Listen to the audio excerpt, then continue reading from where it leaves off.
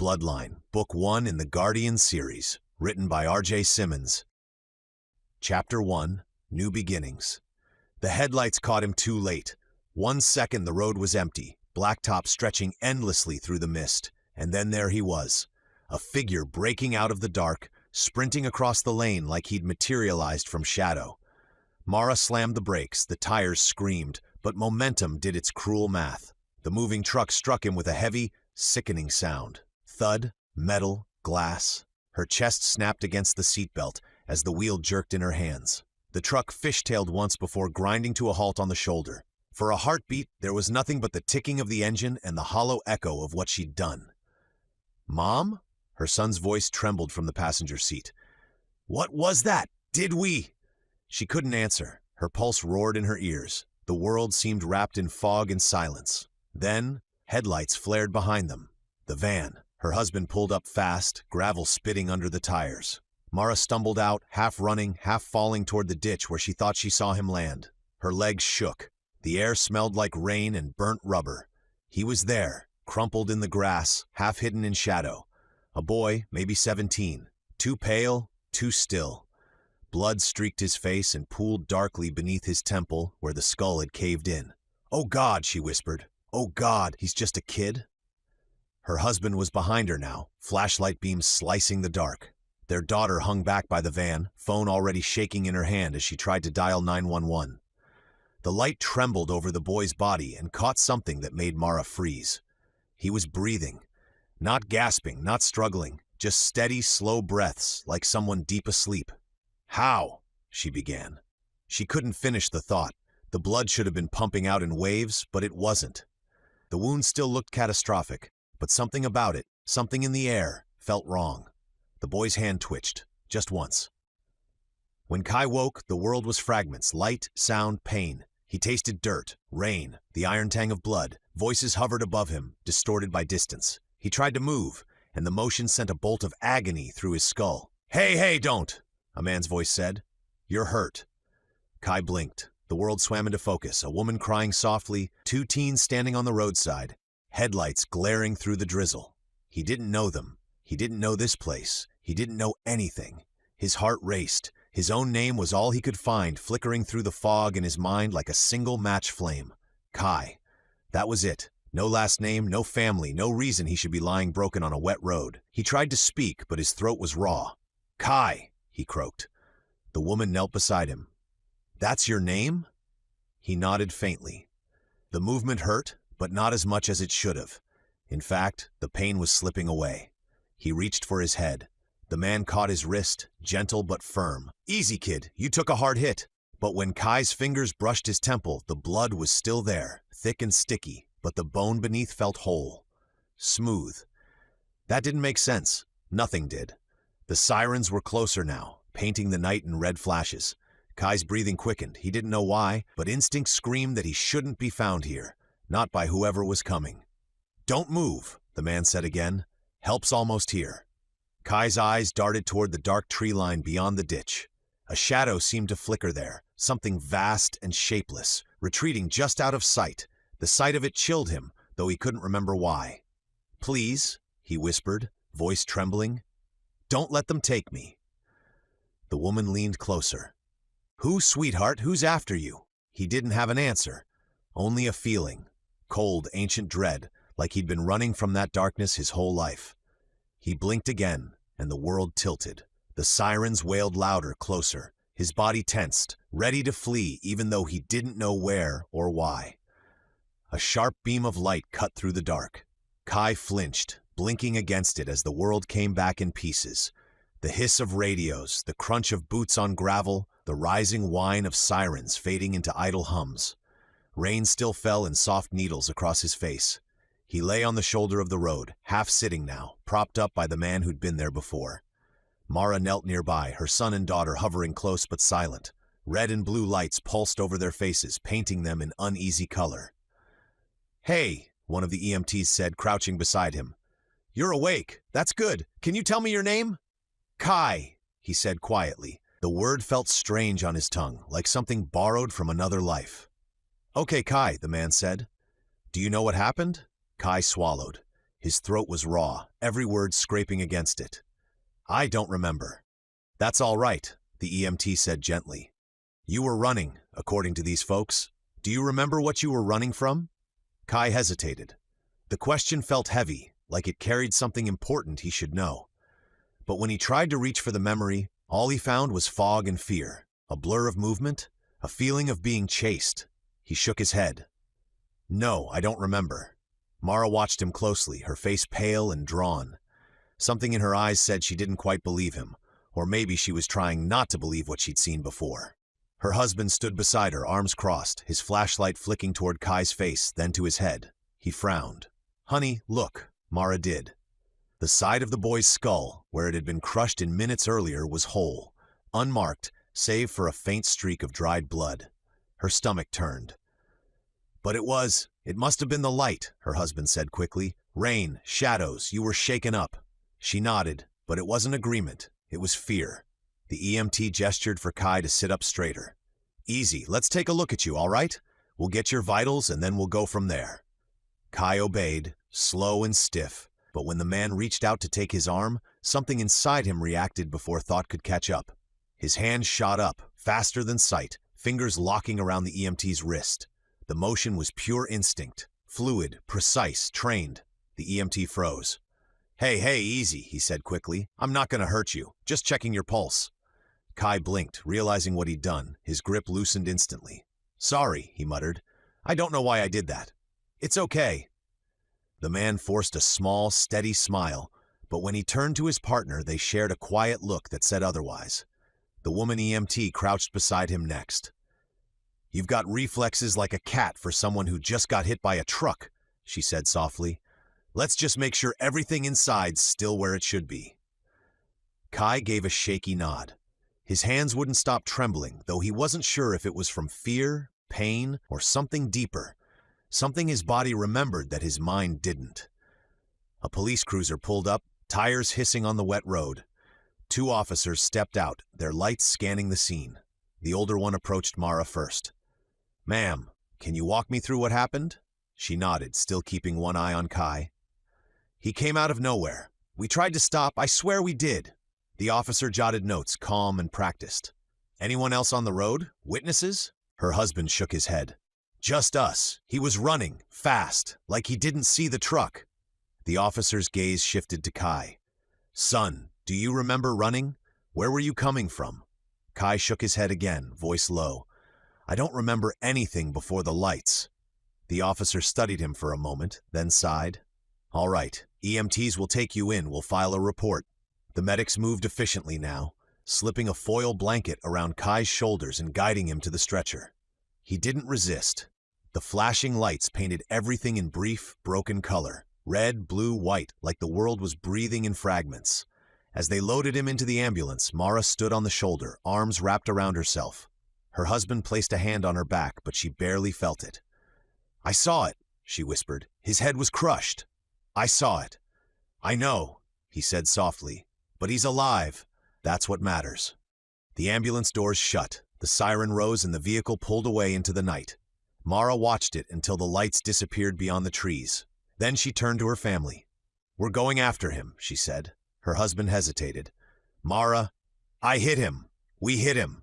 I need to know he's all right. Her voice trembled, but beneath it was something steadier, something that wouldn't let go. The kids climbed back into the van. Silent, her husband started the engine. The wipers dragged across the windshield, fighting the rain, and together they followed the ambulance into the dark. The hospital lights were too bright, white and humming like they were alive. Kai blinked against them as the gurney rolled through double doors, the air conditioning washing over his skin. The smell of disinfectant and ozone filled his lungs, sharp, sterile, unfamiliar. Everything about the place felt wrong.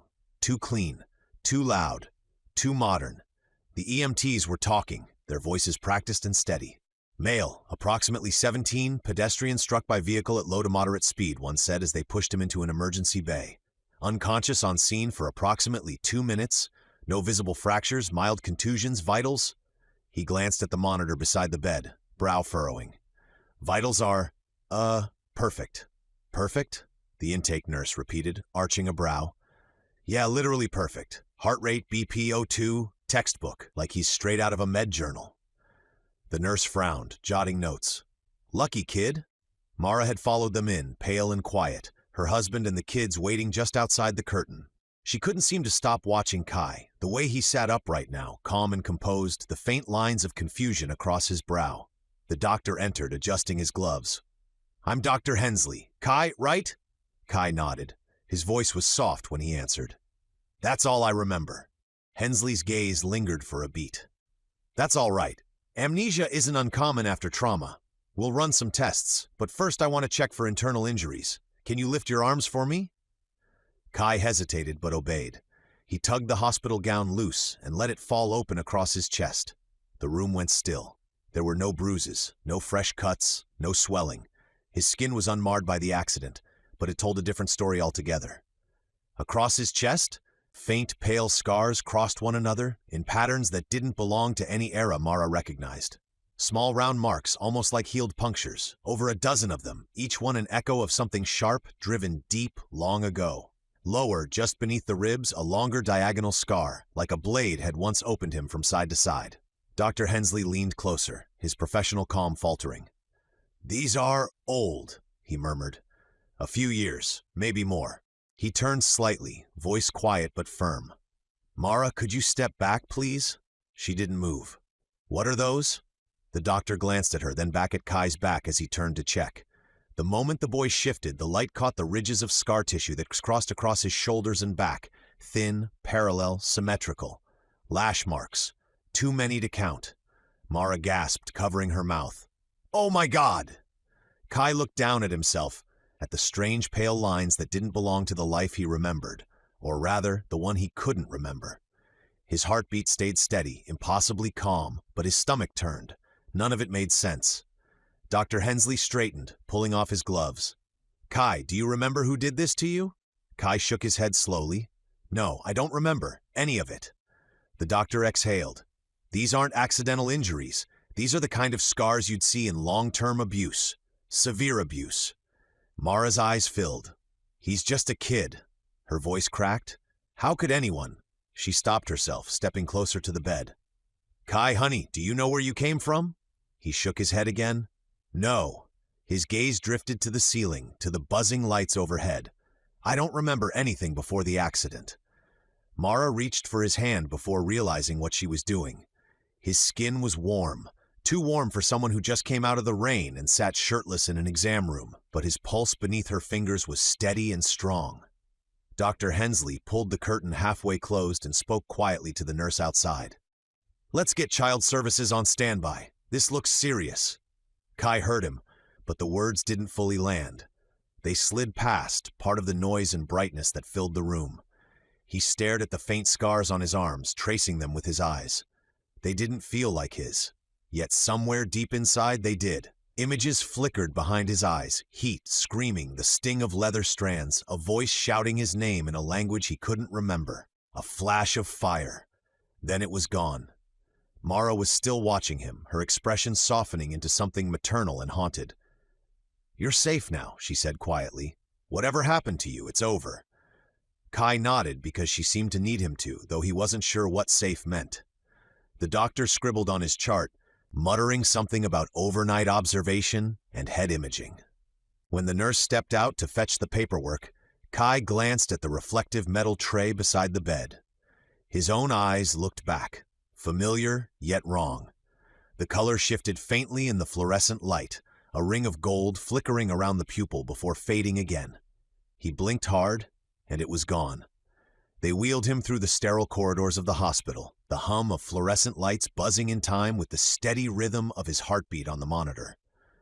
Kai lay back on the gurney, watching ceiling tiles drift overhead like clouds. The voices around him blurred together. Nurses, orderlies, the squeak of rubber soles. He tried to remember where he was before this, what he'd been running from, but every thought slid away like water through his fingers. When they stopped, the air felt colder. A technician in a blue scrub cap smiled down at him. Hey, Kai, we're going to take a few pictures of your insides, all right? Shouldn't take long. He nodded, silent. The machine loomed above him, all steel and circles, humming like some sleeping beast.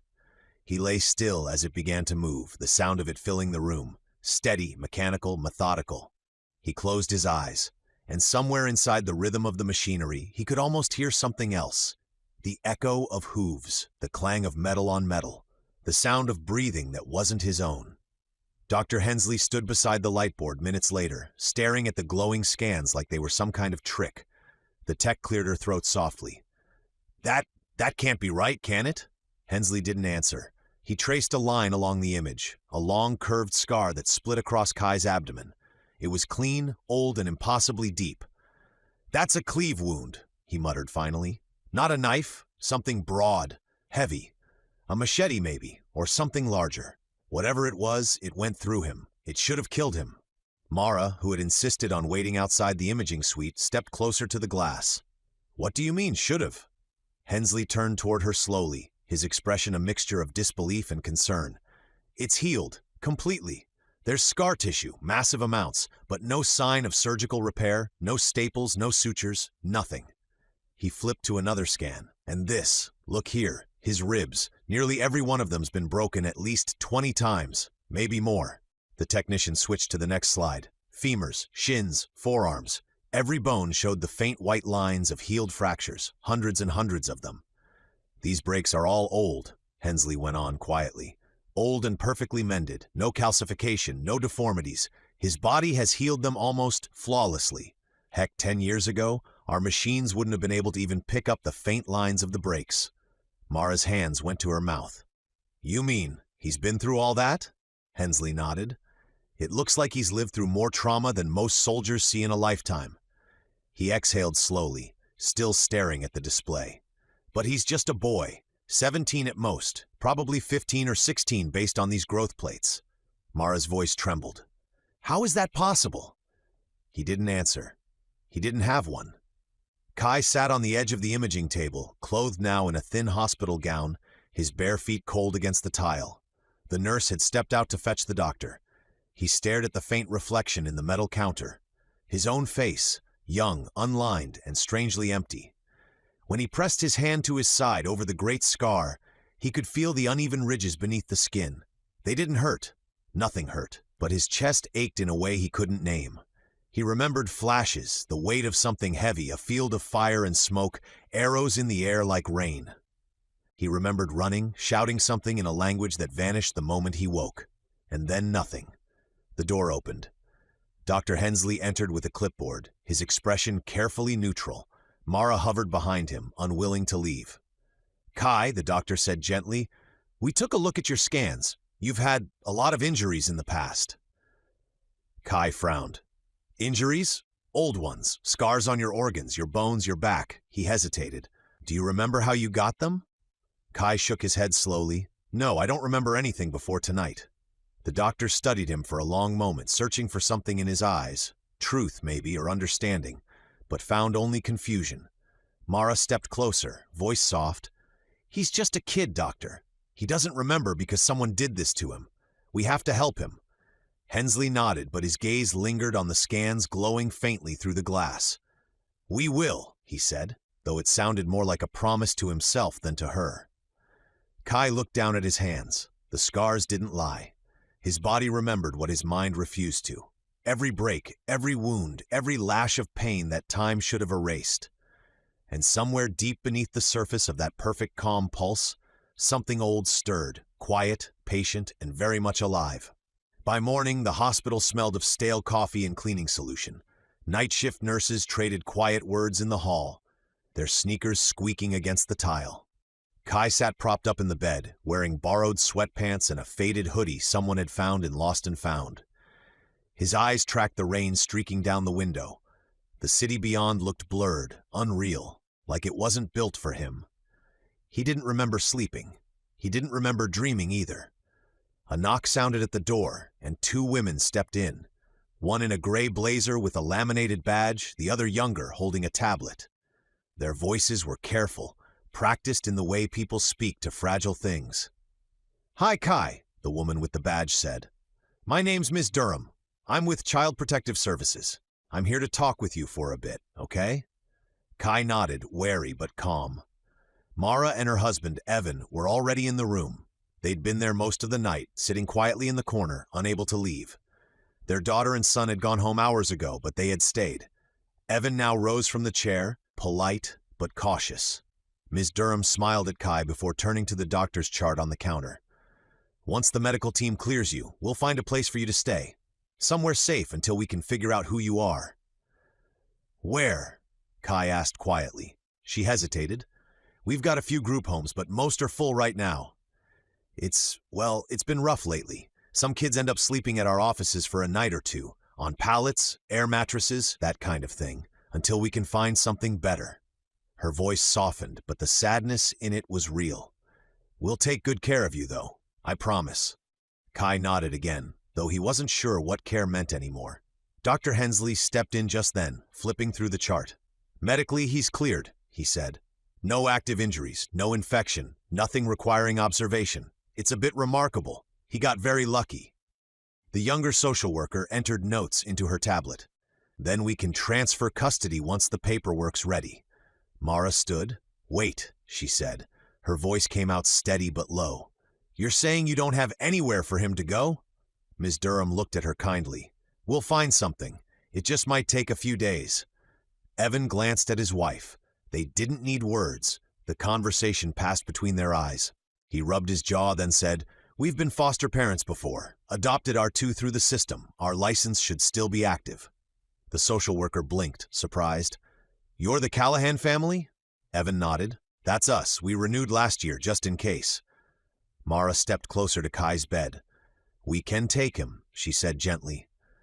"If he's comfortable with that." Kai looked up, confusion flickering across his face. "You'd want me to stay with you?" Mara smiled, a tired, soft thing that reached her eyes. "You didn't ask for any of this. You shouldn't have to sleep on a floor somewhere while they figure things out." Evan nodded beside her. "We've got room and experience. We can make it official if that helps." Ms. Durham exchanged a look with her colleague. "That would actually solve a lot of problems," she admitted. "You're cleared, licensed, and you're already familiar with the system. If you're serious, I can start the placement paperwork." Mara's answer came without hesitation. "Do it." Kai stared at them, trying to understand why strangers would do that. Part of him wanted to refuse, to say he'd be fine on his own, but when he opened his mouth, nothing came. He didn't know where on his own even was. Ms. Durham smiled softly. "All right then, Kai, looks like you just got yourself a home, at least for now." He didn't know how to respond. The word home sounded distant, like it belonged to another language. But when Mara reached out, slowly, carefully, and rested a hand on his arm, he didn't pull away. Her touch was warm, steady, real. For the first time since waking up on that road, Kai felt something that wasn't confusion or fear. It wasn't belonging, not yet, but it was something close. The rain had stopped by the time they wheeled Kai to the hospital's front entrance. The morning was gray and quiet, the kind of stillness that comes after a storm. Water dripped from the eaves, gathering in puddles that reflected the dull sky. Mara walked beside the chair, her hand lightly resting on the handle as the orderly guided them through the automatic doors. Evan followed close behind, signing a last form with the CPS worker. Kai sat still, feeling small under the weight of everyone's concern. The borrowed clothes hung loosely on him, the hoodie sleeves too long. Outside, a familiar van waited at the curb. A girl leaned against the passenger side, arms crossed. 17, maybe 18. Long brown hair tied back in a messy knot. Beside her stood a boy, younger, maybe 16, the same one who'd been in the passenger seat of the moving truck the night before. "That's them," Mara said softly. "Our kids." Evan gave a small smile, the rest of the moving crew. The girl straightened when she saw them coming. "Mom, Dad, what's going on? Why do you have the boy from the road?" Mara glanced at Kai, then back to her daughter. "This is Kai. He's going to stay with us for a while." The boy blinked. "Wait, what?" "Kai, this is Lily," Mara said, nodding toward the girl, "and that's Noah." Kai offered a small, uncertain nod. "Hi?" Lily's eyes softened a little. "You're the one from last night." He looked down. "Yeah." Noah shifted awkwardly. "You look a lot better than I expected." Evan chuckled, stepping around to open the back door. "That's kind of the theme of the night, isn't it?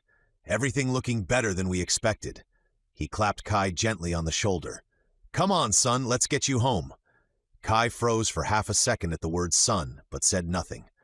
He climbed into the van, sitting between boxes labeled kitchen and office, fragile.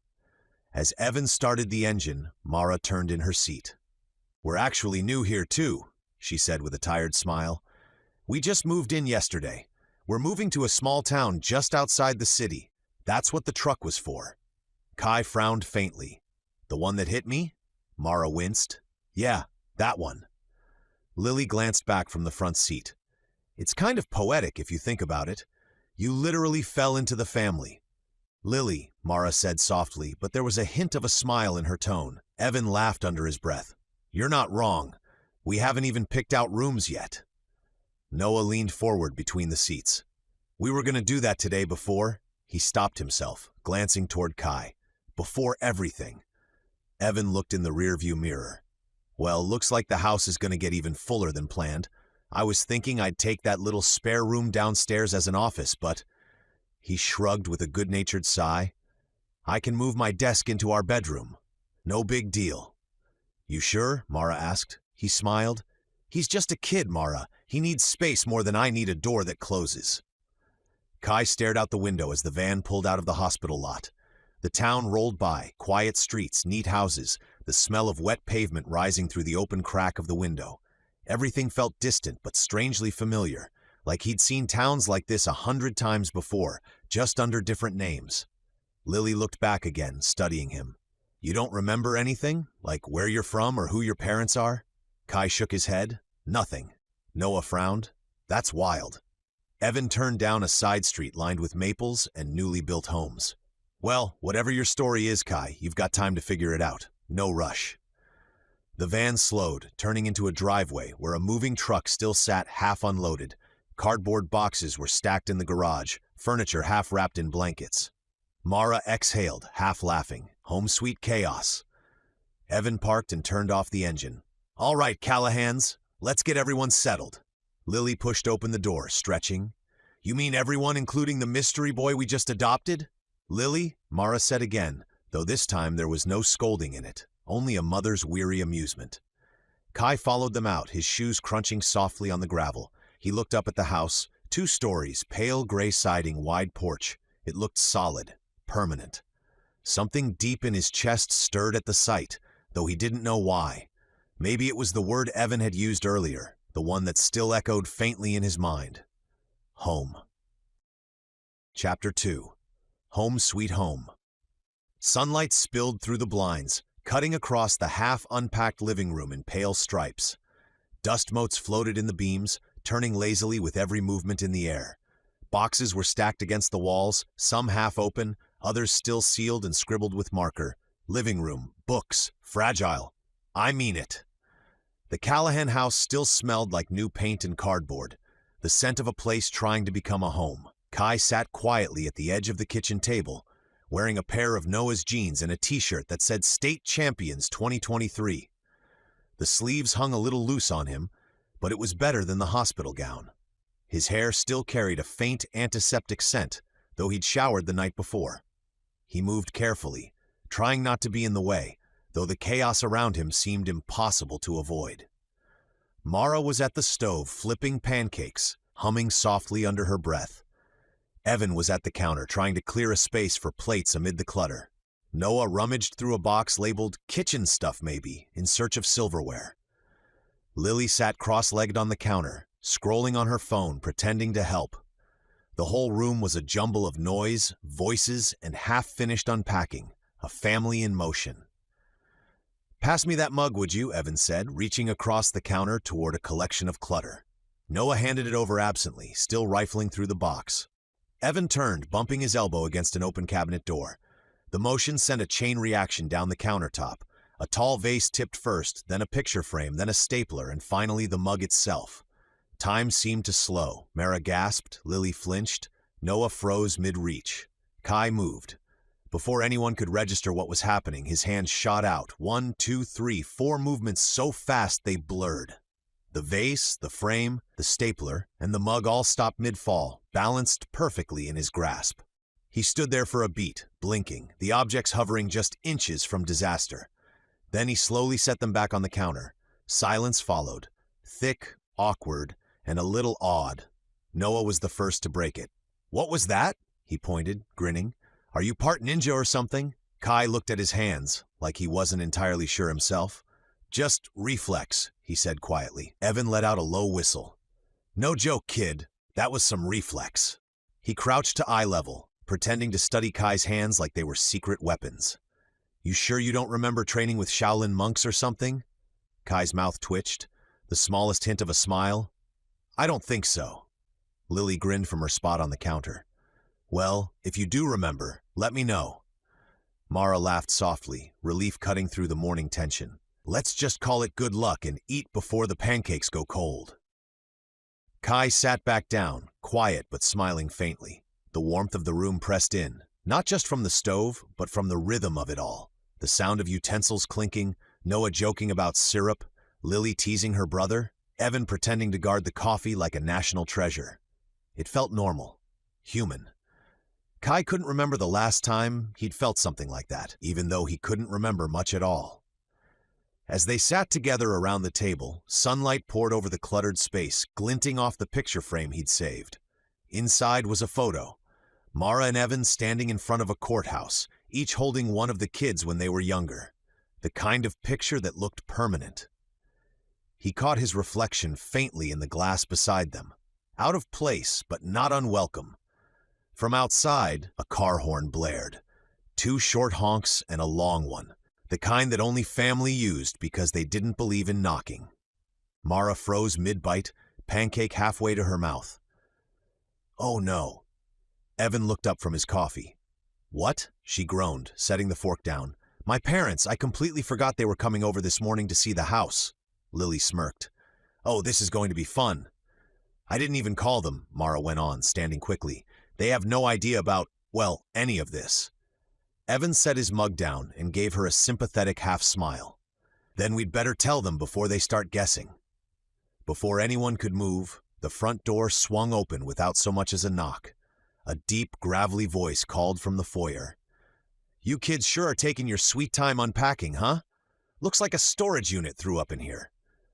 Mara's father stomped into view, broad-shouldered and square as a wall, his thinning gray hair sticking out like he'd fought the wind and lost. He wore a denim jacket over a plaid shirt and carried himself like a man who'd spent his life lifting things that fought back.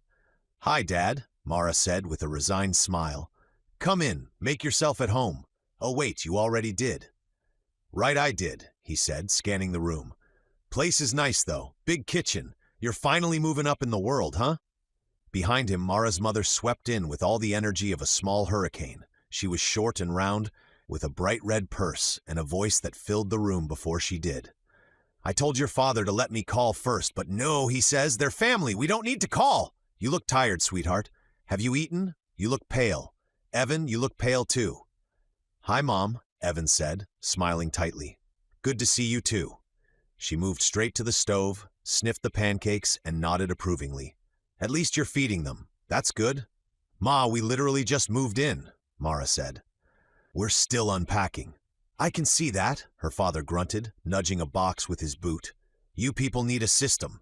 You can't just live out of cardboard like savages." Noah leaned toward Lily and whispered, "You think he's going to start labeling our boxes next?" "Shh," Lily said, grinning. Mara's mother finally noticed the quiet stranger sitting at the table. She froze, eyes widening slightly. "Oh, who's this handsome young man?" Kai stiffened, unsure what to say. Evan jumped in smoothly. "This is Kai. He's staying with us for a while." Her father squinted. "Staying? What, he come with the house or something?" "Dad," Mara said warningly. He lifted his hands defensively. "I'm just asking. Kid shows up out of nowhere, sitting in my daughter's kitchen eating pancakes. Excuse me for wondering." Her mother gave him a light slap on the arm. "Stop it, Frank. Don't scare the boy." She turned to Kai and smiled wide. "Ignore him. He's got the subtlety of a freight train. I'm Angela. You can call me Nana if you want." Kai blinked. "Nana?" "It means grandma," Lily explained with a smirk. Angela clasped her hands. "See? She knows. And this is my husband, Frank. Don't listen to anything he says before noon. He's grumpy until his second cup of coffee." "Hey," Frank grumbled. "I'm plenty nice. Just don't like surprises." Mara moved beside Kai, resting a hand on the back of his chair. Kai's been through a lot. We're helping him get settled until child services figures things out. Angela's expression softened instantly. Oh, sweetheart. Well, you're safe here. We take care of family in this house, you understand? She reached over and pinched his cheek lightly. You eat, you rest, and you don't worry about a thing. Kai gave a small, uncertain smile. Thank you, Evan chuckled. See, Mara? We're not even done unpacking, and your mom's already adopted him. Angela sniffed. Someone around here has to make sure the boy eats. Look at him, skinny as a broom handle. Frank folded his arms, giving Kai another appraising look. His expression softened just a little, the gruffness turning thoughtful. Kid's been through some stuff, he said quietly. You can see it in his eyes. Mara frowned. What makes you say that? Frank shrugged. You don't have to be a genius to spot it. I've seen that look before. Seen it in guys who've had to grow up too fast. He's got that weight behind the eyes. Angela set a hand on his arm. Oh, Frank, don't start psychoanalyzing the poor boy. I'm not, he said, pulling out a chair. Just calling it like I see it. He nodded toward Kai. You'll be all right, kid. Takes grit to get through hard things. You've got that. Angela rolled her eyes, but smiled. He's a child, Frank, not one of your boxing buddies. Frank grunted as he sat down. Kid's living in our family's house now. Might as well know he's got people in his corner. Mara sighed, half laughing. Here we go. Angela waved a hand. Don't listen to him, sweetheart. You just be yourself. We'll handle the crazy part of the family for you. Kai smiled politely, unsure what to do with all of it. The noise, the warmth, the constant motion. It was loud, messy, and full of life. And for some reason he couldn't name, it made something deep in him ache. Frank stayed after breakfast, nursing a second cup of coffee like it was a sacred ritual. He sat at the head of the cluttered table, one boot crossed over the other, watching the chaos of boxes and kids and pancakes with an approving sort of pride. Angela had taken over the stove, humming as she washed dishes, ignoring every protest Mara made about her taking it easy. The morning light poured in through the kitchen window, and the air felt warm and lived in, the first real sense of home the Callahans had felt since moving in. Frank leaned back in his chair, looking at Kai again. You know, he said, tapping the rim of his mug, when you go through the ringer with people, it sticks. You build bonds that don't break easy. Doesn't matter who you are or where you came from. Kai glanced up from his plate, quiet, listening. Frank nodded slowly. It was like that for me back in the day. I was with the 1st Marine Division, Afghanistan, long time ago now. Didn't know half the guys when I got there, but by the end of it, he exhaled through his nose, eyes unfocused. They were family. You trust a man different when he's bled next to you. That kind of thing never leaves you. Mara, sitting across from him, softened. Dad, you don't talk about that much. Frank shrugged. No one wants to hear war stories from an old man. But those boys, they're the reason I'm still here. We had this one rifle, standard issue back then, M4A1 carbine. Reliable thing, though you had to keep her clean or she'd jam in the dust. He smiled faintly. They got all these fancy new rifles now. Sig Sauer something or other. M7 maybe? I don't even recognize half the gear anymore. Before anyone else could answer, Kai spoke up, quietly, automatically. XM7, he said. They switched a couple of years ago. Chambered for 6.851 millimeter. Recoil's manageable, but the velocity's brutal, nearly 3,000 feet per second. Lethal at 500 meters easy. The room went silent. Even the sound of the dishwater running seemed to fade as everyone turned to look at him. Kai blinked, realizing what he'd said. He frowned. I don't know how I know that. Frank's brows lifted, impressed. You sure know your rifles, kid. I don't, Kai said quickly. I mean, I shouldn't. Evan gave him a cautious look. You ever handle one before? Maybe you picked that up somewhere? Kai shook his head. I don't think so. I don't remember. Frank leaned forward, studying him. You talk like a man who's field stripped 100 times. That's not just something you read online. Kai rubbed his temple, a faint headache building behind his eyes. Flashes flickered through his mind. Smoke, noise, shouting, a weapon in his hands. Not modern, though, something heavier. Older. Iron and wood, not polymer and steel. He could feel the weight of it, smell the oil and powder. He blinked hard, and it was gone. I just guessed, he murmured. Frank watched him for another moment, then nodded slowly. Well, either way, you've got an eye for detail. That'll take you far. Angela came back over, clapping her hands. Enough of the war talk, you'll scare the poor boy. Frank gave a small, dry smile. Kid doesn't scare easy, Ange, I can tell. Angela rolled her eyes. You think everyone's a soldier. No, Frank said quietly, still looking at Kai. Not everyone, but some people carry the look, even when they don't remember where they got it. Kai dropped his gaze, fingers curling against his leg. He didn't know what to say. The weight in his chest returned, something vast and old and wordless. Outside, a truck rumbled past, rattling the window. The sound was sharp, too close to something else he couldn't name. Evan stood, stretching. All right, folks, let's give the boy a break from the interrogation. We still have boxes to move and rooms to figure out. Angela kissed Mara on the cheek and began corralling Frank toward the door. Come on, soldier boy, let them breathe. Frank grumbled but went along, pausing only to give Kai one last nod, the kind men share when words won't fit. When the door closed, the house fell quiet again. Kai sat at the table, staring at his reflection in the dark surface of his untouched coffee. He didn't remember wars, didn't remember rifles, didn't remember himself, but somehow he knew what it felt like to hold one. And worse, he knew what it felt like to use it. The Callahan house was quieter after Mara's parents left, though the echoes of their voices still seemed to linger in the air. Kai sat at the kitchen table, staring at the floor, trying to make himself small. He could still feel the eyes on him, the shock when the words about rifles had come out of his mouth, the awkward silence that followed. He felt like a stranger in his own skin. He'd seen something when he spoke, heard the weight of marching feet, smelled smoke. Evan noticed the slump in the boy's shoulders as he cleared the dishes. For a moment, he just watched, trying to figure out what to say. Then he smiled, light but genuine. Hey, Kai, you want to give me a hand with something? Kai blinked up at him, startled. Sure. Evan nodded toward the back door. We've got a few boxes left in the garage that need to come inside. If you're feeling up to it, maybe help Noah get the deep freezer down to the basement. It'll give you something to do and keep me from pretending I still have the back of a 20-year-old. Kai rose immediately, grateful for something to focus on. Yeah, I can do that. Noah groaned from the couch. Wait, you're volunteering me too? Evan grinned. That's what happens when you're the only one who can still metabolize pizza at midnight. Noah rolled his eyes but followed. Outside, the air smelled of damp grass and new beginnings. The moving truck still sat halfway in the driveway, its metal ramp gleaming in the late morning sun. Boxes filled the garage in uneven towers, books, tools, bins of holiday decorations. A dog barked somewhere down the street, sharp and insistent. Kai froze mid-step. The sound hit something deep in him, buried so far down it shouldn't have been reachable. His breath caught. The world tilted. The bark became a snarl. Not a pet now, but a beast. A Roman Canis pugnax, iron-collared and blood-trained. The air filled with the screams of men and the clash of steel. Kai stood not in a driveway, but on a field of churned mud and smoke. He saw rows of soldiers, the sun flashing on their armor, heard the dogs unleashed before the charge. He felt their weight as they struck, remembered the smell of their breath, hot, wild, and full of death.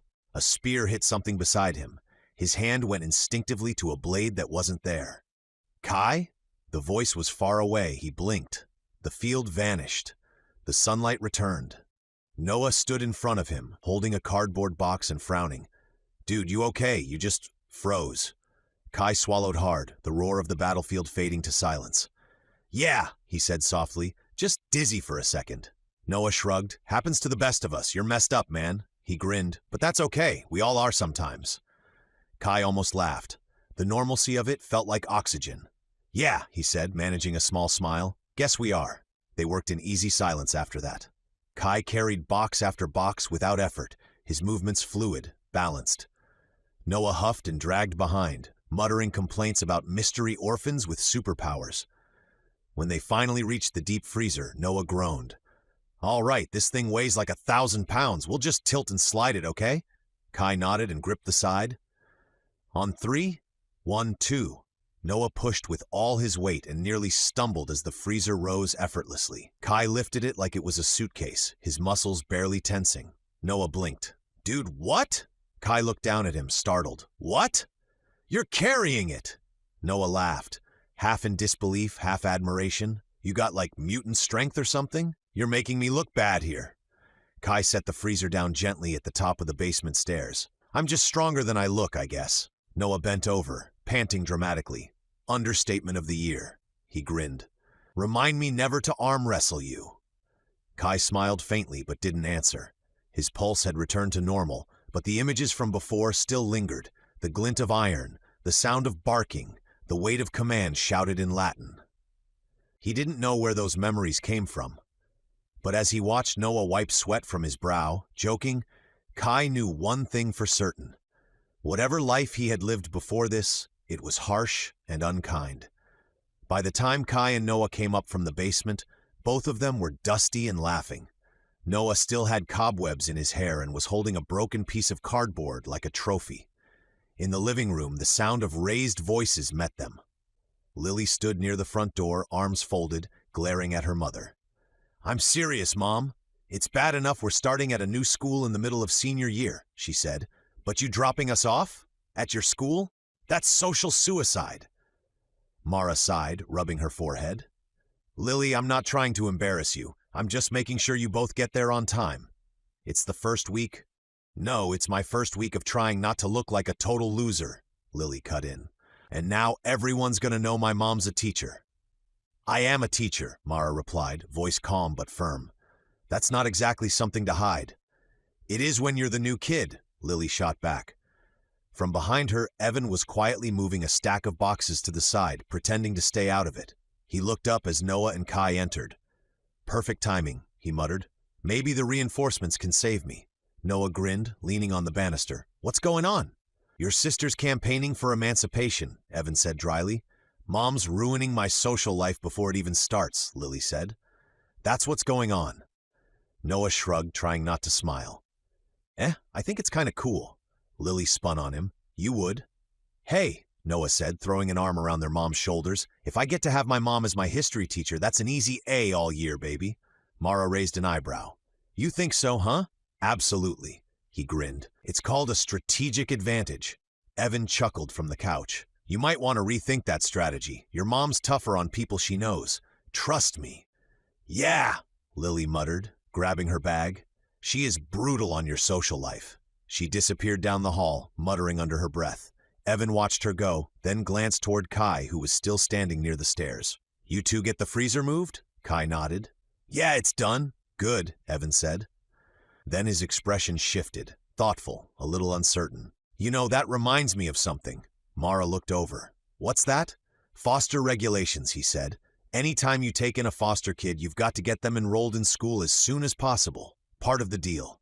Oh, Mara said softly, realizing it at the same time. Right, Kai? Kai blinked. School? Evan rubbed the back of his neck. Yeah, I know it's a lot, but it's required, even if it's just temporary. Mara frowned, thinking aloud. The doctor said maybe 15, 16, 17 at the oldest.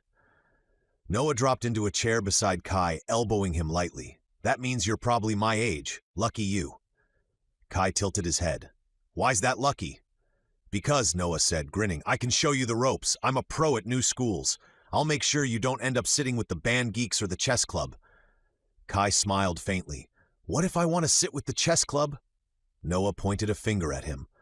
Then you're definitely one of us. Either way, I got your back. Evan chuckled.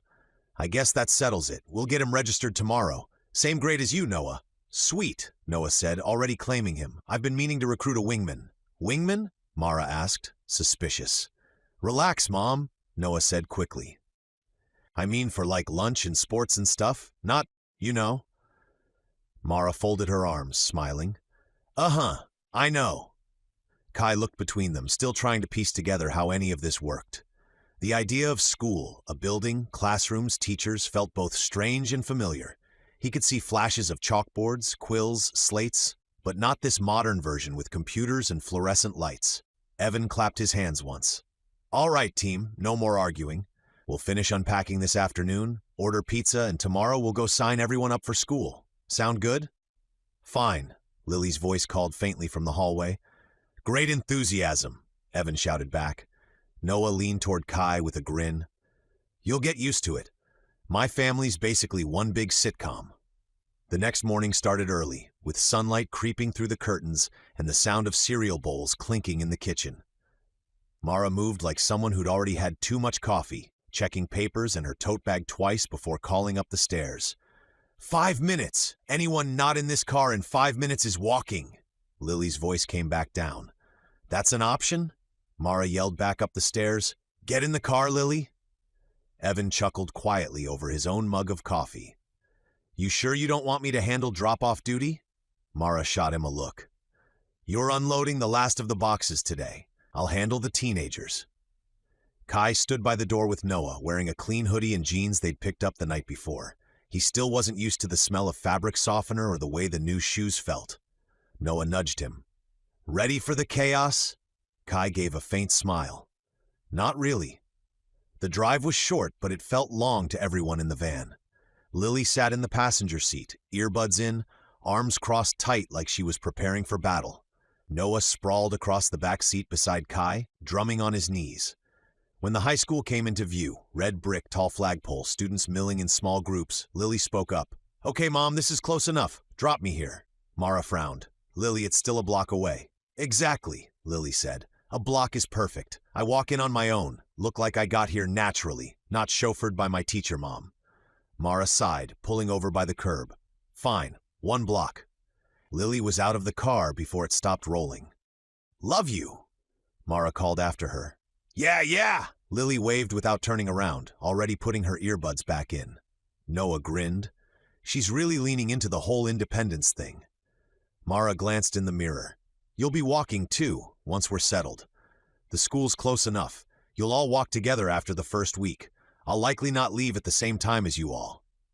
Great, Noah said, deadpan. Family strolls to school. My dream come true. Kai looked between them. You don't like walking? Noah shrugged. I don't like mornings. The enrollment office smelled faintly of old paper and burnt coffee. A friendly secretary in cat-eye glasses looked up as they entered. You must be the Callahans. We've got your transfer paperwork right here. She glanced between Noah and Kai. And this must be our new students. Kai hesitated, not sure whether to nod or speak. Noah jumped in easily. That's us, the new guys. Try not to lose us, okay? The secretary smiled. We'll do our best. Now, for your friend here, she motioned toward Kai. Since he's under foster placement, we can enroll him today, but he'll need to take a placement exam within 30 days. That'll help us figure out what classes fit best. Mara nodded. That's fine. Noah leaned closer to Kai and whispered, Maybe you'll end up in my math class, the easy one. Trust me, you'll thank me later. Kai tilted his head. You don't like math? Hate it, Noah said cheerfully. But it's mutual. A few minutes later, both boys left the office with folded schedules and new student IDs. Mara checked them over as they walked down the hall. Looks like most of your classes overlap.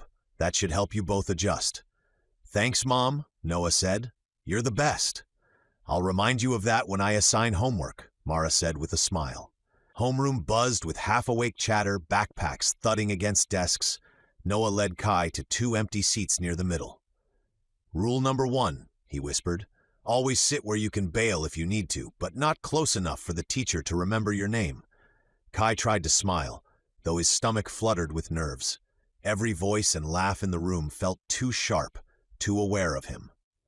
At the front, the teacher, a woman in her 30s with kind eyes, looked up from her desk. Good morning, everyone. Before we get started, we've got 2 new students joining us today. Half the class turned in their seats. Go ahead and introduce yourselves, she said. Why don't we start with you? Noah stood first, grinning easily. Hey, I'm Noah Callahan. We just moved here, so go easy on me. I'm still learning where everything is, like the cafeteria, and apparently, how not to trip on my own shoelaces. The class laughed, the tension breaking a little. Then it was Kai's turn. He stood, every eye suddenly on him. My name's Kai, the teacher smiled encouragingly. And your last name, Kai? Kai froze, his throat tightened. I don't know. The laughter came instantly, sharp and cruel, from a few desks near the back. A tall boy with a buzz cut leaned back in his chair, smirking. What, you forget it or something? How do you forget your own name? The teacher frowned. That's enough, Trent. Trent grinned wider. Just saying, ma'am. Maybe he's undercover or something, secret agent of the Amnesia Squad. Noah turned in his seat. Yeah, and maybe you're the reason the school bans hair clippers. What did you do? Put your head under a lawnmower. The class snorted. A few students stifled laughs. Trent's smirk faltered. You trying to start something? Not really, Noah said. I just figured if you're gonna talk trash, at least make it original. Enough, the teacher cut in firmly. Trent, one more word and you're in the hall.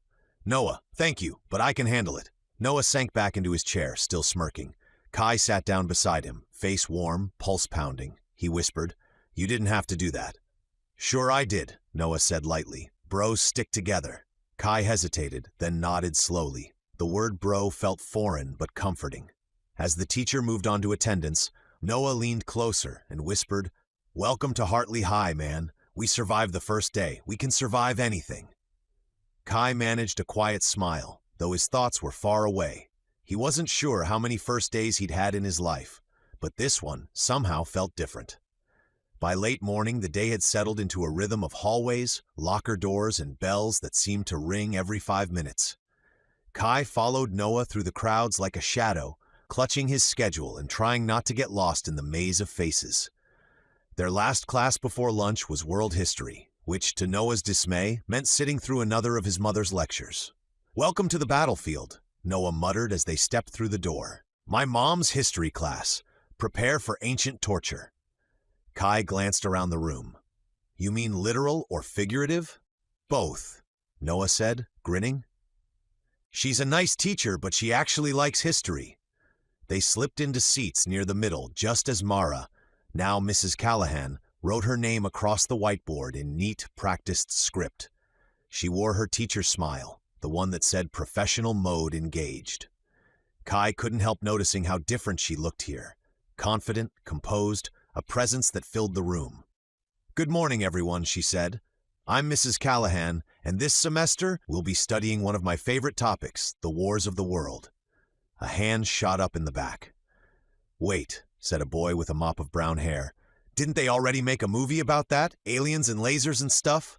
A few kids laughed. Mara smiled patiently. Not War of the Worlds. That's a film actually adapted from a novel by H.G. Wells. We'll be studying the real wars of our world. Conflicts that shaped civilizations, toppled empires, and built the societies we live in today. Way less aliens, though, Noah whispered to Kai. Maybe, Kai said softly. Depends on how you look at it. Mara continued, her voice growing animated as she spoke. By the end of the semester, you should all be able to answer questions like... She turned to write on the board, her marker squeaking as she listed 3 daunting prompts. 1. What was the true political catalyst behind the Peloponnesian War? 2. How did Genghis Khan's military reforms reshape Eurasia's trade and power structures? 3. Which treaty officially ended the 30 Years' War and redefined national sovereignty in Europe? The room went quiet. A few students groaned softly. By the end of this course, Mara said with a faint grin, you'll not only know the answers, you'll understand why they mattered. She turned back to the class. Now, can anyone take a guess at even one of those questions? A few heads shook. Someone muttered, yeah, right, and then Kai's hand went up. The motion was instinctive, before he even realized he'd done it. Mara blinked, surprised. Yes, Kai? He hesitated only a second before speaking.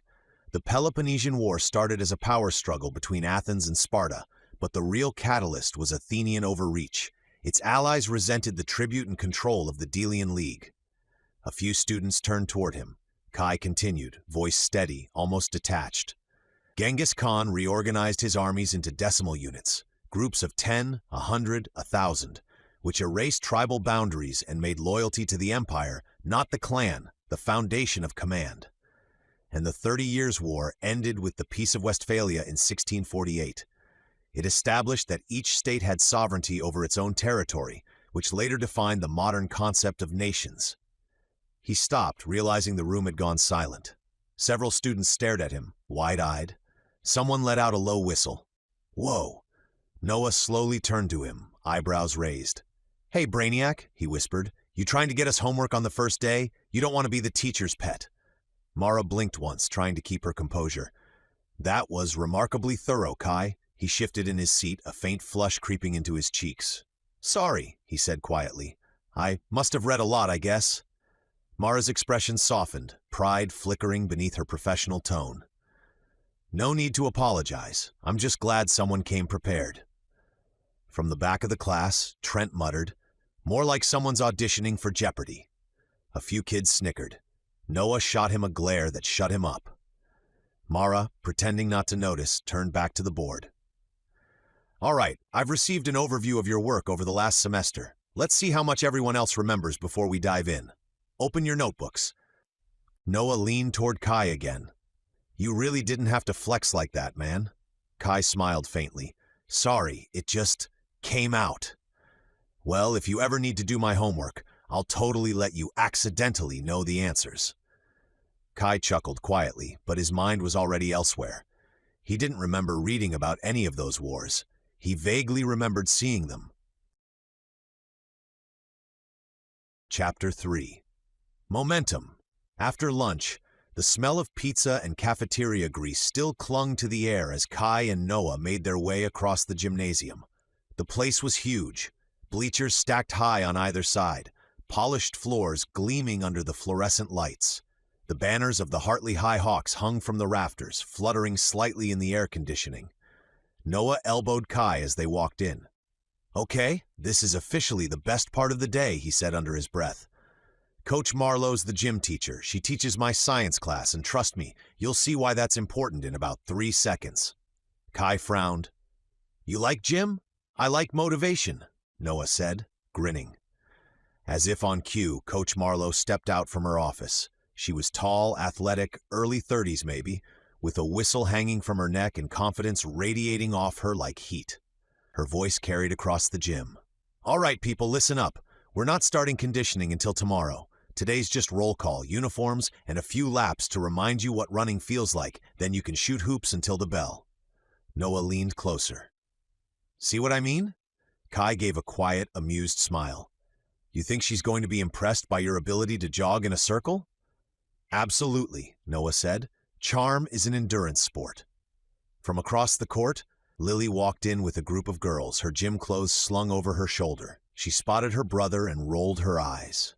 Oh no, she muttered loud enough for him to hear. Not you two!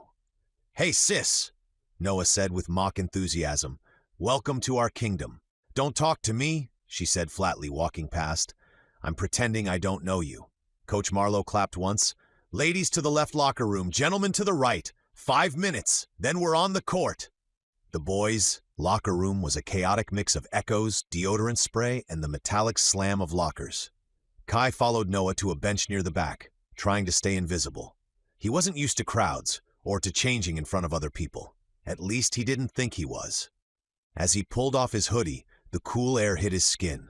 The scars on his back caught the harsh overhead light, white lines crisscrossing like a map. The old marks of lashes, of wars long gone. Trent noticed. Of course he did. Whoa, he said, voice carrying through the room. What happened to you, freak? The Callahans got you tied up in their basement or something? A few laughs rippled nearby. Kai froze, gripping the edge of the bench. He didn't look at Trent, didn't move, but his jaw tightened. Noah's voice cut through the noise. Shut up, Trent. Trent turned, eyes narrowing. What's that, new kid? I said shut up, Noah repeated, standing now. Maybe you didn't hear me over the sound of your ego inflating. Trent's smirk slipped into something darker. You've had a mouth on you since homeroom, Noah shrugged. Someone's got to keep you humble. That did it. Trent stepped forward, and 2 of his friends, one broad-shouldered, the other wiry and twitchy, followed with the mindless loyalty of hyenas. Noah didn't back down, but Kai saw the shift immediately. The tension in Trent's shoulders, the glance to his friends. He was going to grab him. Before Kai could speak, Trent's hand shot out, shoving Noah in the chest. Let's see if you talk so big when you're on the ground. Noah stumbled back, but before Trent could touch him again, Kai moved. It wasn't a decision, it was instinct. He stepped between them, one arm catching Trent's wrist mid-reach.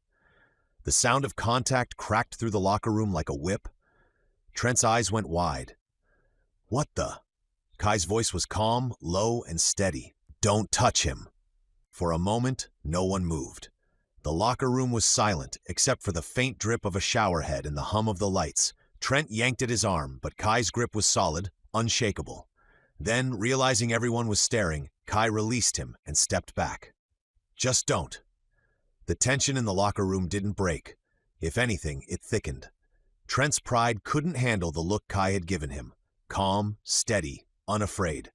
He stepped closer, his smirk returning with a hard edge. You think you're tough, huh? You and your little foster brother? One of his friends, the stocky one, shoulders like a battering ram, cracked his knuckles. Let's show him what happens when you mouth off to us. Noah muttered under his breath. Oh, this is gonna be bad. Before Kai could reply, Trent lunged. Everything slowed. His body reacted long before thought arrived. Trent's fist cut through the air. Too wide, too wild. Kai stepped aside. The motion was effortless, precise. He didn't even think about it. The punch hit empty space, and Trent stumbled forward, momentum carrying him into a locker with a metallic clang. The broad-shouldered friend charged next.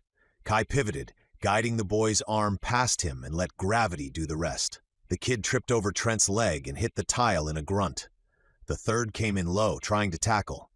Kai sidestepped, caught him by the sleeve, and redirected his weight. The boy spun, feet leaving the floor, and landed on his back with a dull thud. 3 seconds. It had taken 3 seconds. Kai hadn't thrown a single punch. Trent scrambled up, red-faced, and swung again, a clumsy arc of anger. Kai shifted just enough that the blow grazed his shirt. Then Trent's own momentum carried him forward again, straight into the locker door. The sound rattled the entire row. When it was over, all three of them were sprawled on the floor, groaning, surrounded by scattered towels and rolling deodorant cans. Kai stood over them, breathing steady, posture relaxed. He hadn't broken a sweat. Noah stared, mouth open. Okay, he said softly, remind me never to get on your bad side. Kai blinked, as if waking from something distant. I didn't mean to. Before he could finish, a sharp whistle shrieked from outside. Coach Marlowe's voice boomed through the door. All right, boys, I'm coming in. Everyone better be clothed. There was a brief, frantic shuffle of locker doors and towels as the entire room scrambled to look presentable. When the door swung open, Coach Marlowe stepped inside, eyes scanning the chaos. 3 boys were still on the floor. She crossed her arms. Do I even have to ask? No one spoke. Trent glared up at Kai but said nothing. His friends kept their heads down. Marlowe's eyes narrowed. Fine, if nobody wants to tell me what happened, everyone's running laps until the bell. A collective groan rippled through the locker room. Now, she barked. On the court! Move! A few minutes later, the gym echoed with the sound of sneakers slapping hardwood and labored breathing. The boys ran and ran. Trent and his crew were wheezing after the first few circuits. Noah held his own, but even he started flagging halfway through. Kai, meanwhile, ran as though gravity were optional. His stride was effortless, smooth, balanced, every movement controlled. He lapped them once, then twice, then again, moving with the kind of rhythm that came only from centuries of muscle memory. Marlowe's whistle blew as she watched from the sidelines, hands on her hips. You 3, she called to Trent's group, pick it up. You're getting smoked by the new kid. Trent glared at Kai, red-faced, but couldn't manage a word through his panting. Kai kept running, steady, calm, eyes forward. The air rushed past him, the noise of the gym fading until all he could hear was his own breath and the rhythmic thud of his shoes. By the end of class, the rest of the students were collapsed on the bleachers, drenched in sweat and half dead. Kai stood among them, posture easy, barely winded. He looked like he could have kept going for hours. Marlowe blew her whistle one last time. That's it, everyone. Hit the showers. Good work today. As the others groaned and shuffled toward the locker rooms, Noah leaned against the wall beside Kai, grinning through his exhaustion. You're not human, man, he panted. You know that, right? By the last bell, the halls of Hartley High were loud and restless. Lockers slamming, laughter echoing, sneakers squeaking on the polished floors. The smell of cafeteria food and floor wax mixed into something distinct, the scent of ordinary life. Kai followed Noah down the crowded hallway, backpack slung loosely over one shoulder. The day had passed in a blur, math, history, gym, and though he didn't quite feel normal, he managed to blend in well enough to avoid more attention. Almost. Trent hadn't spoken to Kai after gym, but the hatred in his eyes had hardened into something worse, humiliation. And humiliation needed an outlet. Now, as Kai and Noah passed the far wing of the school, they saw him find one. A smaller boy stood near the trophy case, shoulders hunched, clutching a stack of books. His name was Eli Barrett, quiet, thin, always looking like he wanted to disappear into the nearest wall. His clothes were a size too big, his shoes worn at the edges. Trent and his two friends blocked his path. "Hey, Barrett," Trent said, voice dripping sarcasm. "Nice shoes. Goodwill having a sale again?" Eli didn't answer, keeping his head down. Trent reached out and flicked one of the boy's books from his hands. It hit the floor with a soft thud, papers scattering across the tile. "Oops," the friends laughed. Kai stopped walking. His entire posture shifted, shoulders tightening, eyes narrowing. It wasn't just anger that filled him. It was something older, colder, something that had watched cruelty repeat through ages. He started to move forward. Noah grabbed his arm. "Don't," he said quietly. Kai looked at him, confusion in his eyes. "He needs help." "I know," Noah said, "but you can't. Not today. You'll get expelled before you even finish your first week." Kai hesitated, gaze locked on Trent and Eli. "Trust me," Noah added. "Some people have to fight their own battles. You can't save everyone." The words hung in the air, heavier than Noah meant them to be. After a long moment, Kai nodded slowly and turned away. But the look in his eyes lingered, like someone holding back a storm. As they walked toward the exit, the sound of laughter followed from behind. Kai didn't look back, though every instinct in him screamed to. By the time Mara picked them up, the sun was dipping low over the parking lot. Lily was already in the passenger seat, scrolling on her phone, her earbuds tangled around her fingers. Mara smiled as the boys climbed in. "So how was your first day?" Noah grinned. "We survived. That's basically a win." Kai nodded. "It was fine, Mara said. "That's it? Just fine?" "Nothing caught fire," Noah said helpfully. "That's a solid start." Mara laughed and started the car.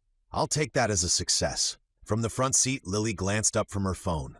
"So apparently some of my friends saw Kai and Jim today." Kai glanced up, surprised. "They did?" "Yeah," Lily said, rolling her eyes. "And apparently you're hot." She made exaggerated air quotes. "So congrats, I guess," Noah snorted. "Oh, this just got awkward." Lily groaned dramatically. "And now that you're my foster brother, I'm legally required to say, 'Gross,'" Noah finished, laughing. "Exactly," Lily said, smirking. "So gross." Mara tried not to smile, but failed. "All right, enough teasing. Let's get home before I have to referee another round." Kai leaned back in his seat, looking out the window as the town rolled by. The laughter between Noah and Lily felt distant but warm, a sound that filled the quiet places in him. Still, his mind drifted back to Eli, to the look on the boy's face, to the way Trent's hand had shoved that book to the ground. Something about it unsettled him, stirring a feeling he couldn't place. It wasn't memory exactly, more like a shadow of one, a sense that he'd seen that kind of cruelty before, though he couldn't imagine where or when. It left a hollow ache in his chest, as if some distant part of him still recognized the injustice, even if the rest of him had forgotten why. Noah's words echoed faintly. Some people have to fight their own battles. Kai wasn't sure he agreed, but for now he stayed quiet. By the time they pulled into the driveway, the sun had dipped behind the rooftops, washing the neighborhood in gold and long shadows. The moving truck was gone, the last of the boxes stacked neatly in the garage. Evan stood in the yard, staring up at the side of the house with a look of deep concentration and mild panic. One hand shaded his eyes, the other rested on his hip. Mara leaned out her window. "What are you doing out here?" Evan didn't turn around. "Trying to make peace with gravity," he said grimly. Noah climbed out of the van, squinting up. "Let me guess, internet's still not working?" "Bingo," Evan said.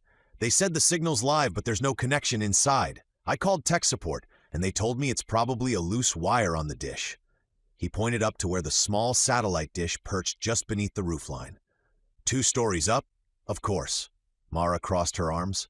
"And let me guess, you're about to do something very unwise." Evan gave her a helpless look. "We don't have a ladder tall enough. The guy on the phone said it's a 5-minute fix if you can reach it." Lily groaned. "Or we could just wait until they send someone out." "Earliest appointment's Thursday," Evan said. "That's 4 days without Wi-Fi." Noah whistled. "That's practically medieval." Evan looked around, as if hoping a ladder might suddenly appear. "If I could just get up there somehow." He stopped when Kai stepped past him without a word, studying the side of the house. His eyes traced the drain pipe, the small ledge of the window frame, the thin lip of siding beneath the roof's edge. "Kai?" Mara asked. "What are you doing?" He didn't answer. He just exhaled once, then moved. In 3 silent, fluid motions, he leapt onto the porch railing, grabbed the edge of the drain pipe, and swung himself up. His feet pressed against the narrow siding, his hands finding holds where there shouldn't have been any. It was like watching a shadow climb. Within seconds, he was halfway up the wall. Evan gaped. He's climbing the house." "Correction," Noah said, eyes wide. "He's scaling the house, like a ninja. Or Spider-Man." Kai reached the dish, steadying himself effortlessly. He crouched, tugged gently on the cable, and adjusted the connection where the wire had loosened. There was a soft click, then a brief flash of green on the receiver light. "Got it," he called down calmly. Evan cupped his hands. "Are you standing on the roof right now?" Kai glanced at his footing. "Mostly." He moved back toward the edge, swung down the drain pipe, and dropped the last few feet, landing in the grass with barely a sound. His movements were smooth, precise, almost rehearsed. Noah's jaw hung open. "Okay, seriously, what was that?" Kai blinked, confused. "What?" "That!" Noah gestured wildly at the house. "You just climbed 2 stories like it was a playground." "I just climbed," Kai said simply. It didn't seem hard. Mara and Evan exchanged a look, part amazement, part disbelief. Evan ran a hand through his hair. "You didn't even hesitate. I can't even climb a step stool without needing therapy." Noah laughed. "I'm telling you, we definitely missed his spaceship when we hit him, or maybe some radioactive bug bit him on the way down." "Very funny," Mara said, but even she couldn't hide her astonishment. Kai tilted his head, still genuinely confused. "Isn't that normal?" "No," Noah said, grinning. "Not even a little." Kai just shrugged. "Well, the internet works now." Evan blinked, then barked a laugh. "You know what? I'm not asking questions. If you ever want a part-time job in home repair, the job's yours." As the family headed inside, the Wi-Fi light blinking happily through the window, Kai lingered a moment on the lawn. He looked up at the roof he'd just climbed, trying to understand how his body had done it so naturally. There was no memory of training, no recollection of skill, just the certainty that he'd done things like that before. Somewhere. Somehow. The dream came like a tide, slow at first, then all at once. Kai's breath deepened, and the hum of the real world slipped away. The ceiling above his bed dissolved into smoke, the faint sound of rain against the window fading into the crackle of a fire. When he opened his eyes, he wasn't in a bedroom anymore. He was sitting on a long wooden bench inside a great hall, walls of rough timber glowing gold from torchlight. Laughter shook the air. The smell of roasted meat and ale was thick enough to taste. Men and women crowded around heavy tables, eating, shouting, singing. He looked down. His hands were calloused and dusted with ash. His clothes were different. Leather bracers, fur about his shoulders, a tunic darkened by years of wear. Someone slammed a mug into his hand. "Drink, Kai!" The man beside him was broad and bearded, with hair like copper wire and eyes bright with drink. "You're the bravest outsider I ever met." The man roared, clapping him on the back so hard it nearly knocked the mug from his grasp. "No one stood their ground like you did today!" The room cheered. The chief, massive, grinning, beard braided with bronze rings, lifted his horn high. "To Kai, the fire-hearted foreigner!" They drank. The hall shook with music, laughter, the stamp of boots on wooden planks. For a moment, everything felt whole, warm and bright and alive. Then the chief's grin faltered. Someone shouted near the door. The sound of wood splintering cut through the laughter. The heavy door shuddered as iron bars slammed across it from the outside. A woman screamed. Kai stood, heart hammering. "What's happening?" "The windows!" someone yelled. "They've barred the windows." The first wisp of smoke curled under the door. Then came the smell, pitch and burning straw. "No," Kai whispered, backing away. Outside, through the cracks, came the roar of flames. The rival tribe. He could hear their shouts, their laughter, the hiss of torches as they threw them against the walls. The hall became an oven. Smoke poured through the beams, choking the air. The crowd panicked, pounding at the doors, clawing at the shuttered windows. Kai tried to lift a table to break through the barricade, but the fire was faster. It climbed the walls like a living thing, crawling toward the rafters. The chief stumbled toward him. his beard already smoldering, his voice breaking through the chaos. "Run, boy, run! I can't leave you! Go!" The roof caved inward. The world turned to fire. He felt the heat swallow him, burning through his clothes, his hair, his skin. He screamed, not just from the pain, but from the sight of those he cared for consumed in the flames. He threw himself at the wall, his body half ablaze, splinters of wood tearing at his arms. Somehow he broke through, crashing into the cold night air, smoke billowing around him. He barely had time to breathe before the rival warriors were there, torches and axes in hand, faces painted with ash and blood. One swung a blade at him. He caught the man's wrist, twisted, drove an elbow into his chest. Another came from behind. He turned, ducked, slammed his shoulder into the man's ribs.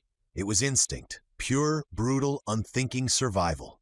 They kept coming, he kept fighting. His body was on fire, but his strength didn't fade. The flames clung to him like ghosts.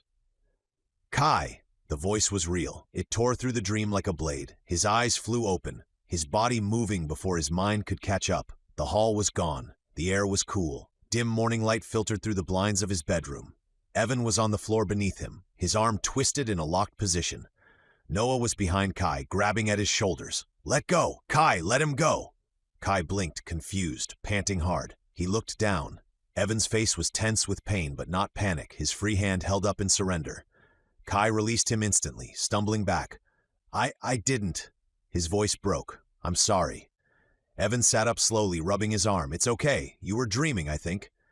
Noah's voice was shaky, half concern, half amazement. "Dude, that was not a dream. That was like full-on nightmare." Kai pressed his hands against his face, trying to steady his breathing. The smell of smoke still clung to him, though it wasn't real. He could still feel the fire, the weight of loss he didn't understand. Mara appeared in the doorway, her robe pulled tight, eyes wide. "What happened?" Evan glanced up. "Just a bad dream. It's fine." Kai looked at him, guilt flooding his chest. "I didn't mean to." "I know," Evan said quietly. "It's okay." He offered a weak smile. "You've got one heck of a grip, though." Noah tried to lighten the moment. "So we're adding sleep fighting to your list of superpowers?" Kai didn't answer. His hands were still trembling. Somewhere deep inside, he knew that what he'd seen wasn't just a dream. It felt like memory, but of what or who he had no idea. Chapter 4. Hiding. The week that followed passed quietly. No more fights, no more strange dreams Kai could remember. He went to school with Noah and Lily, ate dinner with the Callahans, even helped Evan clean out the garage one afternoon. For the first time since waking up on that rainy road, life felt almost ordinary. It was Saturday when the quiet broke. Evan came in from taking out the trash, wiping his hands on a rag and muttering something about new neighbors. He dropped the lid on the bin and stepped into the kitchen where Mara was drying dishes. "You won't believe this," he said. "The Gleasons, next door, they said they sold their house." Mara looked up. "Sold it? Already? We just met them last week." "I know," Evan said, shaking his head. "Didn't even look like it was for sale. Apparently some older couple made them an offer they couldn't refuse. Cash. Well over market value." "That's odd," Mara said, frowning. "Did they say who?" "Just that they move out next week," Evan said. "Nice folks, too. Said they hated to leave but couldn't turn down the deal." Noah wandered in halfway through the conversation, munching on cereal straight from the box. "You think they're like secret millionaires or something?" Evan grinned. "If they were, they sure hit it well.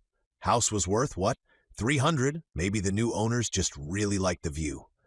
"Or the neighbors," Mara teased, bumping his shoulder. "Right," Evan said dryly, "because everyone wants to live next to me and my garbage can." Lily walked in, tying her hair into a messy bun. "Please tell me we're not spending another Saturday unpacking boxes." Evan snapped his fingers. "Actually, I had a better idea." "Oh no," Noah groaned. "Last time you said that, we ended up in a home improvement store." "This one's fun. I promise," Evan said, grinning. "We're going bowling." "Bowling?" Lily repeated, skeptical. "And after that," Evan continued, "the arcade." Noah blinked. "The what?" "The arcade," Evan said. "You know, pinball machines, racing games, air hockey, maybe a claw machine that never gives you what you want." Lily raised an eyebrow. "You mean like old video games?" "Old?" Evan said, mock offended. "Excuse me, some of us grew up mastering those games before phones even existed." Noah smirked. "Dad, we can play all that on our phones now." Why would we go somewhere for it? Because, Evan said, pointing dramatically, you can't smell victory in an app. You can't hear the sound of quarters clinking in a pocket or the joy of crushing your old man at skee-ball. Mara laughed. You're really committing to this, huh? Absolutely, Evan said. We're going. Family night. All of us. Kai, who had been sitting quietly at the table, looked up. What's bowling? That earned him a few incredulous stares. You're joking, Noah said. You've never bowled? Kai shook his head. I don't think so. Evan smiled.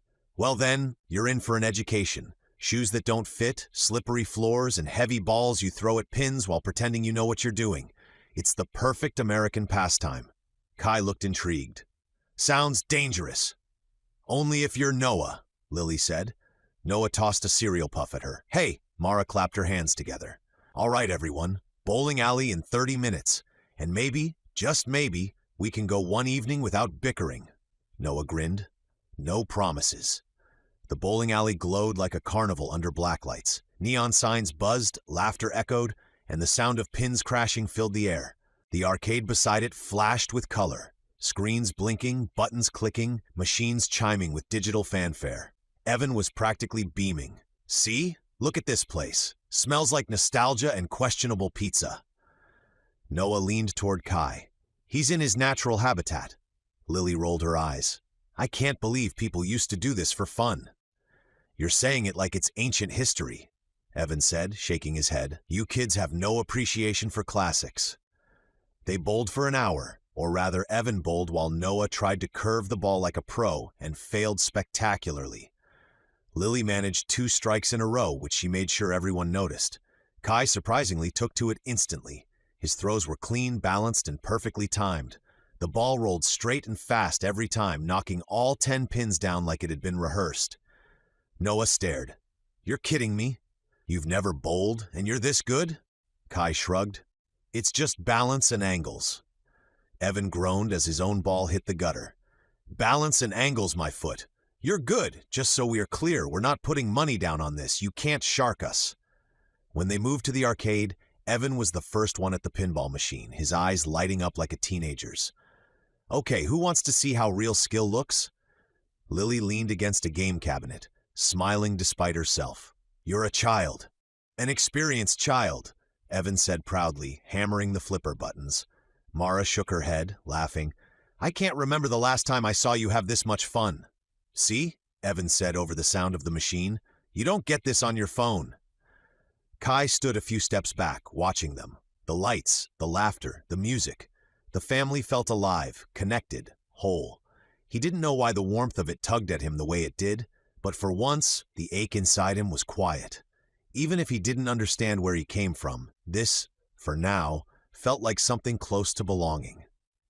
By 9 o'clock, the neon lights of the bowling alley had dimmed into a warm, humming glow.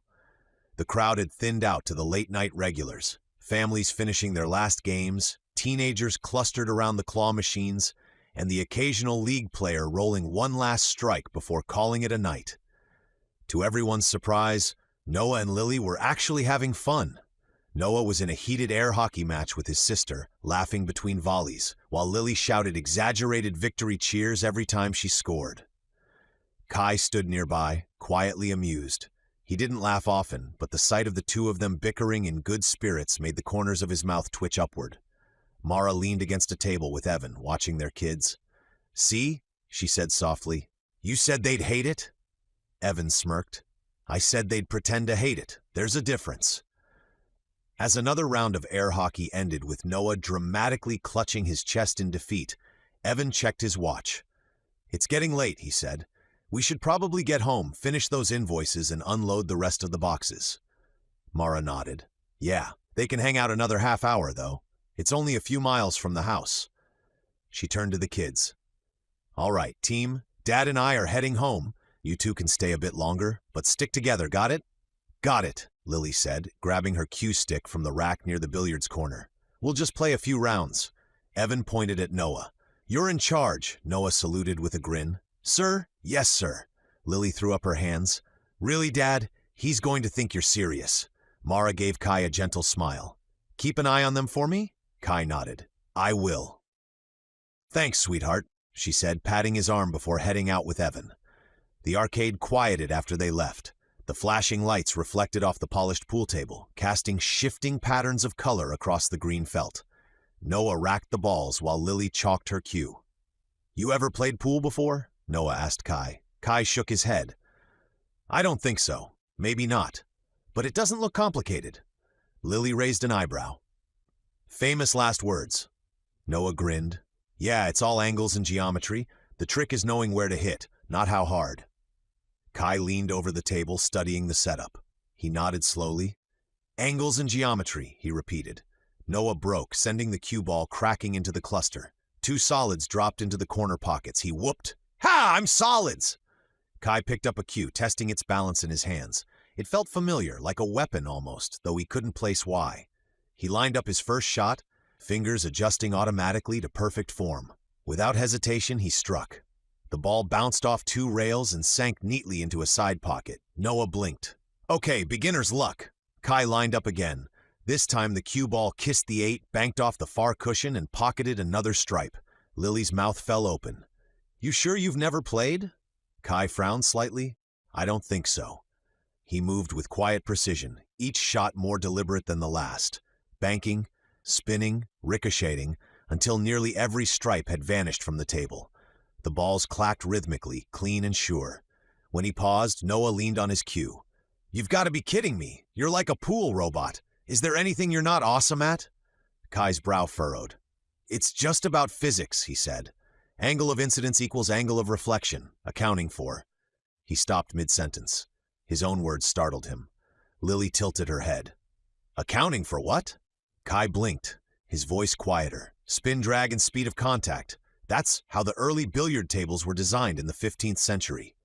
Both siblings stared at him. Noah finally said, "Wait, how do you even know that?" Kai looked down at his hands, gripping the cue. "I don't know." For a moment, the 3 of them stood in the shifting neon light, the air heavy with quiet wonder. Then Noah broke the silence with a grin. "Well, whatever you are, remind me not to bet money against you."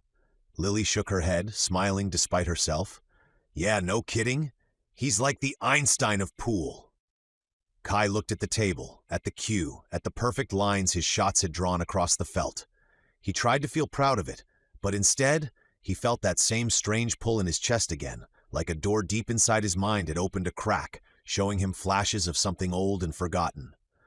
The walk home was quiet at first, the kind of silence that comes after a good night. Laughter spent, energy winding down. The moon hung low and pale, its reflection stretching across the wet asphalt from an earlier drizzle. The air smelled faintly of rain and oil, and the only sound was the rhythmic thud of their sneakers as they cut through the side streets toward home. Noah kicked a pebble along the curb. "I can't believe you ran the table twice," he said. "I'm officially never gambling with you."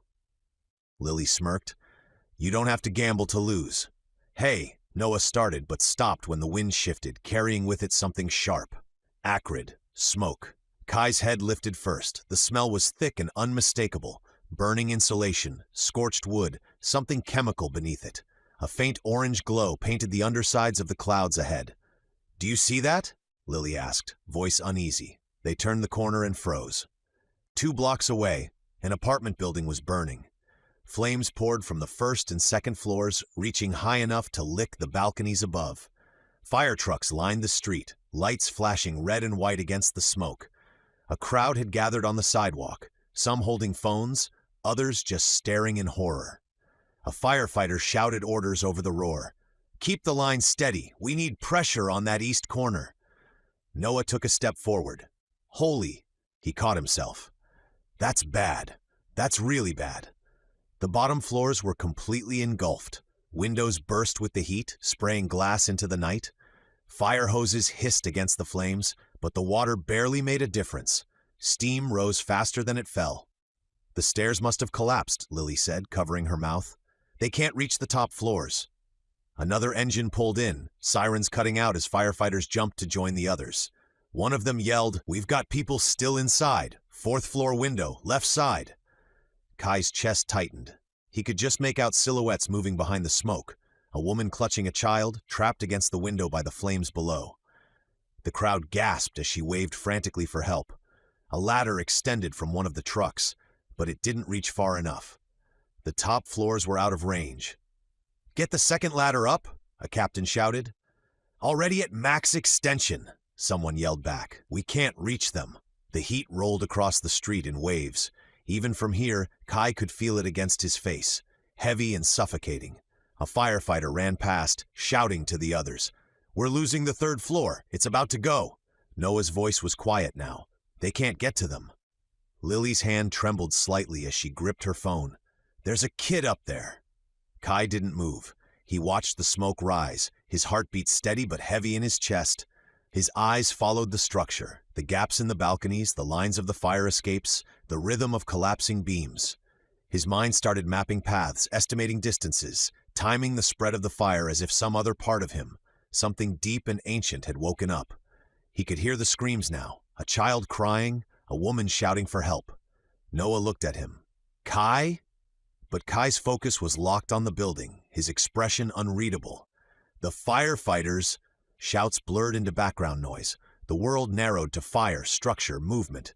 He could see it all. The way the flames danced through the stairwell, the points where the beams would give way next. He knew the fire wasn't going to wait, and neither could he. Kai took a step forward. "Kai," Noah said sharply, "what are you doing?" Kai's voice was calm, certain. "I can get up there." "What?" Lily's eyes widened. "No, you can't! The building's burning!" He didn't look away from the flames. "They won't make it if I don't." Noah reached for him, panic rising. "Dude, this isn't a game! You'll get yourself killed!" And before either of them could stop him, he started toward the fire. Noah shouted after him, but Kai was already moving. The heat hit like a wave as he crossed the street, hot enough to sting his skin, bright enough to paint everything in gold and red. Firefighters yelled for him to stay back, but their voices barely reached through the roar of the blaze. Kai didn't head for the burning structure directly. His eyes had locked onto the smaller brick building beside it, 3 stories tall, close enough that the top floors nearly touched. The roof lines were separated by a narrow alley and 15 feet of open air. "Kid?" one of the firefighters shouted. "Get back!" Kai didn't answer. He ran. He sprinted toward the adjacent building, using a railing to boost himself upward. His feet found every surface like instinct. A pipe, a window ledge, the rough edge of a sign. He climbed fast, impossibly fast, muscles moving in perfect rhythm. Within seconds, he was halfway up, smoke curling around him like fog. A firefighter below looked up, eyes wide. "What the?" Kai reached the top of the smaller building and paused, crouched low. The burning apartment towered in front of him, a living wall of flame and smoke. Through the haze, he could still see them, the woman and the small figure of her daughter, pressed against the shattered window, coughing, terrified. There wasn't time to think. He backed up several steps, lungs filling with hot air. Then he ran. The roof trembled beneath his stride. His foot hit the edge and he launched himself forward, arms out, body slicing through the smoke. For an instant, he was weightless. The air was molten around him, glowing orange and white. Then his hands found the crumbling edge of the third-floor balcony, and he slammed into it hard enough to rattle his bones. Dust and sparks rained down, but he held tight. "Holy crap! He made it!" someone shouted below. Kai pulled himself up, gripping the railing until his fingers found purchase. The woman saw him through the smoke and screamed, half in fear, half in disbelief. "It's okay!" He shouted over the roar. "I'm here to help!" Her eyes were wild with terror. "The stairs are gone! We can't—" "I know, hold on to me." He reached through the window and lifted the child first. A girl, maybe 5 years old, coughing, her face streaked with soot. She clung to him, tiny hands gripping his neck. He turned back to the mother, who was frozen in place, shaking her head. "You can't. There's nowhere to go. Trust me." Kai wrapped an arm around her waist, feeling her trembling against him. Then he turned back toward the edge. Below, the fire crews were shouting, hoses re-aiming, water arcing in streams that hissed as they struck the heat. He stepped onto the railing. The flames reached for them, twisting and snapping in the wind. And then, impossibly, he climbed. Hand over hand, foot over foot, he descended the wall like a creature born to it. His body fluid, sure, finding every hold where there should have been none. The mother buried her face against him, clutching her child as tightly as she could. "Keep your eyes closed." Kai shouted. Below, the firefighters saw him through the haze. "Get water on that wall," the captain ordered. The hoses turned, blasting the brick where Kai moved. Steam erupted around him, cooling the path just enough for him to keep going. His muscles burned, the heat searing his arms, but he didn't stop. The flames licked at his sleeves. Smoke clawed at his throat.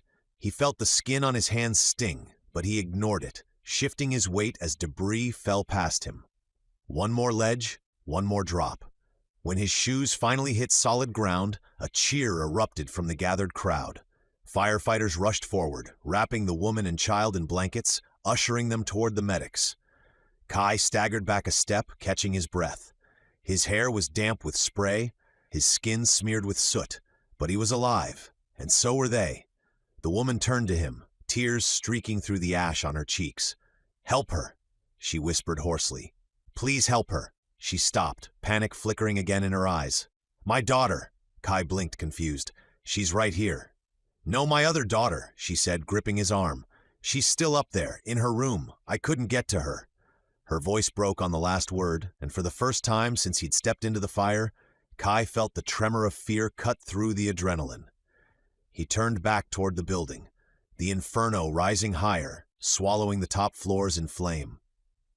The woman's words hadn't even faded before Kai turned back toward the burning building. Smoke rolled across the street like a living thing, and the fire had grown louder, roaring, furious, as if the world itself were burning from the inside out. Flames chewed through the upper floors, spitting embers into the night sky. "Kai!" Noah shouted, his voice breaking. "Don't! It's too late!" But Kai didn't hear him.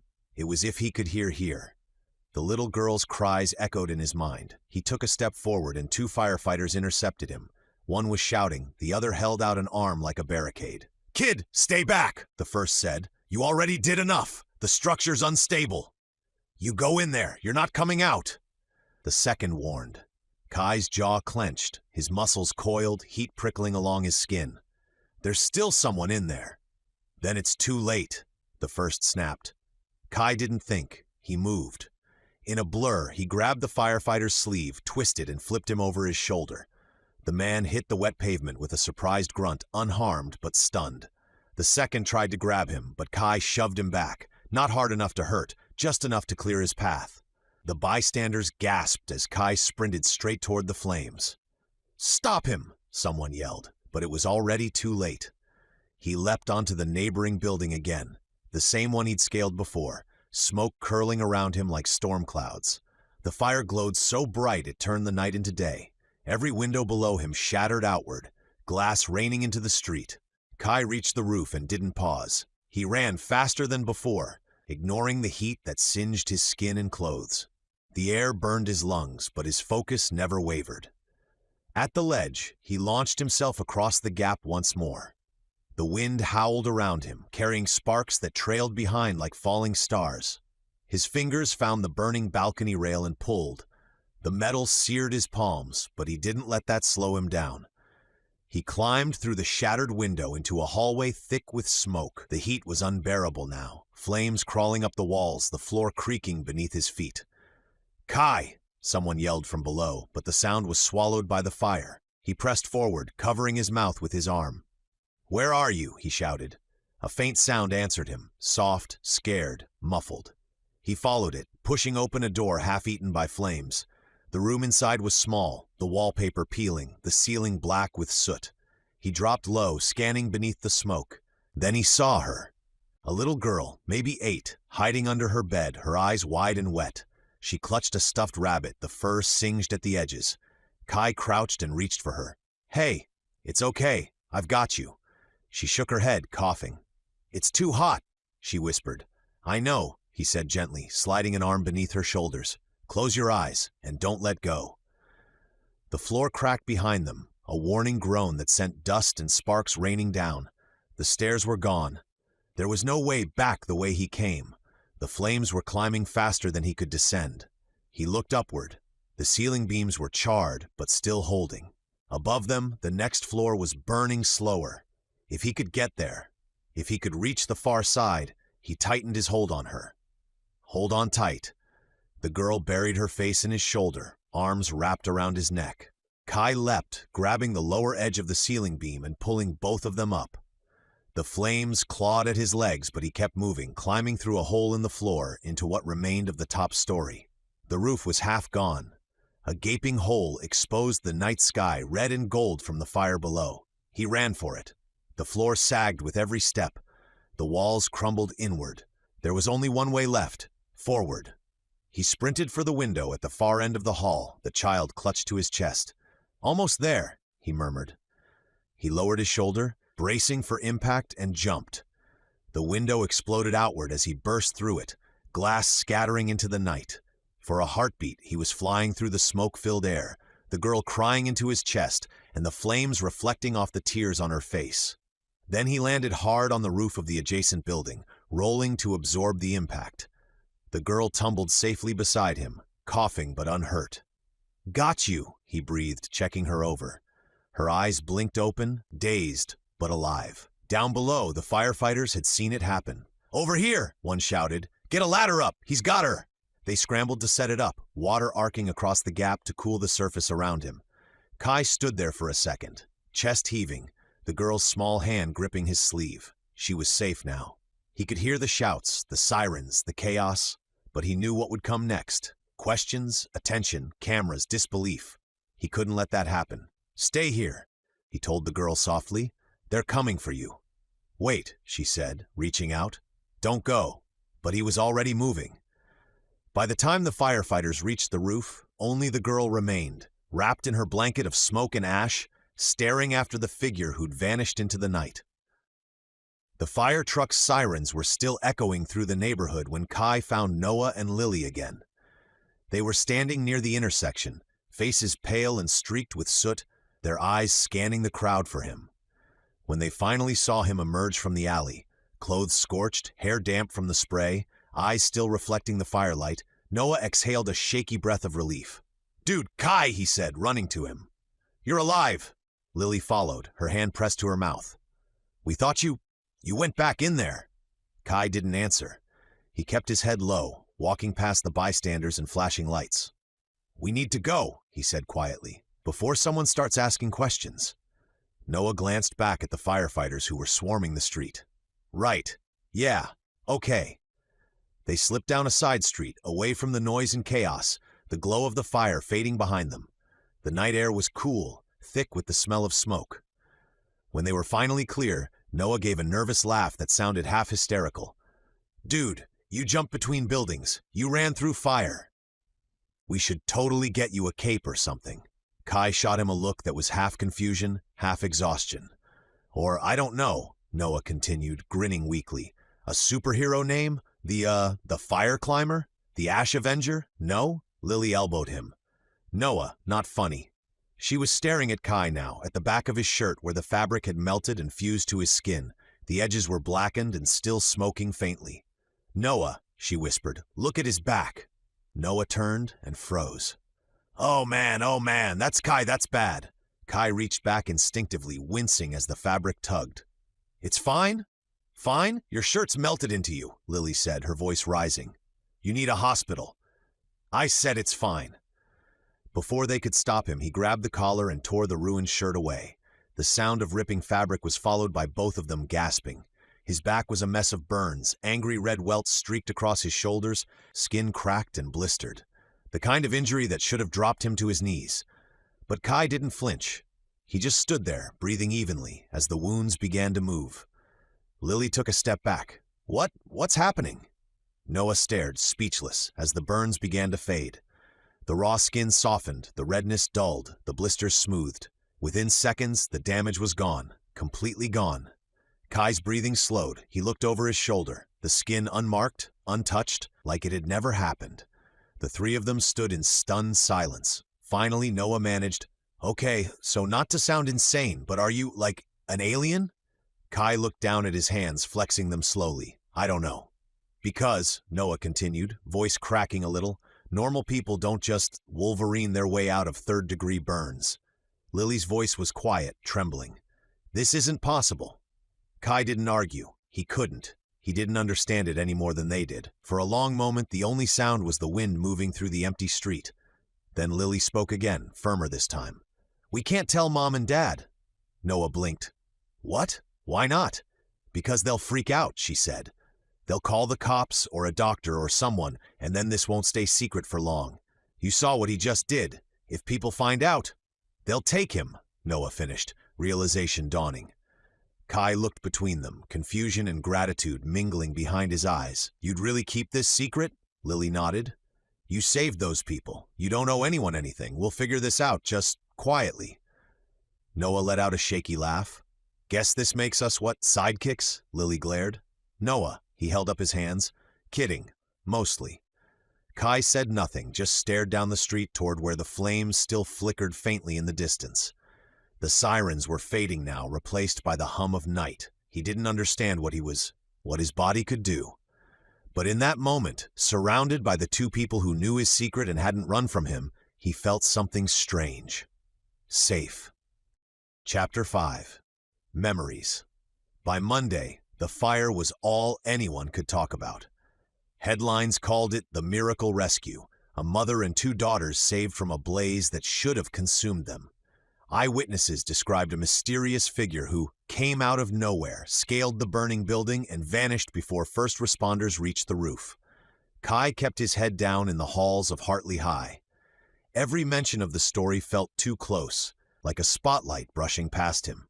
He didn't say a word. Neither did Noah or Lily. By the end of the week, the news cycle had moved on, and it was time for Kai's placement test. The testing room was quiet, except for the faint hum of the fluorescent lights. A stack of sharpened pencils sat neatly on the teacher's desk, and a clock ticked somewhere above his head. Kai sat alone at the center desk, the test packet in front of him. Rows of empty chairs surrounded him, the kind usually filled with restless students or whispered excuses. "Take your time," said the teacher who'd escorted him in. "It's just a placement exam. No pressure. When you're finished, drop it off in the main office." Kai nodded silently as she left, then looked down at the first page. He skimmed the first few questions, algebra, grammar, reading comprehension, and immediately knew every answer. The solutions weren't guesses or deductions. They came to him instinctively, as if someone else had already written them in his mind. He turned the page. World history. Questions about ancient trade routes, cultural shifts, forgotten languages. He could see them. The maps, the paths, the rise and fall of empires, so vividly it made his head ache. He flipped through the rest of the packet and realized something unsettling. He knew everything. Every formula, every date, every obscure vocabulary word. Kai stared at the pencil in his hand. This wasn't fitting in. He glanced toward the empty door, then made a decision. He filled in the bubbles one by one, neat and deliberate, marking each correct answer. But every fourth question he paused, took a breath, and circled the wrong one. Sometimes obviously wrong, sometimes just off enough to look like a careless mistake. By the end of the hour, the test looked ordinary, not perfect, normal. When he dropped it off at the main office, the secretary smiled politely. "You're done already? That was quick." Kai offered a small shrug. "I read fast." That evening, Mara sat at her desk at home, a cup of coffee cooling beside her and a small stack of placement exams in front of her. She'd agreed to help grade them, a task she usually found tedious but calming. When she reached the one with Kai Callahan written neatly at the top, she paused. Her lips curved into a small smile. He's fitting in well, she thought, even helping Noah with his assignments now and then. She started grading. It didn't take long to notice the pattern.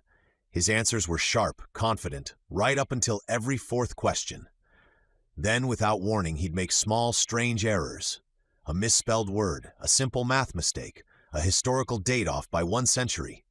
Mara frowned. It was too consistent to be random. When she totaled the score, it came out to 75%. Respectable but unremarkable. She sat back in her chair, tapping the pencil against her chin. "Huh," she murmured. By all accounts, Kai was quiet but bright. His essays in class were clear and well organized. His recall of details during discussions was nearly photographic. But this, it didn't fit. Maybe he overthinks under pressure, she reasoned. Still, she couldn't shake the feeling that he'd held back on purpose. She slipped the test into her leather work bag to double-check later, then gathered the rest of the papers. Evan poked his head into the study. "Still working?" Almost done, she said, zipping the bag. Just one test that doesn't make sense. He grinned. If it's Noah's, the answer's probably pizza, and the reason is some girl. Mara smiled faintly but didn't answer. Her thoughts were still on Kai, the quiet boy who'd appeared out of nowhere and somehow seemed to know everything but never talked about himself. She placed the bag beside her chair, turned off the lamp, and told herself it was nothing. Just a bright kid, trying to fit in. But as she left the room, she couldn't help thinking, he could have aced it. The next day passed in an easy rhythm. Notes in the margins of notebooks, the scrape of chairs, the distant buzz of lawnmowers outside the school windows. For most students, it was just another Tuesday. For Kai, it was a careful balancing act. He'd spent the week learning how to look ordinary, how to laugh when Noah did, how to nod when teachers called his name, how to seem like a boy with nothing hidden behind his eyes. He was getting good at it. Until the hallway. It happened between classes, near the science wing where the lockers jammed and the fluorescent lights flickered. Eli Barrett, the quiet kid from before, was standing at his locker when Trent and his friends cornered him again. "Hey, Barrett," Trent said, voice thick with mock cheer. "Still wearing the same shirt, huh?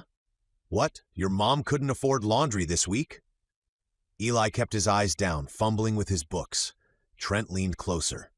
"You hear me?" Kai and Noah were walking at the far end of the hall when Noah spotted them.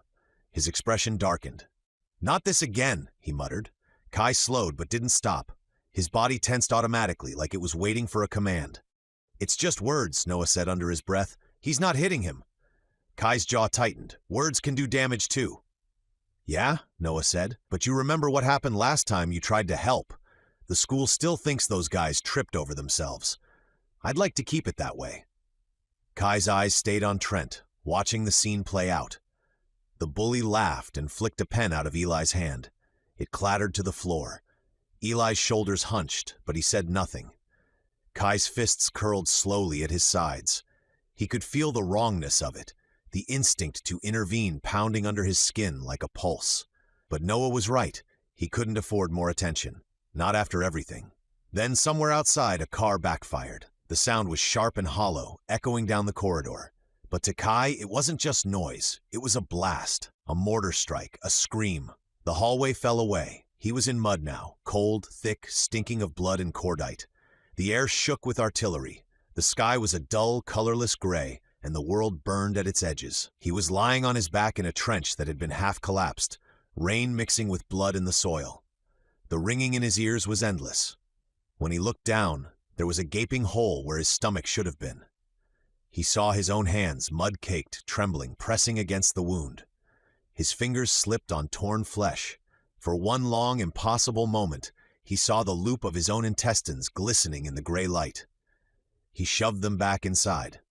The pain hit hard enough to take his breath away. He screamed, but even as he did, he saw the flesh knitting together beneath his palms, the wound closing, the torn skin fusing back into place. Steam rose from his body in the cold air. All around him, men were dying, faces he almost remembered, voices he couldn't. Someone shouted his name, but it was swallowed by the thunder of another blast. Then everything went white. "Kai!" Noah's voice dragged him back. The school hallway snapped into focus, the sound of lockers and footsteps flooding his senses. His body was shaking, sweat running down his back. "Kai," Noah said again, gripping his shoulder. "You okay, man?" Kai blinked, breathing fast. The flickering lights above buzzed faintly. Across the hall, Trent was still laughing, nudging Eli toward his locker. Nothing had changed. The world hadn't exploded. Kai swallowed hard. I'm fine." Noah frowned. "You sure? You look like you just saw a ghost." Kai forced his breathing to steady. "Just loud noise." "Yeah, that car backfire was nuts," Noah said, still watching him warily. "You zoned out for a sec." Kai nodded, but his gaze drifted to Eli, still gathering his books, still silent. The anger that had burned in him during the war memory hadn't faded. It was the same now, just quieter, controlled. He turned away, jaw set. Not yet. Not today. But he knew one thing for certain. If Trent ever crossed the line from words to violence, he wouldn't stand idly by. The ride home from school was quiet. Lily was doing homework on her phone. Noah was half asleep against the window, and Kai stared out at the passing houses, the sunlight flashing in quick, rhythmic bursts across his face. His head still ached faintly from earlier. The flash, the trench, the blood spilling over the muddy ground. He could still feel it. The cold mud. The burn of the shrapnel. The impossible healing. But by the time they pulled into the driveway, he'd buried it deep again. Evan's car was already in the drive, and a white sedan sat beside it. Unfamiliar, clean. "Uh-oh," Noah muttered. "That looks official." When they stepped inside, the living room was strangely quiet. Evan was sitting on the couch across from a woman with a leather folder in her lap. She stood as they entered, smiling politely. "Hi there," she said. "You must be Kai." Her tone was warm, but her eyes were sharp, trained to read every twitch, every hesitation. She wore a gray blazer and a faint scent of lavender. Her name tag read R. Danner, Child Services. Kai froze by the doorway. "Hello," Mara brushed a hand against his shoulder. "It's okay, Kai. Miss Danner just wanted to check in. Standard follow-up." "Right," Evan added with a forced smile. "She just got here." The woman smiled again. "Nothing to worry about. You've been with the Callahans a few weeks now, right?"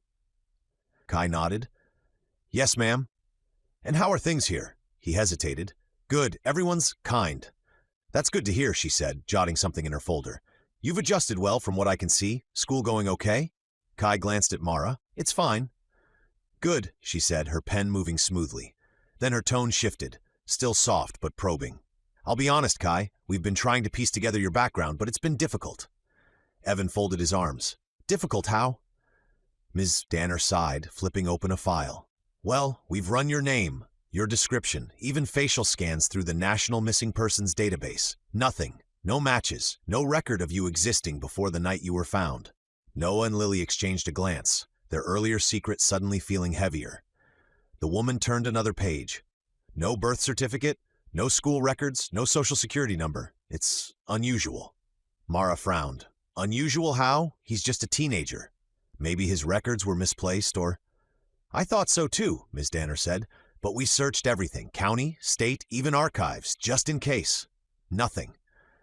She hesitated, studying Kai. "Honestly, the only explanation that makes sense is that whoever raised you didn't want anyone to know who you were or what they were doing to you. I suspect they don't want to be found, not with the kind of scars you've got, Kai." The room went still. Kai's stomach tightened. "Scars?" Ms. Danner nodded. "I saw the medical reports from your first night at the hospital. The markings on your back and chest, the ones that looked like old wounds. It's pretty clear you've been through something no child should go through. It's hard to imagine any loving family letting that happen." Mara's hand moved to her mouth. "Oh my God."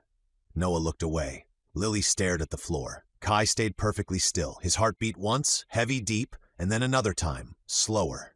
He didn't know how to respond. Ms. Danner's voice softened again. "I don't say that to upset you. I just want you to know that, whatever your past is, you're safe now. You've got people who care about you." He nodded faintly, though the words barely reached him. She hesitated before closing her folder. "There was one thing, though."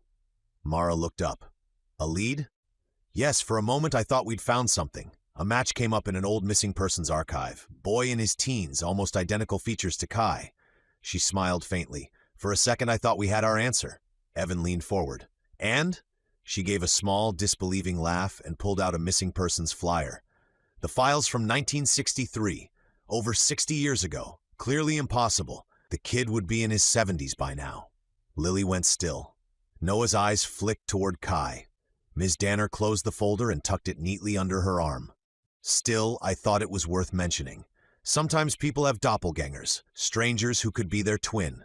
Life's strange that way." "Yeah," Evan said softly, glancing at Kai. "Strange." The social worker smiled politely again. "Anyway, you're lucky to have landed where you did. I'll check back in a few weeks, but everything looks good here." She shook their hands, thanked them for their time, and left. The door shut softly behind her. For a moment, no one moved. Finally, Mara let out a breath. 60 years, she said quietly. "That's eerie." Evan gave a low whistle. "No kidding? Maybe he was a relative?" Noah forced a grin that didn't reach his eyes. "Maybe he's just got one of those classic faces." "Right," Lily muttered. "Classic." Kai didn't say anything. He just stood there, staring at the door long after the sound of Miss Danner's car faded down the street. Somewhere deep inside, a single thought surfaced, one that chilled him more than the woman's words ever could. Kai hadn't felt settled since the social worker's visit. Her words echoed in his mind all week. No records, no name, no trace. And that photograph, someone who looked exactly like him, 60 years ago. Mara was in her usual hurry before dinner, juggling a pot of sauce with one hand and setting plates with the other. "Okay," she said over her shoulder. "Remember to be polite. The new neighbors are coming by at 6. Older couple, the Reeds. They just bought the Gleason's house next door." "Older like retired?" Noah asked, reaching for the silverware. "Older like they've probably been retired longer than you've been alive," Evan said, grinning as he uncorked a bottle of wine. "70s, maybe 80s. Nice folks, from what I heard." "They're coming here for dinner?" Lily asked, glancing up from her phone. "Yes," Mara said firmly. "They wanted to meet everyone, and I thought it'd be good to welcome them properly. It's what neighbors do." Noah groaned. "What neighbors do when they're old, maybe." "Be nice," Mara warned. "You could learn something about manners from them." Kai helped carry bowls to the table, moving quietly, his thoughts elsewhere. He tried to smile when Mara passed him a tray of rolls, but the tension in his chest hadn't eased since the afternoon. When the doorbell rang, the air in the house seemed to shift. Not ominous, just heavier somehow. Evan wiped his hands on a towel and went to answer it. "Evening, you must be the Reeds." The man and woman who stepped inside looked like they'd walked out of another time. The woman, Evelyn, had white hair pinned back neatly and wore a pearl necklace that gleamed against her soft blue sweater. Her husband, Harold, had a firm handshake and sharp eyes that didn't quite match his friendly smile. He moved a bit stiffly, leaning on a cane, but there was strength in the way he carried himself, the kind that came from a lifetime of command. "Thank you for having us," Evelyn said warmly. "Your home is lovely." "Oh, please," Mara said, brushing off the compliment. "We're still unpacking boxes. It's a work in progress." Evan ushered them in. "Come in, sit down. Dinner's almost ready." As they entered, Harold's gaze found Kai. It wasn't a casual glance. It was sharp, intent. The old man's smile faltered for just a second before returning. "And who's this?" Mara smiled. "This is Kai. He's new with us." Kai nodded politely. "Nice to meet you, sir." "Nice to meet you too," Harold said slowly, eyes narrowing just slightly. "Kai, you said?" "Yes, sir." The old man studied him for a long moment before nodding. "Unusual name, strong name." Evelyn placed a hand on her husband's arm. "Oh, Harold, don't make the poor boy nervous." She smiled at Kai, but there was something knowing in it. Kai tried to smile, but Harold's gaze didn't move away. Dinner started light, small talk, a few jokes from Noah that made Lily groan, Mara's stories about teaching. The Reeds seemed pleasant enough, though Harold did most of the talking. He asked questions, not about the neighborhood or the move, but about Kai. "So, young man," he began after the second course, "Mara tells us you've been with them several weeks now." "Yes, sir. Must have been quite an adjustment. Where'd you say you're from?" Kai hesitated. "I don't really remember." Evelyn made a sympathetic sound. "Oh dear, you poor thing." Harold's eyes didn't soften. "No memories at all?" "Just my name," Kai said quietly. Harold leaned back in his chair, his cane resting across his knees. "Strange thing, memory. Holds on to what it shouldn't, forgets what it mustn't." The tone in his voice made Kai's pulse quicken. Mara didn't notice. She was already passing the breadbasket to Evelyn.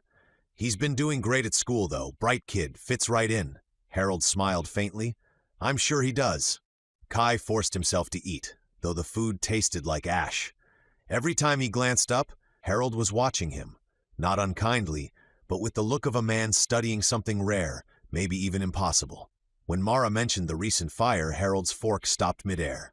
"Oh, that?" Evelyn said. "Terrible thing. I saw it on the news." "Yes," Mara said. "Right here in town. They're still looking for whoever pulled those people out. Brave soul, whoever it was." Harold's gaze flicked briefly toward Kai again. Just enough for Kai to see the knowing there.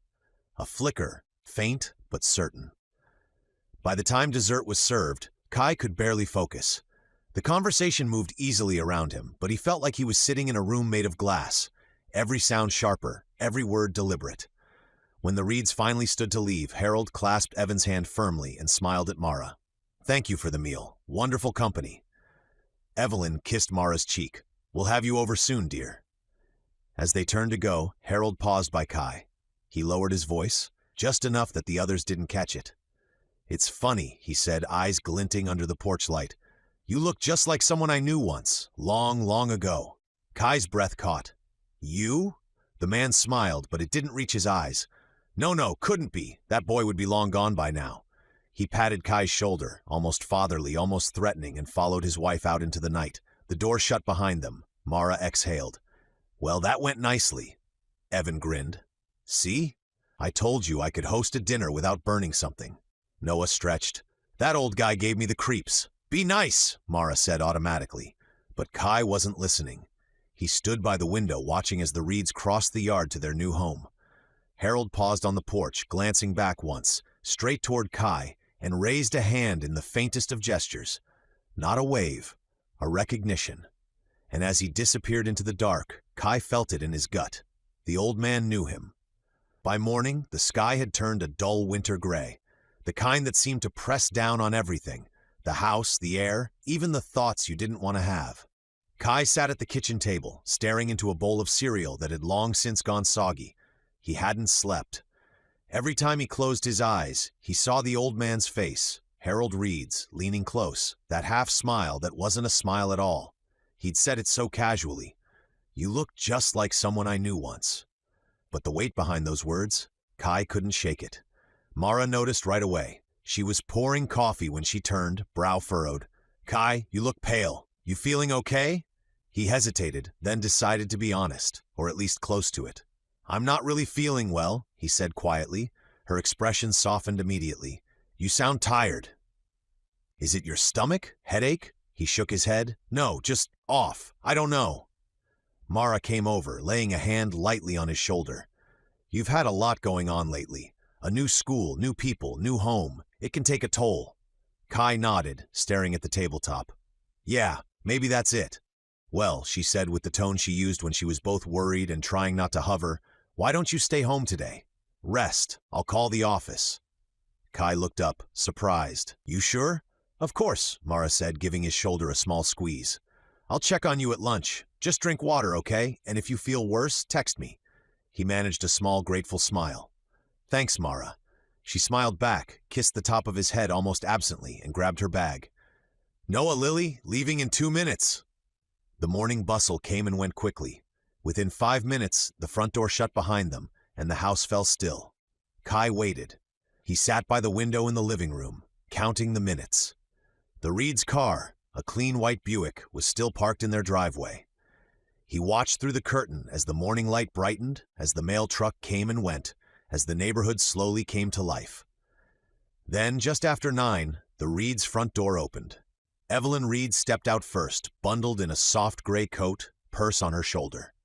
Harold followed, walking slow but steady, cane tapping lightly on the concrete. They exchanged a few words by the car that Kai couldn't hear. Evelyn smiled at him before climbing into the driver's seat. The Buick rolled down the street and disappeared around the corner. Harold stood at the end of his driveway for a few seconds, staring back toward his house. And then, slowly, he started walking in the opposite direction with his cane until he vanished beyond the hedges on a stroll around the neighborhood. Kai's pulse quickened. He waited 1 more minute, then another, and then he slipped out the front door. The air was cold and still. A single crow perched on a power line above, watching as Kai crossed the yard.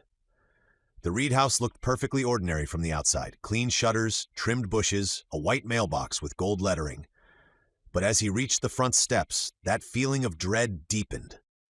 Not fear exactly, but a sense that he was standing on the edge of something that had been waiting for him. The front door was locked, of course, but the side gate wasn't. Kai moved along the narrow path beside the garage, past a set of garden tools and a stack of neatly arranged firewood. At the back door, he paused. The curtains inside were drawn. He tried the handle. It turned easily. Unlocked. He stepped inside.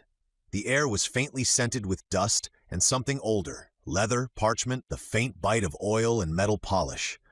The kind of smell you found in museums or attics that hadn't been opened in decades. The house was quiet but not empty. He could feel it. The weight of lives lived long and carefully. He moved through the kitchen first. It was immaculate. Every dish washed, every surface clean. No clutter, no warmth, just precision. In the living room, framed photos lined the mantel. He scanned them quickly. Most were ordinary family pictures. The Reeds in younger years, at a wedding at the coast.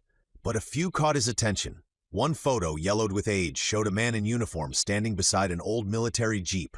The man looked very similar to Harold, though much younger, maybe in his 20s. But it wasn't the man that froze Kai's breath. It was the figure standing beside him. Another soldier, lean, dark-haired, with Kai's same face, same jawline, same eyes. Kai's hand trembled as he reached out, tracing the glass. The photo was dated 1918. Kai's fingertips were still pressed against the glass when the voice came from behind him. "So you do remember?" He spun around. Harold Reed stood in the doorway, framed by the dim light from the hall. His cane was in one hand, but his posture was straighter than before. Eyes sharp, the faintest smile at the corner of his mouth. Kai's heart kicked hard in his chest. "I what?" Harold took a slow step forward, the tap of his cane echoing across the hardwood. "You remember your past," he said softly, "or maybe just the feeling of it." "I don't remember anything," Kai said truthfully. His voice felt small in the still air. "You said I looked familiar." Harold studied him for a long moment, then asked, "Do you know who I am?"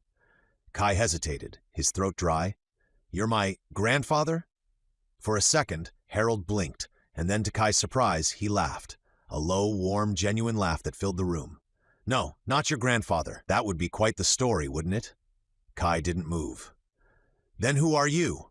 Harold didn't answer right away. Instead, his gaze shifted toward the photo on the mantel, the one with the soldiers beside the old jeep. He limped closer and picked it up with both hands, studying it with a faraway look. "That," he said quietly, "is a picture of my father, 1918. He served in the Great War." Kai blinked. "World War I?" Harold nodded, eyes still fixed on the photo. "He was barely 20, thought he was invincible. Then his company was ambushed near the Moose. Most of them were killed or captured. My father was one of the unlucky ones, shipped off to a makeshift camp behind enemy lines." He paused, his voice roughening with something that wasn't age. "He used to tell me stories about the war when I was a boy. But there was one story he told over and over again, the night he was saved." Kai didn't speak. Harold's eyes glimmered faintly in the low light. "He said there was a young private in his unit. Barely more than a kid, probably lied about his age to get in. Never spoke much, but he fought like no one he'd ever seen. My father said the boy had this look about him, like he'd already seen 100 wars and lived through them all." Kai swallowed hard. "What happened to him?" Harold smiled faintly. "After he was taken, my father thought that boy was dead. Weeks later, in the middle of the night, the guards started dropping one by one. Gunfire, confusion, chaos. When it was over, my father said the boy was standing there, covered in mud and blood, unlocking the gates. He'd come back for them." Kai's breath caught. "He led 46 men out that night," Harold went on quietly, "snuck them through enemy lines, guided them back to Allied ground.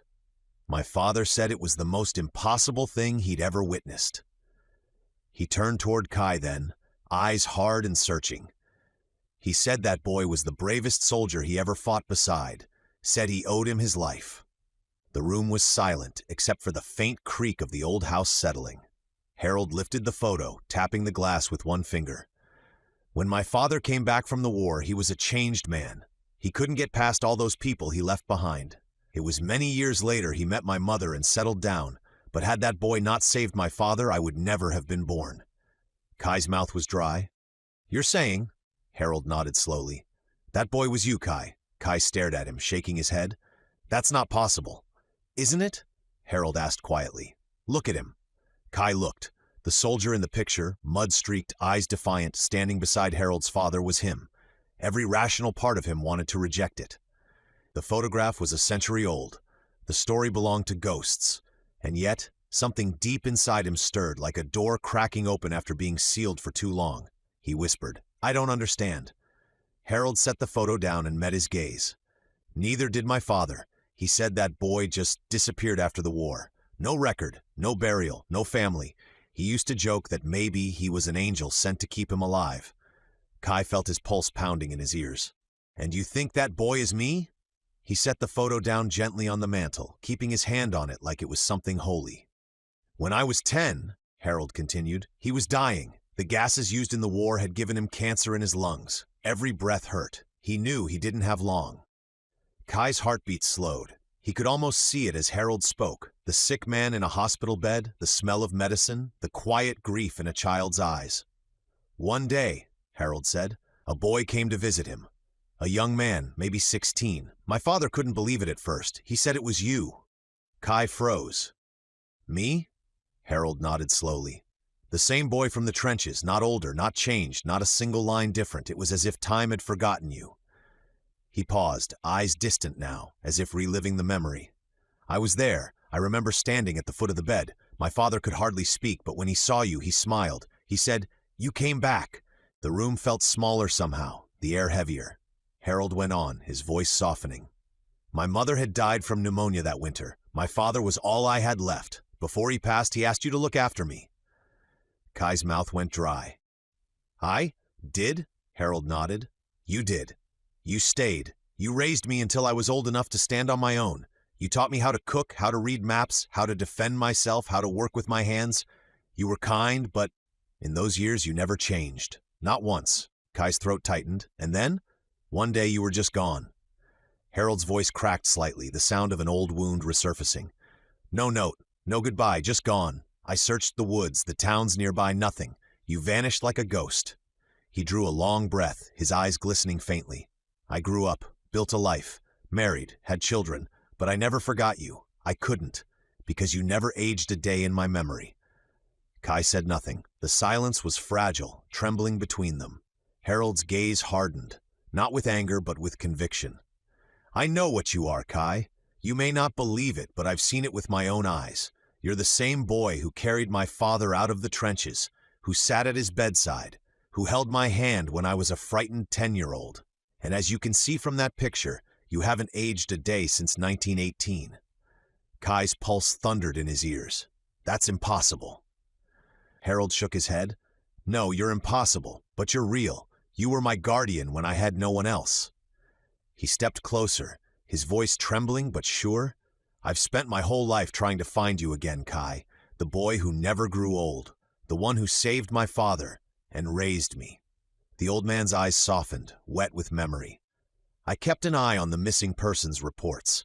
I was sure if you left me that maybe someday you would leave another, and maybe they would post something. Give me a clue. So many years watching those boards, and finally Child Services gave me an exact location. My wife thought I was crazy, to up and move us halfway across the country at a moment's notice. And now, after over 70 years, you're standing in front of me again, just like before. Not one day older." Kai's breath caught. His hands shook. The truth in Harold's words pressed down like a weight he couldn't carry. "Tell me," Harold whispered. "Where did you go? Why did you leave me?" But Kai had no answer. Only the echo of a life he couldn't remember, and the ache of something deep inside him that somehow knew it was true. Kai's voice was barely above a whisper. "I really don't remember," he said, and the words shook as he spoke them. "Anything. Not you. Not your father. Not the war. Nothing." Harold studied him for a long moment, his eyes searching Kai's face as if he could read the truth written somewhere beneath the skin. The silence stretched, heavy and trembling.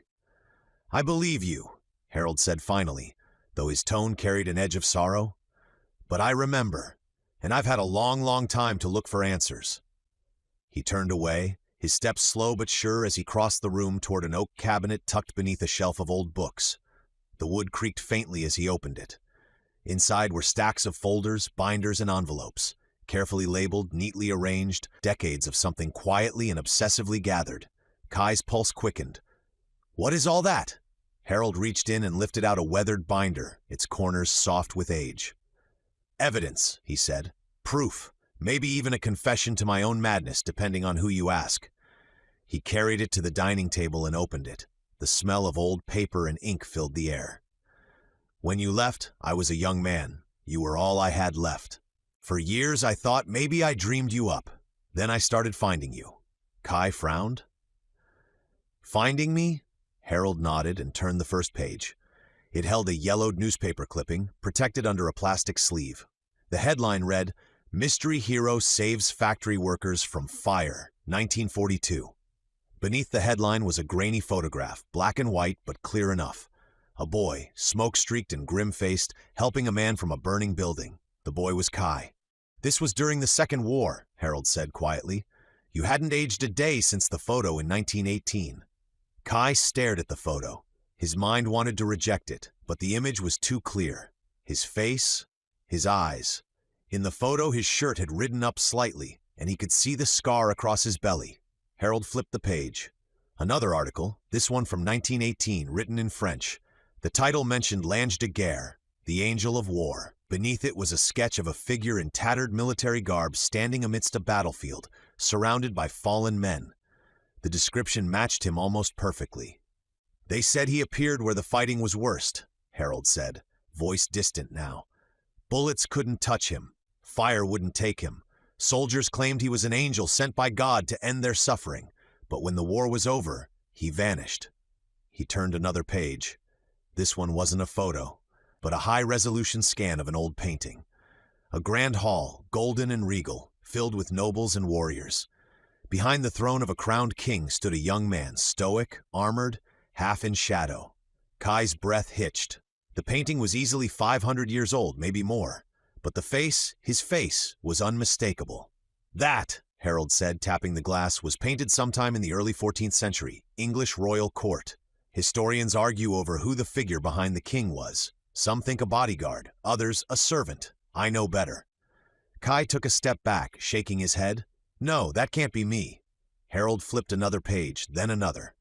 Old portraits, etchings, newspaper photos, centuries of history, and through all of them, the same face, the same eyes, always just behind the moment.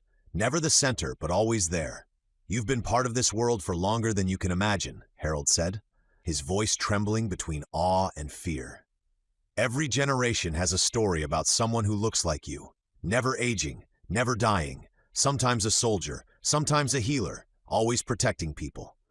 He reached for the last folder and laid it open. Inside was a faded scrap of parchment, older than anything else in the collection. The ink was dark and uneven, the handwriting ancient. Harold's hands trembled slightly as he read. It's a translation from an Aramaic text found in Damascus, dated around 200 BC. It describes an angel of war, a figure who walks among men, healing from every wound, cursed to wander until the end of days. He looked up, his eyes wet and shining. The text says his name was Kairos. Kai froze. The sound of it rippled through him like thunder through deep water. It was close, too close to his own name. Harold nodded slowly. Kairos, the bringer of change, the one who turns battles. That's you, isn't it? Kai's hands shook. "I don't know," he whispered. "I don't remember." Harold reached across the table, his old fingers brushing the edge of Kai's sleeve. "You may not remember, but I do. You raised me. You saved my father. You saved me. And somehow you're still here. You always will be. I never really got to say it, but thank you." Kai pulled his arm back, staring down at the sea of papers and faces that weren't supposed to exist. The weight of centuries pressed on him, silent and terrible. He whispered, "If what you're saying is true, then what am I?" Harold's eyes softened, sad and certain. "You're the same thing you've always been, the protector of the innocent in this world, and my Uncle Kai, the Immortal who raised me." Remnants of the past. For a long time, the room was silent except for the faint hum of the furnace and the soft rustle of old papers as Harold closed the final folder. Kai sat still, eyes fixed on the sea of evidence across the table. Photographs, articles, even the ancient parchment that bore his name in another form. He felt hollow, as though something inside him had been pulled loose and left echoing. Harold steadied himself with his cane, then nodded toward the corner of the room. "There's one more thing you should see." He walked slowly, his steps uneven but purposeful, until he reached a low shelf half hidden behind a stack of books. From beneath it, with great effort, he dragged out an old wooden chest bound with tarnished iron. Its surface was worn smooth by time, the stenciled letters on top nearly faded away. K.M. Kai's pulse quickened. "That was mine?" Harold nodded. "It was. You left it behind when you disappeared." He rested his hand on the lid, tracing the grain with his thumb. I was so young back then, and I didn't understand what it was. Years later, I found it again when I was going through my storage. I made use of a few items when I had to, but most of what's inside is still as you left it." Kai knelt beside the chest. His hand hovered over the latch, but he didn't open it. There was something about it, something heavy, like the past itself was waiting inside. "What's in it?" he asked quietly. Harold gave a faint smile, eyes full of the weight of memory. "Your life, I suppose, the pieces you've left behind." Kai looked down at the chest, the air between them tense with unspoken things. "You want me to open it?" Harold shook his head. "No, not yet." Kai looked up, surprised. Harold leaned on his cane, studying him. "You've spent centuries running from what you are, Kai. Maybe it's time you stop chasing ghosts and start living for once." "I don't know if I can," Kai said. "If what you're saying is true, then I'm not." He hesitated, searching for the word. "Normal." "No one is," Harold said gently. "But you've got a chance to pretend, and that's not something to throw away lightly." He nodded toward the window. Through the thin curtain, the Callahan house visible across the yard. "That family next door," Harold said. "They're good people, the kind you used to fight to protect. Maybe this time, you don't have to fight at all. Maybe you just get to be part of it." Kai stared out the window, something tightening in his chest. "Whatever's in that chest will still be there when you are ready," Harold continued. "But at this moment you have something rarer, a home, a family that cares about you, even without knowing why. You got lucky, Kai. Don't waste it chasing answers that only bring you pain." Kai swallowed hard, then stood slowly. His hand brushed the chest again, the wood biting faintly against his fingers. Harold leaned on his cane, watching Kai study the chest. "You know," he said after a long silence, "over the years I started noticing something curious." Kai looked up. "What's that?" Harold's mouth twitched in a faint, wistful smile. "Stories, legends, all of them sounded like you."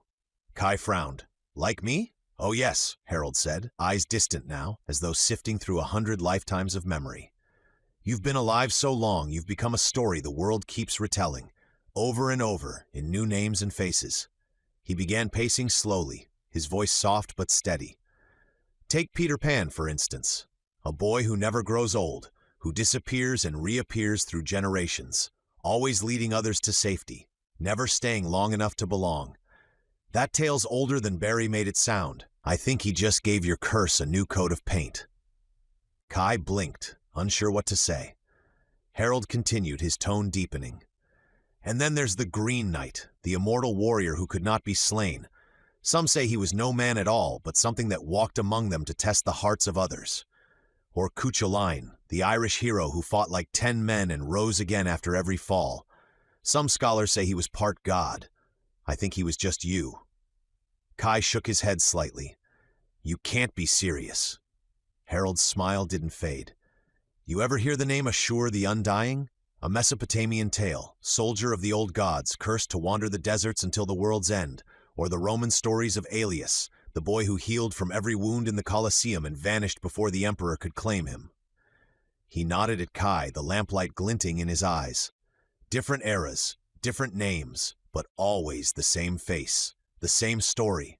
A boy who can't die, who walks through history, changing the course of wars, saving strangers, and slipping into legend before anyone can prove he existed."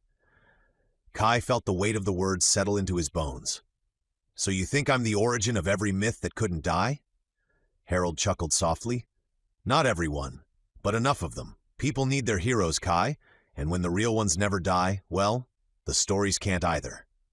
He gestured toward the unopened chest. "Maybe that's what's in there. Proof that every story starts somewhere." Kai's eyes lingered on the chest again. He didn't open it. Not yet.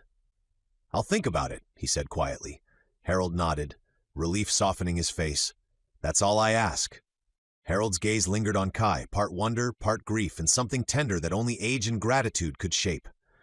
Kai turned toward the door, unsure what to say or even how to leave. His mind swirled with 1,000 unspoken things. The chest, the myths, the weight of a life he couldn't remember living. "Wait," Harold said quietly. Kai stopped. The old man steadied himself on his cane, his voice low but sure. "Before you go, may I?" Kai frowned slightly. "May you what?" Harold's eyes softened. "Give you a hug, one more for the road." The words hit Kai harder than he expected. For a long moment, he stood frozen, uncertain how to respond. Then, almost shyly, he nodded. Yeah, okay. Harold stepped forward with care, setting the cane aside. His arms wrapped around Kai, frail but steady, the embrace of someone who'd waited a lifetime to close a loop.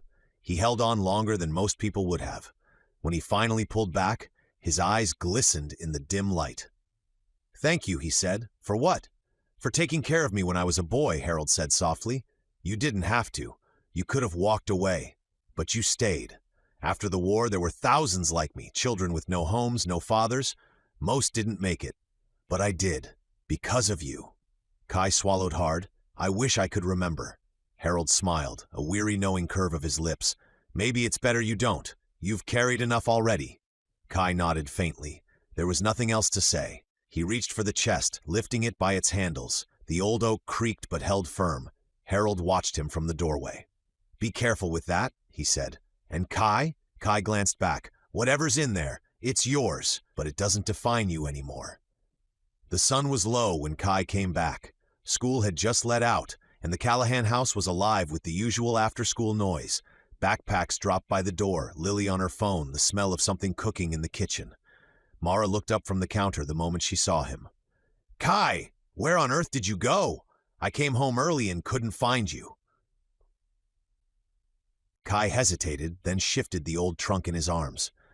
I went for a walk, he said quietly. The neighbor Harold gave me this, said I could use it for storage. Evan glanced over from the dining table where he was sorting through the mail.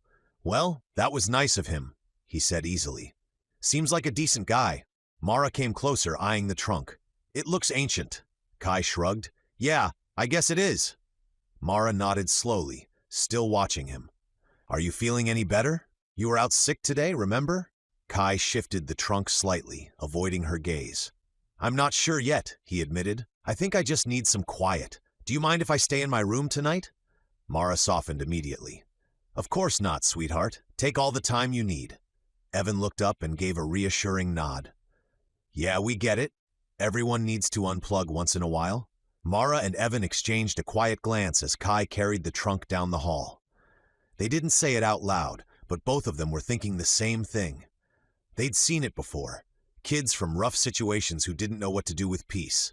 Sometimes safe didn't feel right when danger was all they'd ever known. Kai paused at his bedroom door. Thanks, he said softly. Mara smiled. You're home now. That's what matters. He nodded and disappeared into his room, closing the door behind him. Inside, the quiet felt heavier than before. The trunk sat at the foot of his bed, its old metal hinges dull in the fading light. For a long time, Kai stood there staring at it, the temptation almost unbearable. But the same thought came back, the same quiet truth that had haunted him since he'd left Harold's house. If he really was who Harold said he was, if he'd lived through centuries, seen kingdoms rise and fall, then how many people had he lost? How many goodbyes had he already survived? Immortality wasn't freedom. It was loneliness stretched thin over eternity. He pushed the trunk under his bed, out of sight, out of mind. Then he sat on the edge of the mattress, staring at the dim glow from the window. Somewhere outside, he could hear Mara laughing faintly at something Evan said, the easy rhythm of an ordinary life. Kai wondered if ordinary was the one thing he'd been searching for all along. Kai woke to the smell of coffee and rain. The faint patter against the window mixed with the quiet hum of voices downstairs. He lay there for a moment, staring up at the ceiling, letting the sound of it settle over him. Noah's knock came a few seconds later. Hey, you up? Kai rubbed his eyes and sat up. Yeah, what time is it? Almost 7, Noah said through the door. Mom made eggs. Lily's hogging the bathroom again. Kai pulled on a clean shirt and met him in the hallway, both of them still half asleep. Downstairs, the usual morning clatter was missing. The air felt off. Mara and Evan were sitting at the kitchen table, their untouched mugs steaming between them. The television on the counter was muted, a scrolling banner of local news running across the bottom. Morning, Noah said, yawning. You guys look like someone died. Mara's eyes flicked up to him, soft but strained. Noah, school's canceled today. Lily, already halfway through a piece of toast, froze mid-bite. Canceled? Why? Evan sighed, rubbing the bridge of his nose. There was an incident last night. He hesitated, looking at Mara before continuing. With a student from your school. Noah frowned. What kind of incident? Mara took a slow breath. The police found a body early this morning. It was one of your classmates. The kitchen went still. The only sound was the faint hum of the fridge. Who? Lily asked quietly. They haven't released the name yet, Evan said, but it sounds like it happened not far from town. They said he was found in a ditch off Old Creek Road. Noah's expression hardened. Murdered? Mara nodded reluctantly. That's what they're saying. For a moment, no one spoke. Lily set her toast down. Noah sank into the nearest chair. Kai stood by the counter, silent, the air thickening around him. Mara tried to find the right words. They'll probably close the school for a couple of days. Police interviews, counseling, all that. Evan leaned back in his chair, shaking his head. This town was supposed to be safe. That's why we moved here, remember? Fresh air, good schools, no crime. Now look at it. 3 break-ins this month. That car theft on Main Street, and now this. Mara's hand rested on his arm. It's probably isolated. People are scared, but that doesn't mean... No, it's more than that, Evan said.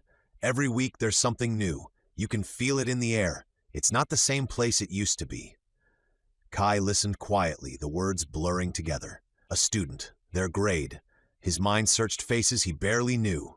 The laughter in the hallways, the sea of names he hadn't learned yet. Noah finally spoke, his voice low. You think it's someone from our classes? Evan gave a slow nod. They said your grade level, probably. Mara's eyes softened.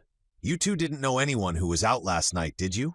Noah shook his head. No, we came straight home after practice. Lily looked at Kai. You? Kai hesitated. No, he said quietly. I stayed in. Mara nodded. Good, I don't want you kids wandering off for a while, all right? Until they find whoever did this. Yeah, Noah said, his usual grin replaced by a grim set to his jaw. No argument here. Evan glanced at Kai. You doing all right, kid? You look pale. Kai forced a small nod. I'm fine. But he wasn't. Something in his gut twisted. A familiar unease he couldn't explain. The kind he'd felt on battlefields long before the world forgot what they were called. He looked toward the window.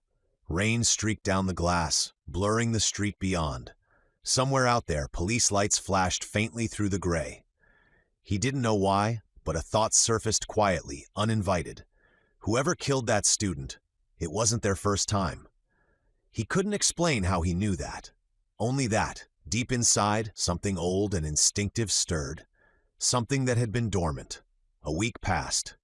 The quiet, safe little town the Callahans had moved to didn't feel quiet anymore. Every day brought a new story on the local news.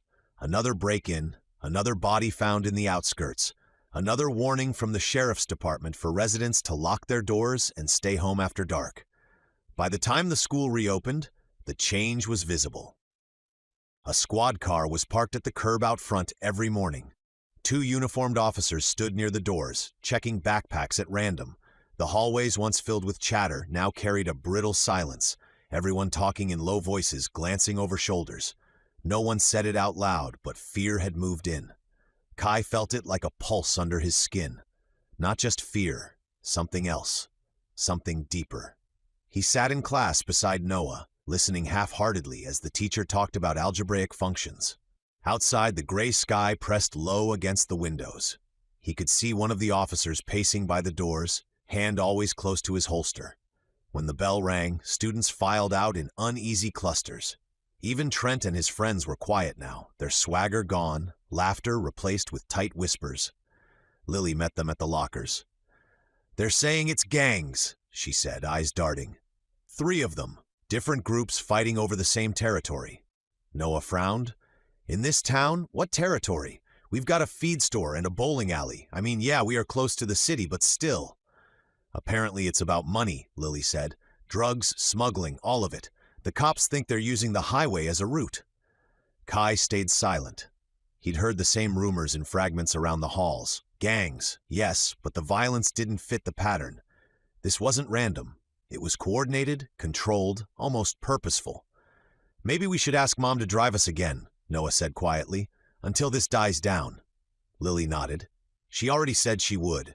Noah smirked, trying to keep the mood light. You ever notice how crime spiked right after we moved here? Starting to think it's your fault. Lily gave him a sharp look. You're hilarious. Kai barely heard them. His attention was elsewhere. On the way, the air felt heavy, electric, like the moment before a storm breaks. He couldn't explain it, but it tugged at something deep in him, something primal. He couldn't shake the feeling that what was happening wasn't just crime. It was organized, precise, planned, and underneath it all, something else, something wrong. It wasn't the kind of fear that made people hide. It was the kind that crawled into a town and hollowed it out from the inside. He leaned against the glass, staring at his reflection in the window, his unchanged face, and felt the same instinct that had once saved men in trenches long before any of these people were born. Whatever was coming, it wasn't just another gang war. It was something bigger, and it was just getting started. Before Kai could retreat too far into his thoughts, the sound of Lily's voice cut through the noise of the hallway. "There you are," she called, weaving through the thinning crowd before grabbing his sleeve. Kai blinked. "What's? Congratulations," she said, tugging him toward the double doors that led to the old auditorium. "You've been volunteered." "For what?" "To help set up for the dance," she said matter-of-factly, shoving open the doors. The scent of dust and floor polish hit him at once. Kai hesitated. "There's still going to be a dance? After?" "Yes." Lily turned to face him, her expression firm but tired. They thought about canceling it, but Principal Hayes said the school needed something good, something normal. You know, so everyone doesn't spend the next month looking over their shoulder. Kai looked around. Half a dozen students were already there, stacking chairs, unrolling streamers, and arguing about color schemes. Someone had wheeled in the sound system from the gym. For the first time in days, there was laughter. Small, hesitant, but real. Lily handed him a box of light bulbs. "Here, these go along the stage." Kai raised an eyebrow. "You sure about this?" She gave a dry laugh.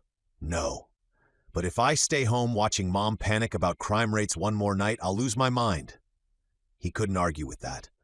By mid-afternoon, the rest of the crew had shown up, including Noah, dragged in by Mara herself.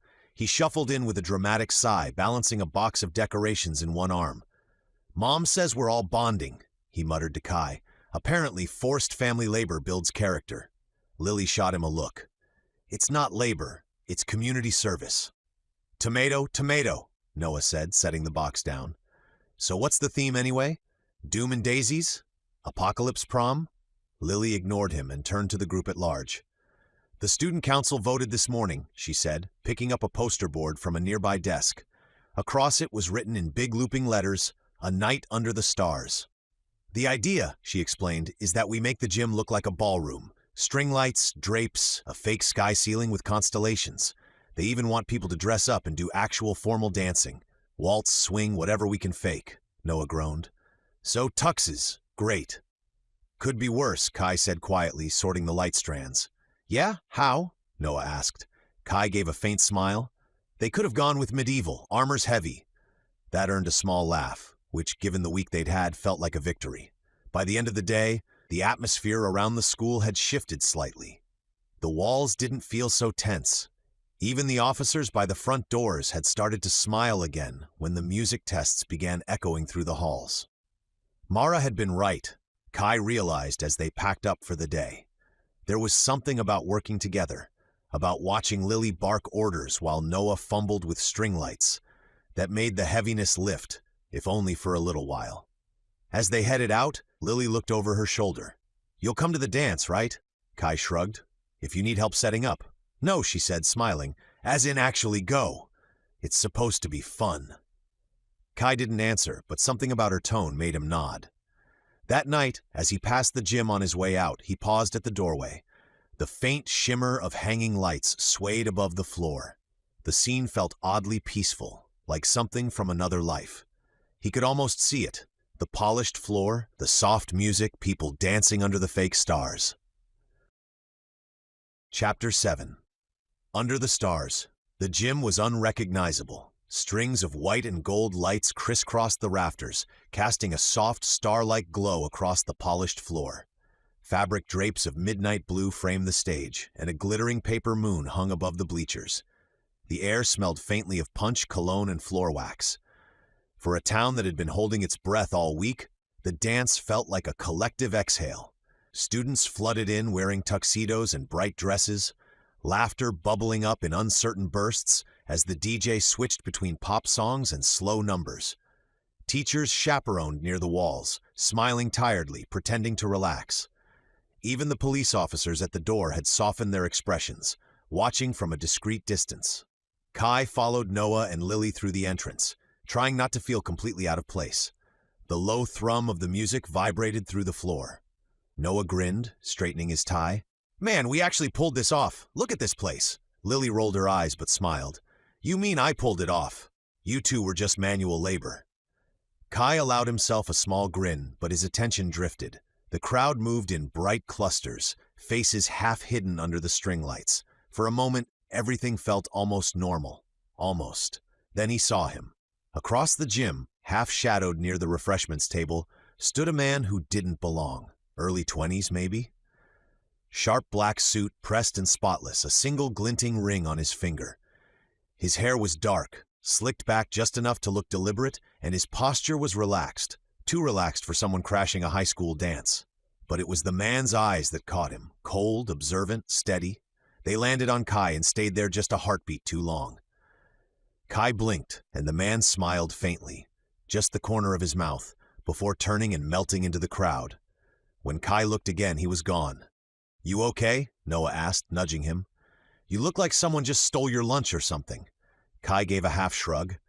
"Thought I saw someone I knew. Guess not." "Yeah, well," Noah said with a grin. "Even if you didn't, half the school's acting like they know you anyway. You realize every girl here's been talking about you all week, right?" Kai frowned. "What?" Lily nearby overheard and groaned. "Oh, don't act surprised. You walk around brooding and quiet like some movie character, and they eat it up." "I'm not brooding," Kai said automatically. "Exactly what a brooding guy would say," Noah shot back, grinning. Kai shook his head, a half-laugh escaping before he could stop it. But even as he tried to blend into the crowd, he could feel it. The eyes. Whispers at the edge of the music, quick glances followed by laughter and blushing faces. He didn't understand it. He wasn't trying to stand out, but something about him seemed to draw people in like gravity. The lights dimmed and the DJ's voice crackled through the speakers. "All right, folks, we're slowing things down for a bit. Grab someone and make it count." A slow melody filled the room. Soft strings, steady rhythm. Pairs began to form across the floor. Some couples held each other shyly, others swayed apart, laughing at the awkwardness of it all. Kai lingered near the edge, watching. Noah and Lily had already been dragged off by friends, leaving him standing by the wall. A few girls stole glances in his direction. One whispered to another, nudged her forward, then chickened out halfway across the floor. Kai smiled faintly to himself, unsure what to do with the attention. He'd apparently faced armies and survived battles, but this was unfamiliar territory. He turned his gaze toward the crowd again, scanning for the man in the black suit. Nothing, just students and teachers, lost in the moment. But somewhere deep in his gut, a flicker of unease refused to fade. Whoever that man was, he hadn't come for the dance. And the way he'd looked at Kai, like recognition, not curiosity, made Kai's skin crawl. The lights of the gym shimmered like stars trapped in glass, soft and golden, but beneath the music and laughter, tension ran like a current. Trent was back to being Trent. Even with the school crawling with officers and teachers trying to keep things peaceful, he'd found a way to make the night about himself, and to ruin it for everyone around him. It started at the punch table. The smaller boy he always tormented, Eli, quiet and gentle, the kind of kid who flinched when people raised their voice, was standing there refilling his cup when Trent accidentally bumped him from behind. The bowl tipped forward, crimson liquid cascading over Eli's white dress shirt. Laughter followed, sharp and mean. "Oh no, man," Trent said, grinning wide. "Looks like you didn't get the memo. It's red tie night, not red shirt night." Eli stammered something, but Trent just clapped him on the shoulder and pushed past him, leaving a trail of sticky footprints behind. Kai watched from across the room, jaw tightening. The teachers didn't see. They never did. Trent didn't stop there. He turned his attention toward a group of girls standing near the bleachers, smiling, awkward, trying to enjoy themselves. The first had an ill-fitting dress that hung just a little too loose at the shoulders. "Nice dress?"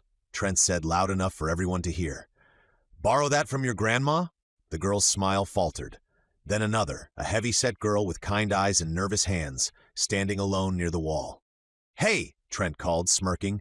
You planning to dance, or are you waiting for the floor to cave in first? Laughter rippled again, cruel and hollow. Kai's stomach turned. The girl tried to smile, her face going red as she fumbled for her drink. When she thought no one was looking, she brushed at her eyes with the back of her hand. He'd felt that he had seen that look before. Too many times. The look of someone trying to make themselves smaller in a room that had already decided they didn't belong. Across the floor, a group of popular girls gathered near him, all perfume and practiced smiles. Kai, one of them said sweetly, touching his arm. Dance with us? Another chimed in. Or maybe just with me? Their laughter was light, expectant. He smiled politely, shaking his head. Thanks, but I'm okay, one teased. You've been standing there all night. Don't be shy. I'm not shy, he said gently. Just not in the mood. They exchanged quick glances, whispers already forming as they drifted away. He barely noticed. His gaze had returned to the girl sitting alone near the bleachers, the one Trent had humiliated. She was staring down at her hands now, her untouched drink trembling slightly in her grip. No one sat with her. No one looked her way. The DJ's voice broke through the speakers. All right, everyone. Time to find your partner. We're doing a waltz next. The crowd shifted. Some groaned, others laughed, but couples began to form again. The music that followed was softer this time, a classic melody that seemed older than the rest of them. Steady, graceful, timeless. Kai's pulse quickened. He could still feel the rhythm before the first note even finished, something buried deep in him remembering the steps without being taught. The way hands met, how the world turned in circles to a measured beat. But his eyes stayed fixed on the girl in the corner. She sat perfectly still, pretending to scroll through her phone, her face turned away from the floor where everyone else began to dance. Kai took a slow breath. Maybe Harold was right. Maybe living like a normal person meant choosing what kind of man he wanted to be. And tonight, in a gym full of cruelty disguised as laughter, he knew exactly who that was. He stepped away from the wall, the light catching the edge of his sleeve as he crossed the floor. The music began, slow, graceful, full of soft strings and patience, the kind of melody that made the world slow down just enough to feel like time was listening. Kai crossed the gym floor, the crowd parting instinctively around him. He stopped at the edge of the bleachers where the girl sat, clutching her cup, staring at the floor as if she wished she could disappear. Hey, he said gently. She blinked, startled, looking up through red-rimmed eyes. Oh, hi, he smiled softly. Would you dance with me? Her expression froze. For a heartbeat, she didn't seem to understand the words. Me? He nodded. Color rose to her cheeks. I don't dance. Then I'll make it easy. He offered his hand, palm open. She stared at it, panic flickering in her eyes. I'll mess it up. I don't know the steps. That's all right, Kai said, voice calm, steady. Just trust me. She hesitated, glancing toward the floor where other couples were forming. The whispering had already started. The popular girls near the punch table were exchanging wide-eyed looks. Someone snickered. The girl's hand trembled as she placed it in his. You really don't have to. I want to, he said simply. When they stepped onto the floor, she moved stiffly, uncertain. I really can't dance, she murmured again, almost pleading. Kai leaned closer, his voice quiet but warm. Then don't, just step on my feet. Her eyes widened. What? Step on them, he said again, smiling now. I'll do the rest. She shook her head quickly. I'll crush you. Kai chuckled softly. Trust me, you won't. After another uncertain pause, she lifted her foot and placed it on his shoe, then the other. He waited until she steadied herself. Ready? He asked. I think so, she whispered. The next beat of music hit and Kai began to move. Slow at first, one measured step, then another. The girl wobbled, clutching his shoulder, but his grip was sure, guiding her through the rhythm like he'd done it 1,000 times before. Because he had. Ballrooms, royal courts, candlelit halls from centuries past, the memories came unbidden, not as flashes but as instinct. Every pivot, every graceful spin flowed through him as naturally as breathing. He turned them gently, his movements smooth and effortless. Don't look down, he said softly. Look at me. She lifted her eyes, uncertain, and then her expression changed. The fear melted away, replaced by something small and bright. They moved across the floor in slow circles, her skirt brushing the polished wood, her laughter breaking free in a quiet, astonished sound. Then Trent's voice cut through the air like glass. "Well, would you look at that?" he called from the sidelines. "Didn't know we were doing charity dances tonight." Laughter rippled, sharp and uneasy. The girl's steps faltered, but Kai tightened his hand around hers. His voice didn't rise. "Ignore him," he said softly. "He doesn't exist right now, just the music." She nodded faintly, and he turned her again, the light catching the edge of her hair. Something shifted in the room then. The laughter died away. The mockery faded. Students began to move aside, clearing space without realizing they were doing it. Kai moved with the kind of confidence that couldn't be faked, a timeless ease, each motion deliberate and full of grace. It wasn't just a dance, it was command, the kind that made others pause and take notice. By the second stanza, the girl's smile had grown. The fear was gone, replaced by something radiant. To her surprise, she wasn't clumsy anymore. She was gliding across the floor. Halfway through, Noah, who'd been watching from the edge with his arms crossed, let out a long sigh and muttered, "Screw it." He turned to the girl with the thick glasses, the one who had spent most of the night hiding behind the drink table. "Hey," he said with a grin, "how about we make this an even number?" Her jaw dropped, but she nodded, letting him lead her onto the floor. Lily watched, smiled, and shook her head. "Unbelievable," she muttered. Then she stepped forward and grabbed a quiet boy near the corner. "Come on, we're not letting them have all the fun." By the time the song neared its end, the gym floor was full again. But this time, it looked different. The pretty girls who'd laughed earlier were dancing with the quiet ones. The shy kids were smiling. Even Trent stood near the bleachers, arms folded, uncertain, his confidence shaken by the sight of the crowd moving together, no longer divided by the fragile borders he'd drawn. At the edge of the room, Mara and Evan stood beside the refreshment table, watching the scene unfold. Mara's eyes shimmered, a soft smile playing at her lips. Evan slipped an arm around her shoulder and whispered, "Guess the kids figured it out better than we ever could." When the song ended, the room fell quiet for half a second before the applause started. Soft at first, then rising until it filled the gym like thunder. The girl at Kai's side was beaming now, her cheeks flushed, eyes bright. She started, then shook her head, laughing through a few tears. "That was the first time I didn't feel invisible."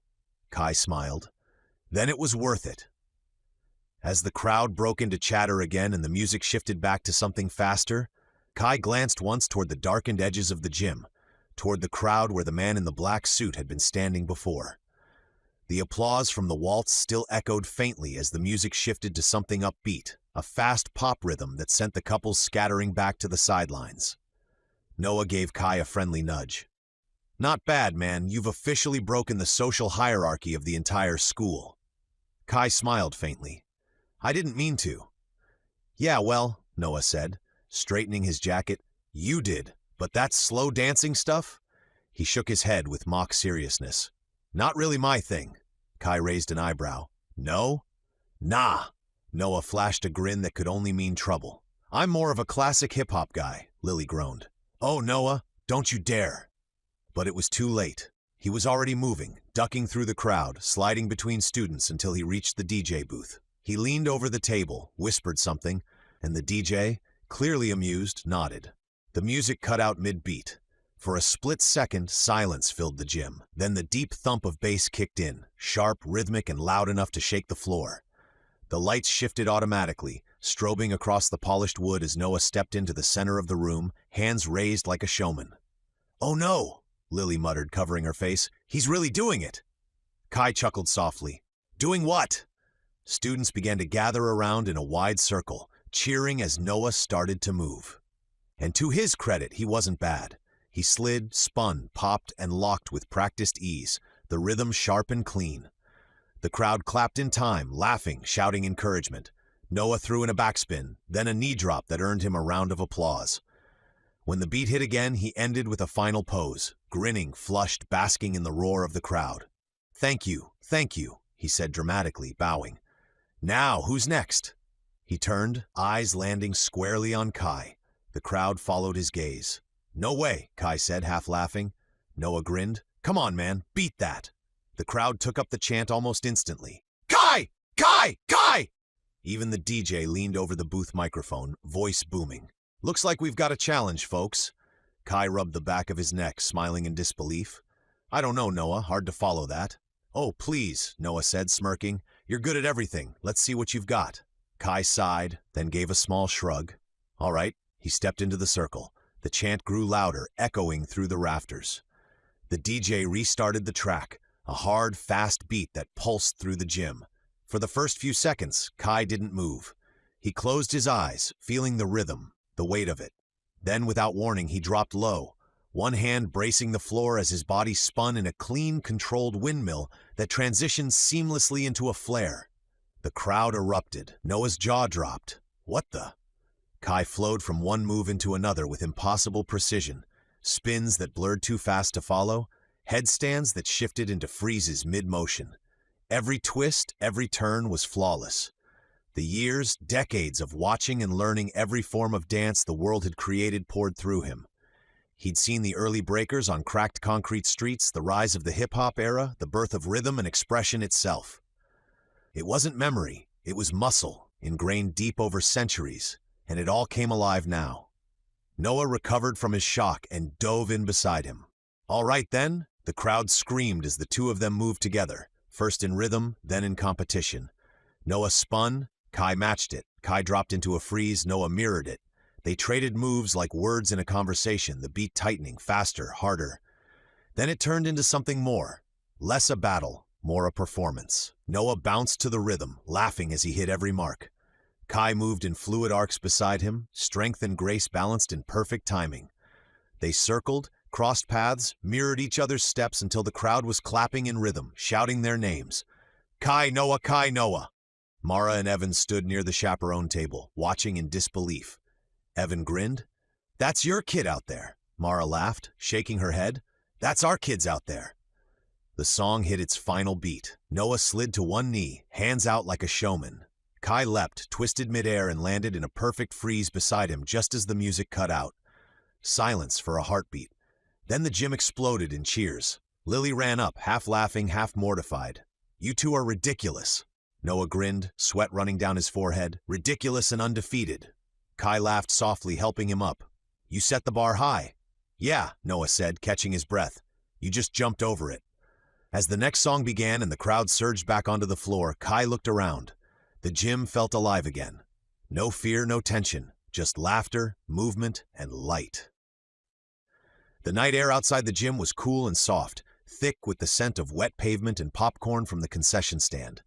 Though music still pulsed faintly inside, laughter, footsteps, the steady rhythm of a town finally breathing again. Kai followed Noah and Lily out the side doors, the three of them flushed from dancing and still half laughing. Mara and Evan were waiting near the parking lot, leaning against their car under the streetlight.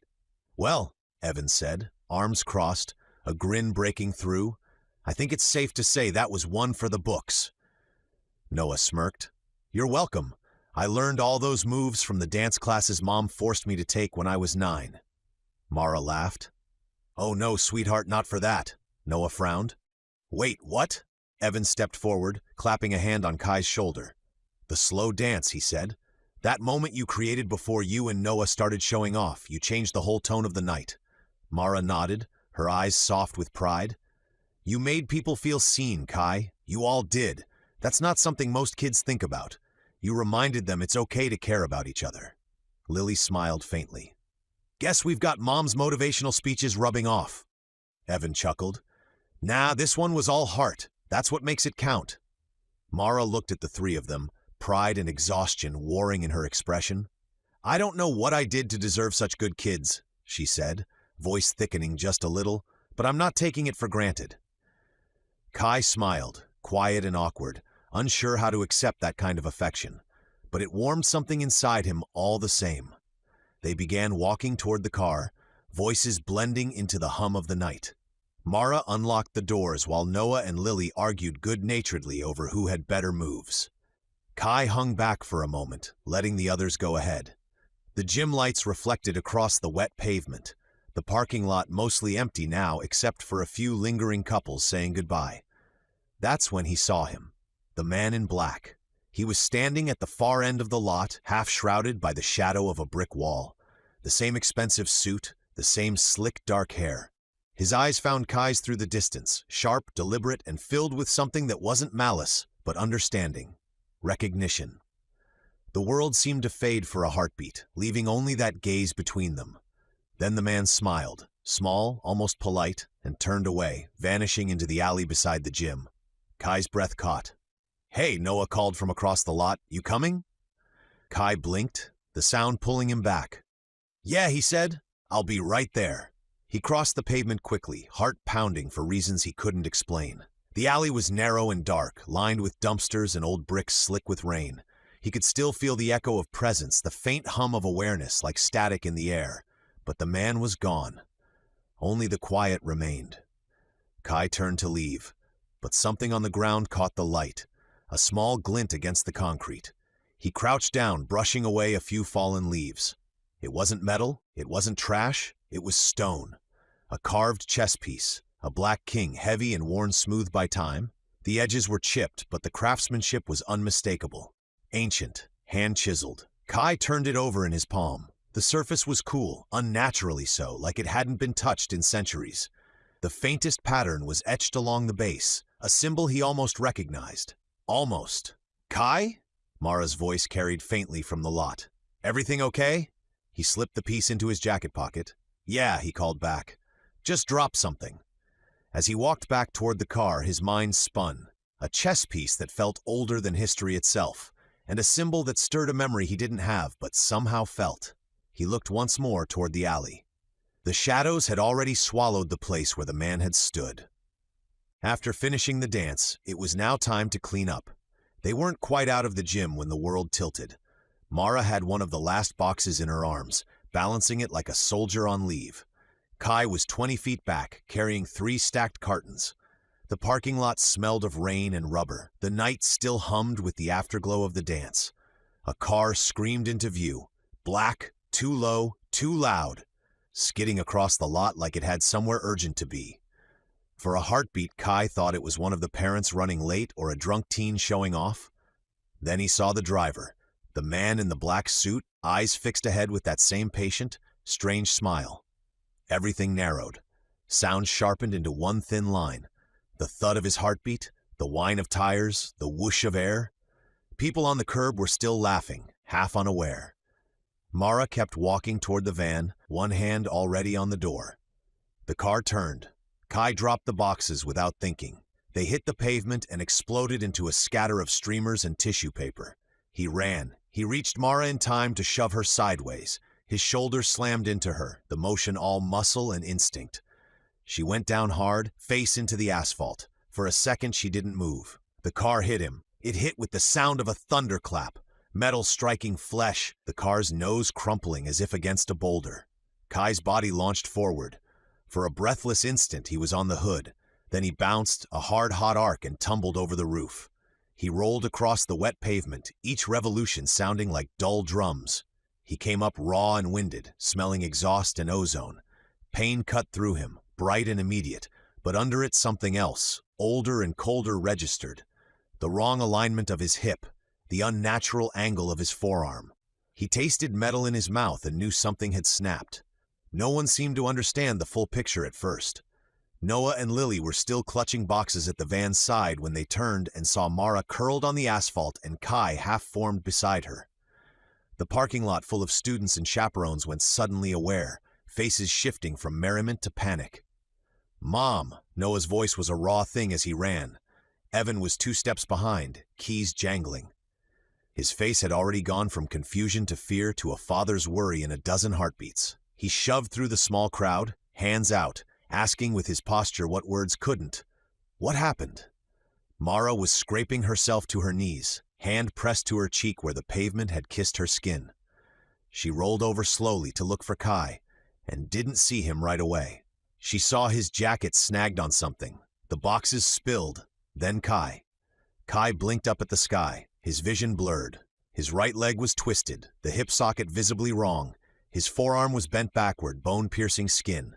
He took one breath, steady, deliberate, and another. Then he forced the hip back into place. A sharp, wet crack echoed through the lot. The pain burned through him, violent but fleeting, fading almost as soon as it came. His arm followed, a grim, practiced motion as he twisted the joint until the bone slid back under the skin. The blood stopped almost instantly. The wound sealed itself, leaving behind only faint red smears. Within seconds, the bruising lightened, his body knitting itself back together in eerie silence. He exhaled once shakily. The world steadied. "Mom!" Noah's voice broke through the ringing in his ears. He turned his head and saw them. Evan, Noah, and Lily rushing out of the gym doors, arms full of boxes. Mara was on her hands and knees, groaning, confused but alive. Kai pushed himself up before they reached him, forcing his posture straight, ignoring the ache still fading from his muscles. He brushed dirt from his jacket, pulled his sleeve down to hide the bloodstain. Evan reached them first. "Mara, are you okay?" She nodded weakly. I think so. It just came out of nowhere." Evan's eyes flicked to Kai. "What about you? You look pale." "I'm fine," Kai said quickly. "It missed me." Noah's gaze darted between him and the tire marks. "Missed you?" he said quietly, incredulous. He caught Lily's eye. She understood. They'd seen this before. The way he'd healed after the fire. Evan crouched by Mara, checking her arms. "We're calling the police. That driver, whoever it was, they aimed right for you." Mara shook her head, still dazed.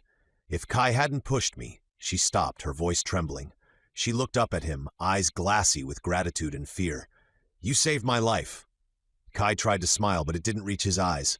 "Anyone would have done the same." "No," she said firmly. "They wouldn't have." She pulled him into a hug, tight, trembling, full of all the things she couldn't put into words. When she let go, her hands lingered on his shoulders. "But listen to me, Kai," she said softly, her voice half laughter, half tears. "Next time a car is coming for me, let it hit me. I would never forgive myself if something happened to you." Noah looked at her like she'd lost her mind, but she only smiled through it, the kind of love that carried both gratitude and terror. The police were called. Statements were given. The rest of the committee huddled near the doors, whispering about the car, the driver, the speed. No one had seen his face clearly. As the paramedics spoke with Mara and the officers spread out, Kai's gaze drifted down the dark stretch of road where the Mercedes had vanished. The black chess piece in his pocket seemed to hum against his palm, faint and alive.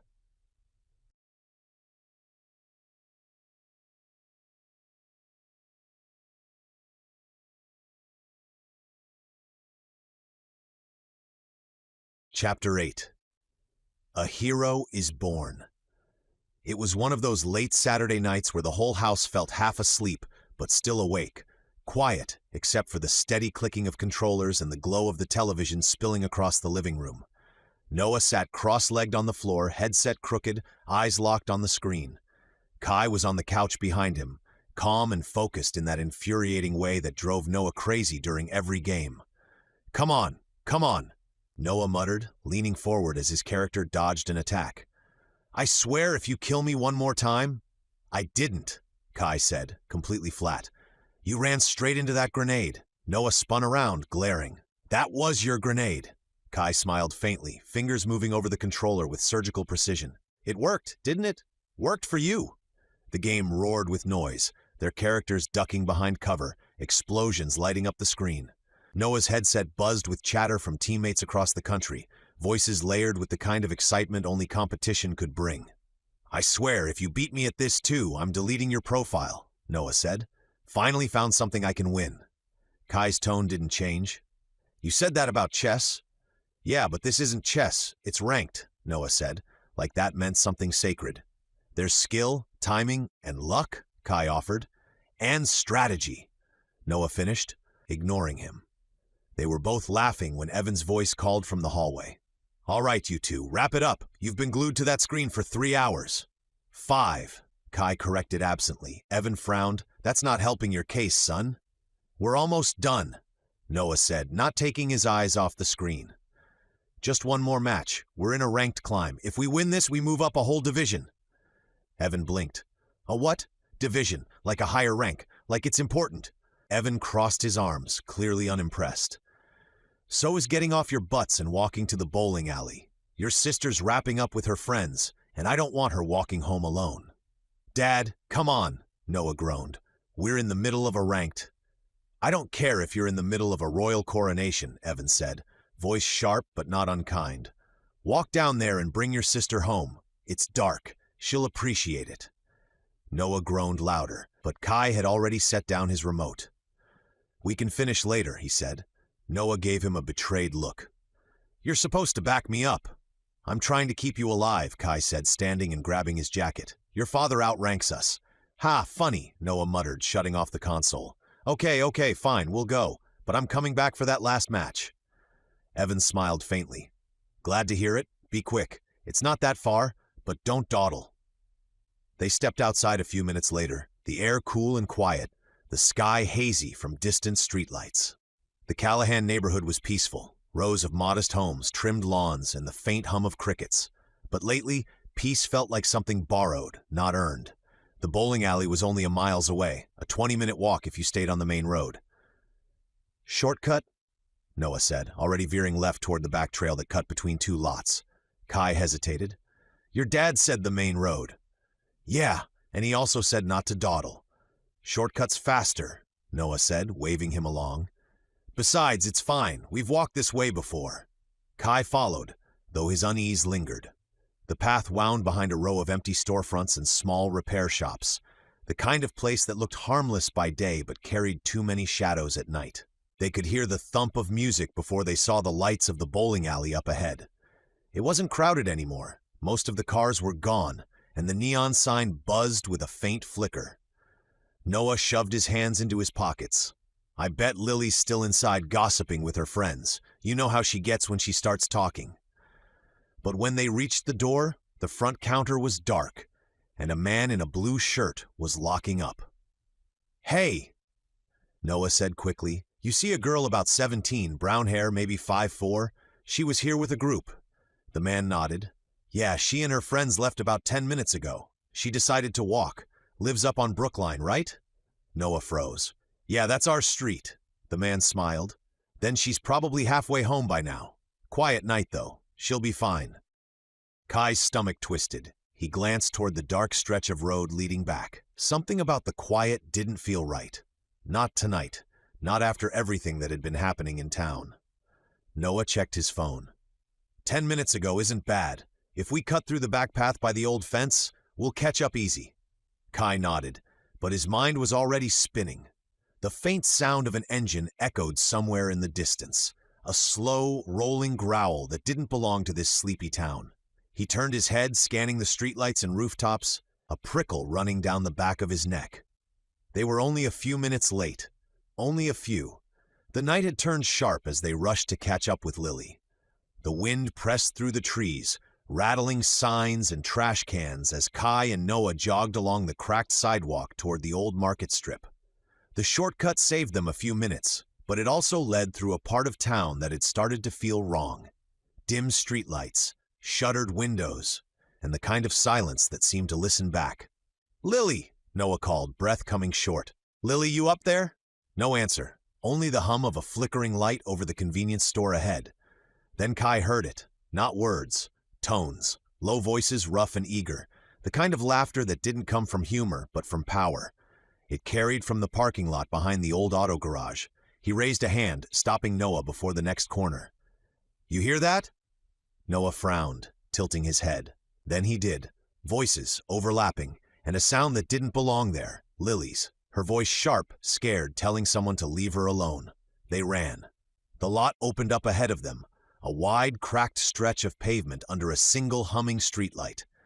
An old gas station sign leaned sideways, half its letters missing, and beneath it, trapped between two parked motorcycles in the wall, were Lily and another girl from school. Jess, he thought. 12 men circled them. They were all leather and denim, heavy boots and mean grins, the patch on their jackets stitched with a skull and chain. Bikers, the kind who looked like they'd been drinking trouble since noon. Come on, sweetheart, one of them was saying, grinning around a cigarette. Don't make us chase you. We just want to talk. Another snickered. Pretty little things like you shouldn't be walking around alone. Bad things happen at night. Lily's hand was clenched around Jess's wrist, her face pale but furious. "We're leaving. Move." "Oh, you're leaving all right," the first one said, stepping closer. "Just not yet." Kai didn't remember deciding to move. He just did. He broke into a run, Noah right beside him. "Hey," Noah shouted. "Back off." The men turned, surprise flickering into amusement. "Well, look at this," one of them said. More company. The biggest of the group, shaved head, arms like tree trunks, stepped forward, cracking his knuckles. "Ain't a night for heroes. Walk away." Noah didn't. He shoved him hard in the chest. "She's my sister." The man's grin widened. "Then you should have kept a better eye on her." The punch came faster than Noah expected. It hit square in the jaw, spinning him sideways into the pavement. He landed hard, coughing, his hand pressed to his face. "Noah," Lily cried, struggling against one of the bikers who grabbed her arm. Kai moved between them without a thought. His voice came out steady, quiet, almost too calm. "Let her go." The biker holding Lily sneered. "Or what?" Kai's eyes flicked to Noah, still trying to push himself up. 12 of them, 4 kids. This was bad. He felt it then, the pulse in his chest, that old buried heat that came when danger turned real. His instincts screamed to stop holding back, to do what centuries of battle had trained him for. But even now, part of him hesitated. He wasn't supposed to stand out. He wasn't supposed to draw attention. Another biker stepped closer, chain swinging in his hand. "You deaf, kid? You gonna back off or we're gonna make you?" Kai didn't move. The laughter started again, low and confident, the circle tightening around him. Noah groaned from the ground, trying to stand. "Kai," he said weakly, "help her." Kai's jaw tightened. His gaze slid from Lily's terrified face to the circle of men closing in, to the faint reflection of his own expression in the chrome of a nearby bike. The patience inside him snapped. Every muscle in his body coiled, old reflexes waking like something ancient stirring from a long sleep. The men didn't see it yet. They just saw a quiet kid standing in the dark. But they were about to learn, very quickly, that he wasn't just a kid. The first man reached for him, laughter still in his throat. Kai took a slow breath. The first man lunged. Kai moved like water. He sidestepped, grabbed the biker's wrist, and twisted hard. The sound of bone cracking echoed through the parking lot, followed by the man's yell as Kai pivoted, driving his elbow into his ribs. The biker went down gasping. The others froze for half a second, caught between shock and fury.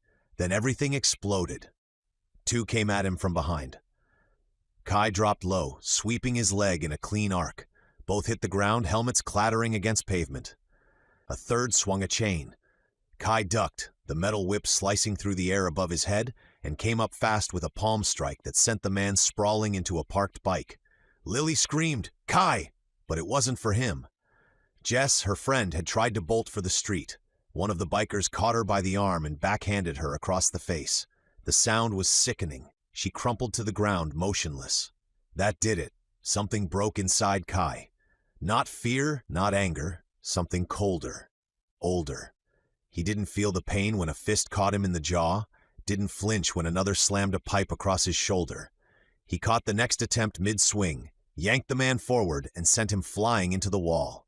The pipe bent in his hand like aluminum foil. Noah was on his feet again, swinging wildly at one of the smaller men. He landed a lucky punch before getting shoved back.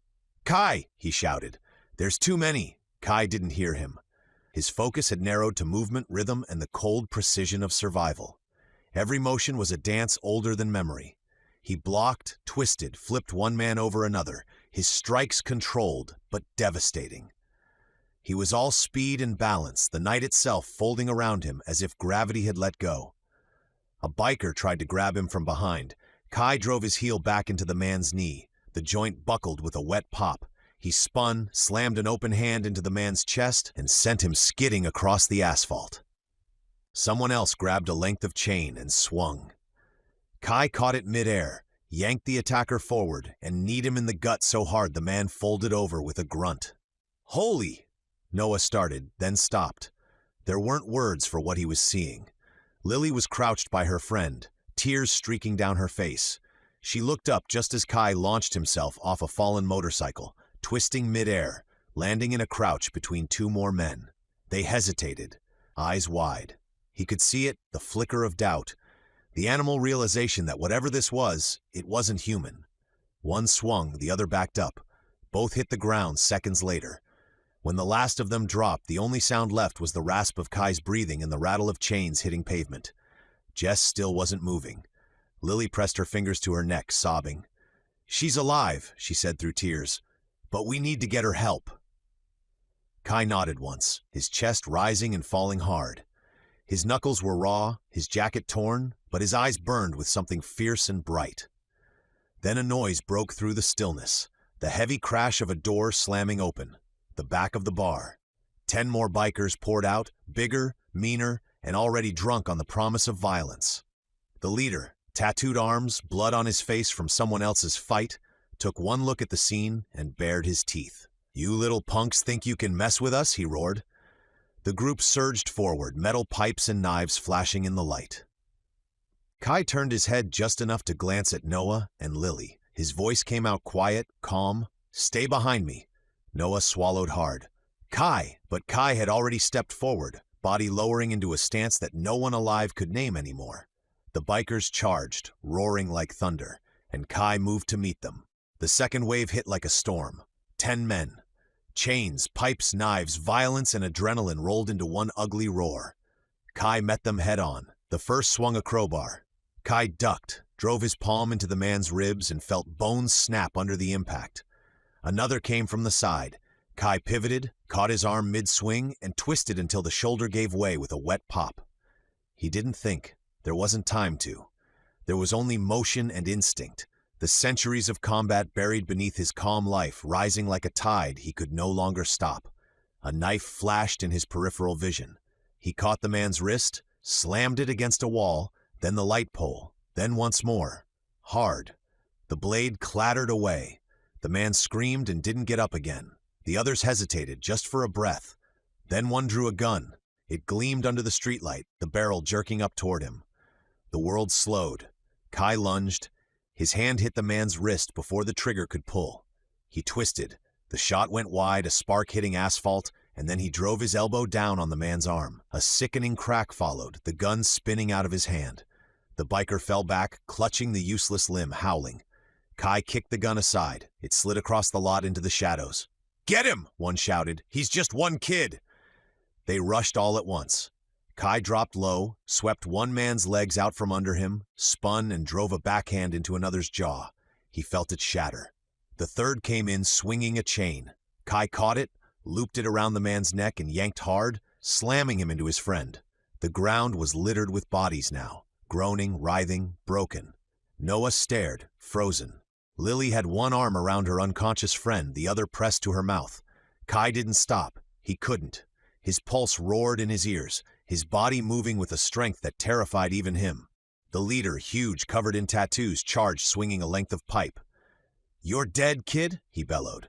Kai met him halfway. The pipe slammed into his shoulder, metal bending against him. Kai didn't flinch. He grabbed the man's collar, lifted him clean off the ground, and slammed him onto the hood of a car so hard the metal buckled. The man groaned, blood pooling from his mouth. You're not." Kai grabbed a motorcycle by the handlebars. The machine must have weighed 600 pounds, but to him it felt like nothing. He hoisted it over his head, every muscle in his body thrumming with controlled fury. The leader looked up, eyes wide with raw terror. "Please," he managed, begging for mercy. "Why?" Kai's voice came low and distant, like it wasn't even his. "You didn't? Kai!" The voice cut through the chaos like light through storm clouds. Lily. She was standing, her hands trembling, eyes wide, not in fear of the bikers, but of him. "Kai," she said again, voice cracking. "Stop, please." He froze. The world around him went still, the smell of oil and blood, the faint whimper of the broken men, Noah's sharp breaths. Lily's eyes shone in the dark. You can't be like them." Her words hit harder than any punch. Kai looked down at his hands, at the bike trembling in his grip, at the man cowering beneath it. And for the first time since the fight began, he saw himself. Saw what he was doing. What he'd almost become. His fingers loosened. The motorcycle thudded back to the ground beside the man. The leader scrambled backward, crawling away as Kai stepped back, breath shuddering. The silence that followed was heavier than the violence had been. Lily still stared at him, tears streaking her cheeks. "You saved us," she whispered, But if you'd done that, you would have crossed a line. Kai swallowed hard, the adrenaline bleeding out of him all at once. His voice came rough and quiet. I know. He turned away from the groaning bodies, from the shattered glass, from the part of himself he didn't want them to see. The sirens were already echoing in the distance, faint but growing louder.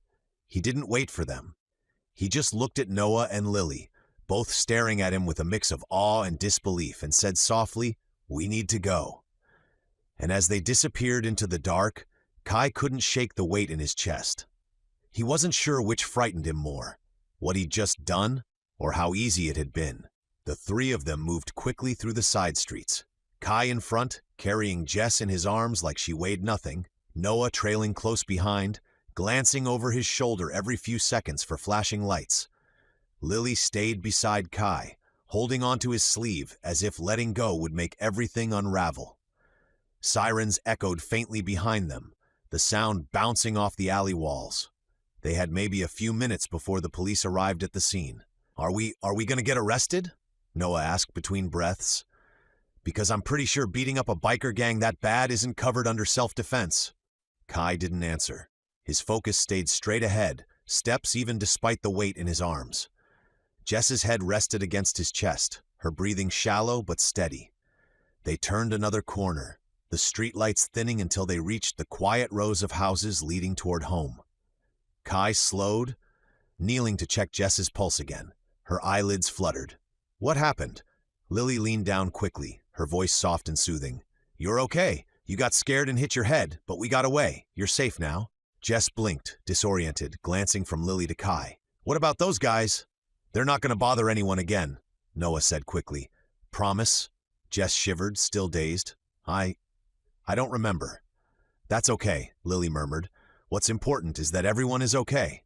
They reached her house a few minutes later, a single-story home with an old porch light flickering like it couldn't decide whether to die. Kai laid her down gently on the front steps, making sure she was propped safely against the railing. Noah rang the bell, then ducked behind a bush as the door opened. Jess's older brother stepped out, eyes going wide. "Jess! Hey, what happened?" "She fell," Lily said quickly. "She's okay, probably just needs rest." The boy didn't question it. He helped his sister up and hurried her inside, calling for her mom as the door shut behind him. Silence fell. Noah turned to Kai, still breathing hard, his hoodie streaked with dirt. "Okay, now can we talk about the insane thing you just did?" Kai looked down at his hands, the same hands that had broken bone and bent metal like it was nothing. "What do you want me to say?" "I don't know," Noah said, gesturing wildly. "Maybe start with the part where you turned into an avenging kung fu demigod in the middle of a biker brawl. You lifted a motorcycle, dude. Like, over your head." Lily crossed her arms, still shaken. "He's right, Kai. You can't do that where people can see you. If the cops had shown up 2 minutes earlier, they would have put us in handcuffs or worse," Kai said evenly. "I did what I had to." Lily's voice softened. "I know, but you also scared everyone, including me." Kai's expression faltered. "I didn't mean to." "I know," she said. "That's what scares me." Noah exhaled, rubbing his temples. "Look, man, I'm not ungrateful. You saved her, you saved us. But I have to ask, how? I mean, no one heals like that. No one moves like that. And that guy hit you with a pipe. I saw it bend." Kai hesitated. For once, he didn't try to deflect. He looked between them, these two kids who had somehow become the closest thing to family, and decided they deserved the truth. "At the hospital," he said slowly, "the doctors said they thought I was 15, maybe 16. "Yeah," Noah said. "So?" Kai's gaze dropped to the pavement. "They were wrong." Lily frowned. "Then how old are you?" He hesitated, then said quietly, "Older than you'd believe." Noah gave a nervous laugh. "What, like 2 or 3 years older? Big deal, man." Kai's eyes lifted to meet his. They were calm, but there was something in them, an exhaustion that felt ancient. "No," he said, 2 or 3,000. The words hung in the air like a slow bomb going off. Noah's mouth opened, but nothing came out. "You're joking." Kai didn't answer. Lily stepped closer, her voice barely above a whisper. "How do you know?" Kai nodded. "Harold. Apparently I knew him long ago. He said I've lived through wars before anyone remembered writing them down. That I fought for kings whose names turned into legends. He said I've died more times than I can count. And every time, I revive. The streetlight buzzed overhead, a soft hum filling the silence that followed. Noah ran a hand through his hair, pacing in a small circle. Okay, hold on. So what, you're saying you're immortal? Kai shook his head. I don't know. I just know I'm not normal. And I think... He hesitated. What? Noah asked. Kai's gaze drifted toward the end of the street, where the lights from the police cars reflected faintly off the clouds. I think someone else does know. Maybe more than one person. I don't know who. I just feel it. Lily's voice was quiet. Like someone's watching? He nodded. Yeah. They stood there for a while, the night air wrapping around them. Noah eventually shoved his hands in his pockets, his voice softer now. Okay, so you're immortal. People might be watching, and we just took down a biker gang. Cool, totally normal weekend. Kai almost smiled. I told you I wasn't good at fitting in. Lily's expression softened. You fit in better than you think. You just need to be careful, please. Kai nodded slowly. I will. They started the walk home together, silent except for the crunch of gravel underfoot. The sirens were fading now, just a distant echo carried on the wind. But Kai couldn't shake the feeling that somewhere, hidden in the dark corners of the town, someone had seen exactly what he'd done tonight, and they were waiting for him to do it again. Chapter 9, Limits. It started as Noah's idea, which in retrospect should have been warning enough. 2 nights after the fight, the town still hummed with rumors. The police blamed the biker gang for tearing each other apart in some kind of drunken brawl. No one mentioned 2 teenage girls or a mysterious stranger. For now, they were safe. But Noah wasn't done thinking about it. Kai, he'd said that afternoon, pulling him aside in the garage, you have got to know what you can do. I mean, there has to be a limit, right? Kai had just stared at him. I don't think that's a good idea. Yeah, well, Noah said, lowering his voice, neither was fighting 12 grown men, and that turned out awesome. By nightfall, Noah had a plan, and a key. Where'd you get that? Kai asked as they crouched behind the gymnasium after dark. Noah twirled it on his finger, smirking. Borrowed it. You mean stole it. Semantics. Mom's school keyring has like 40 of these. She'll never notice one's missing until Monday. Kai sighed. You realize this is a terrible idea? Yup, Noah said, unlocking the side door. That's what makes it fun. The heavy door creaked open, spilling a sliver of light into the night. They slipped inside, the faint smell of floor polish and rubber mats filling the empty halls. The athletic building looked different without the noise. Just rows of benches, gleaming dumbbells, and racks of metal that caught the light from the emergency lamps. Noah flicked on the switch. The fluorescence buzzed to life. All right, Mr. Immortal, he said, rubbing his hands together. Let's see what you can do. Kai shook his head but followed him to the weight benches. And if someone comes in? No one's coming in. It's Friday. Even the janitor's got a poker night. Kai sat on the bench, glancing at the weights. You really want me to do this? Are you kidding? This is science, bro. Noah started loading plates onto the bar, 45 after 45, the metal clinking into place. All right, he said. We'll start normal. 2 plates aside. Kai lifted it easily, the bar easily moving as he pressed it skyward. Okay, Noah said, grinning. Too easy. Add another. They stacked more on, 2 more plates, then another pair. The bar began to groan faintly under the load. Kai didn't even flinch. Still fine, he said. Noah stared. That's 400 pounds, dude. Kai gave a small shrug. Feels like 50. Okay, Noah said, practically vibrating. Now we're getting stupid. He added more, carefully, until there hardly any space left. The bar looked like it had swallowed every plate in the building. He stepped back, eyebrows raised. You're gonna break something. Kai's voice was quiet. Probably. He lifted. The metal screamed. The bar flexed visibly under the strain, bowing like a drawn bowstring. The ends trembled. The plates rattled. Kai's arms didn't shake. He exhaled once, smooth and steady, and pressed the bar upward until it locked out above him. Noah just stood there, mouth open. You just benched everything. Kai set the bar back into place gently. The rack groaned like it was grateful to survive. You done? Kai asked. Not even close. Noah laughed, stepping closer to inspect the bar. You see that bend? That's not supposed to happen. I think you actually hit the limit. Kai sat up, wiping his hands on his jeans. I told you there was no point. No point? Noah said. Dude, you just broke physics. You're like Captain America's angry cousin. Kai gave him a look. I'm not a superhero. Yeah, keep telling yourself that, Noah said, shaking his head. You've been walking around pretending you're just some quiet kid, and you're out here bending gym equipment like it's no big deal. Kai didn't answer. His gaze had drifted toward the warped bar, toward the way it bowed under the weight even now, humming faintly in the silence. Noah stared. You didn't even breathe heavy. Kai set the bar back. I guess it's not that hard. Not that, dude, do you even know how insane this is? Kai looked down at his hands. No, I don't know what normal is.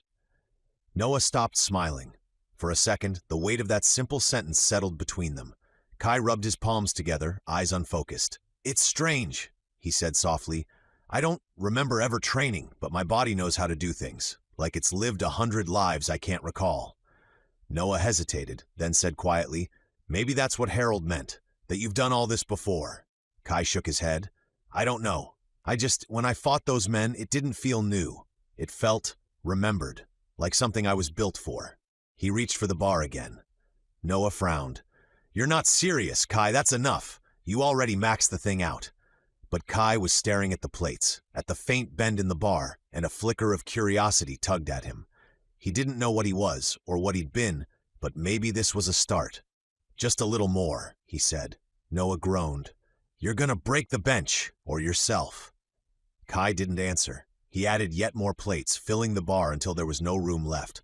The bar sagged visibly, groaning in protest. Dude, that's over 700 pounds, Noah said. The bar isn't rated for that. Kai gripped it anyway, hands tightening around the knurled steel. He lifted. The metal screamed. The plates rattled, but it rose, smooth, controlled. Kai's breath came slow and steady. For a moment, he felt something hum deep in his chest. A strange pulse of energy that didn't feel like muscle or adrenaline, but something older. He set the bar back down carefully. The rack quivered, the bar visibly bent in the middle. Noah's eyes were wide. Holy crap, you just broke the bar. Kai sat up, staring at the warped metal. His pulse was steady, but his mind was anything but. I didn't think I could do that, he said quietly. Yeah, well, Noah said, still gaping. Apparently you can do a lot of things you don't think you can. Kai looked down at his hands again, turning them slowly. They looked ordinary. Rough palms, short nails, but they didn't feel ordinary. They felt like something designed for more than this world knew. I don't know what I am, he said softly. Noah shrugged. Guess we'll figure it out. But maybe let's not do it with Mom's key next time, yeah? Kai gave a small, reluctant smile. They shut off the lights and slipped out into the cool night, locking the door behind them. The gym fell silent again, empty except for the faint metallic creak of the ruined barbell bent under the weight of what it had just endured. The night air was cold as they walked home from the gym, sneakers crunching softly against the gravel. The streets were empty, washed in a pale orange glow from street lamps overhead. Kai was quiet, lost in thought, still seeing the image of the bent barbell in his mind, the way it had screamed under his hands. The walk home was quiet, the kind of stillness that made even the crickets sound distant. The street lamps hummed overhead, throwing thin halos of orange light onto the cracked sidewalks.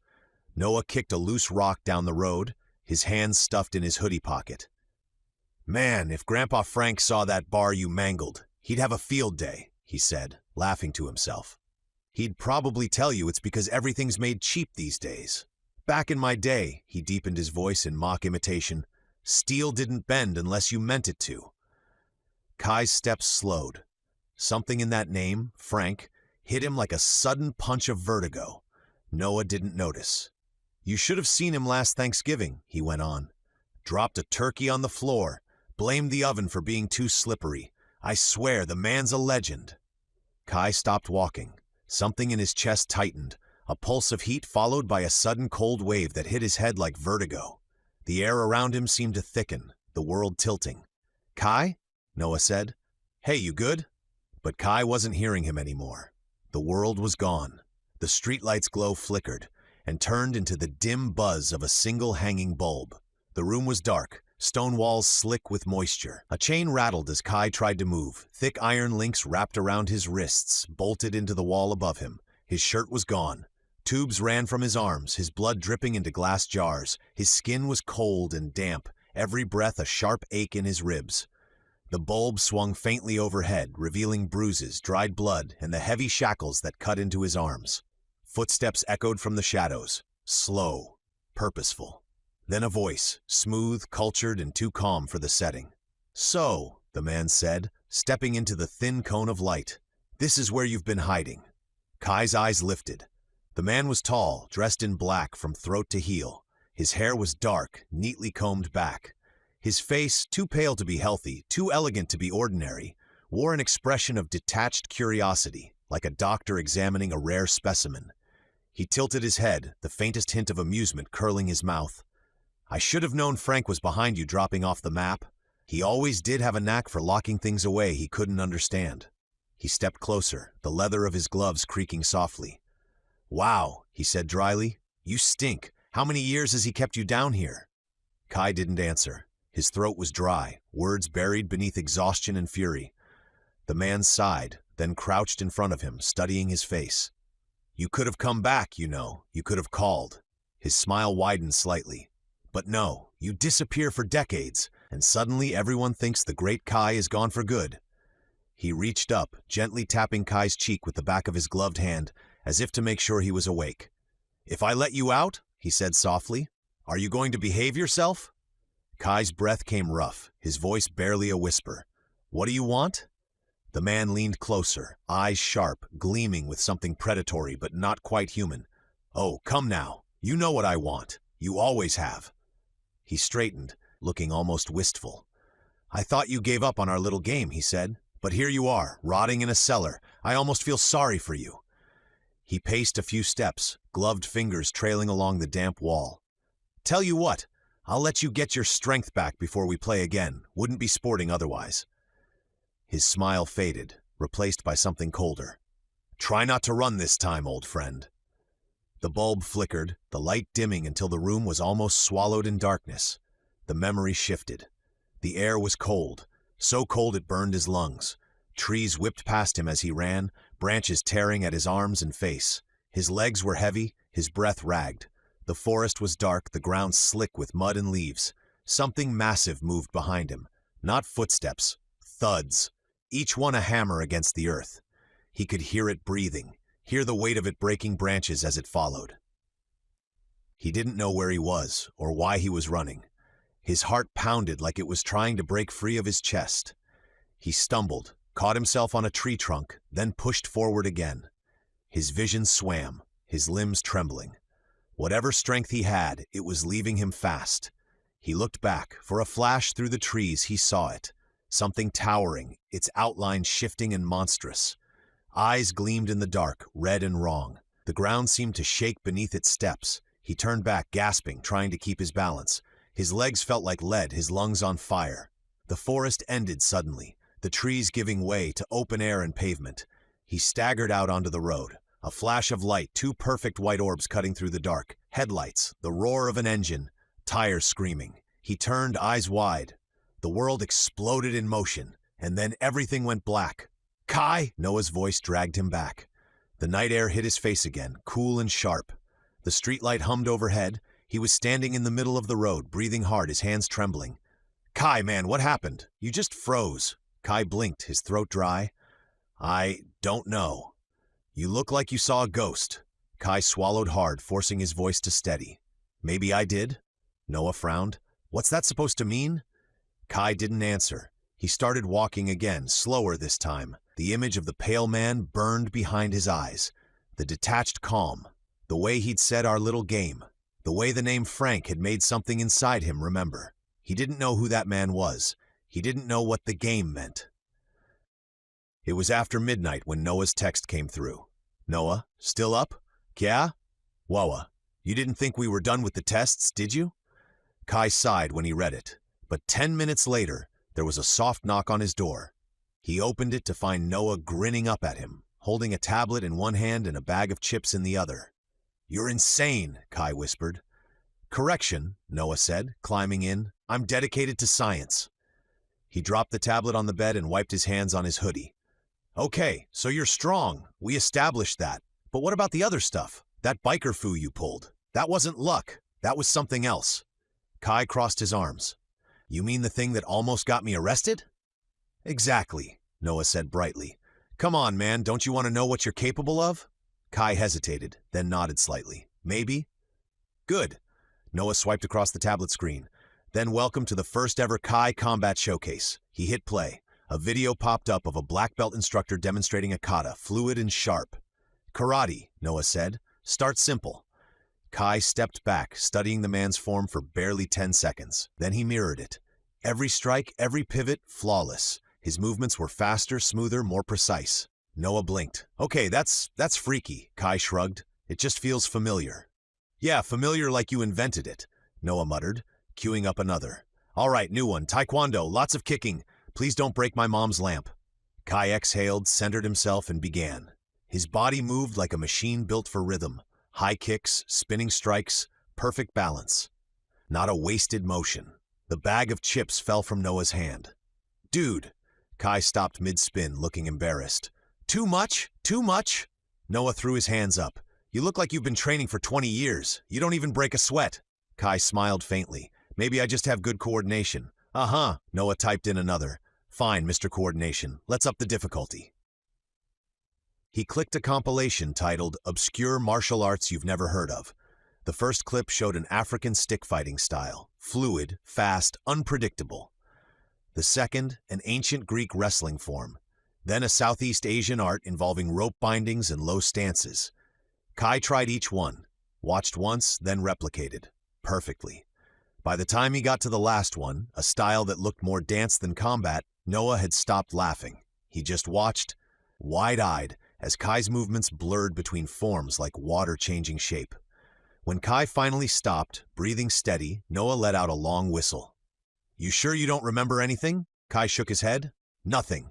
Because that wasn't YouTube-level skill. That was ancient monk meets super soldier type stuff. Kai smiled, but it didn't reach his eyes. It's strange, he said quietly. My mind doesn't remember, but my body seems to. Noah flopped down onto the bed beside him. You're a freak of nature, man. And when they make the movie about you, because let's face it, they will, I better be in it, like your sarcastic origin story sidekick. Kai raised an eyebrow. You'd want that? Are you kidding? I'd be famous. The Immortal and the other guy. Kai actually laughed. That title's terrible. Hey, it'll sell, Noah said, grinning. We'll work on the tagline later. They sat there in the dim light of the bedroom, the tablet still glowing faintly beside them. For a moment, it almost felt normal. Two kids joking about superheroes, not one of them possibly being one. But when the laughter faded, Kai looked at his hands again. The way they'd moved tonight, too precise, too perfect, still haunted him. If this was instinct, what else was buried beneath it? And what would happen when more of it woke up?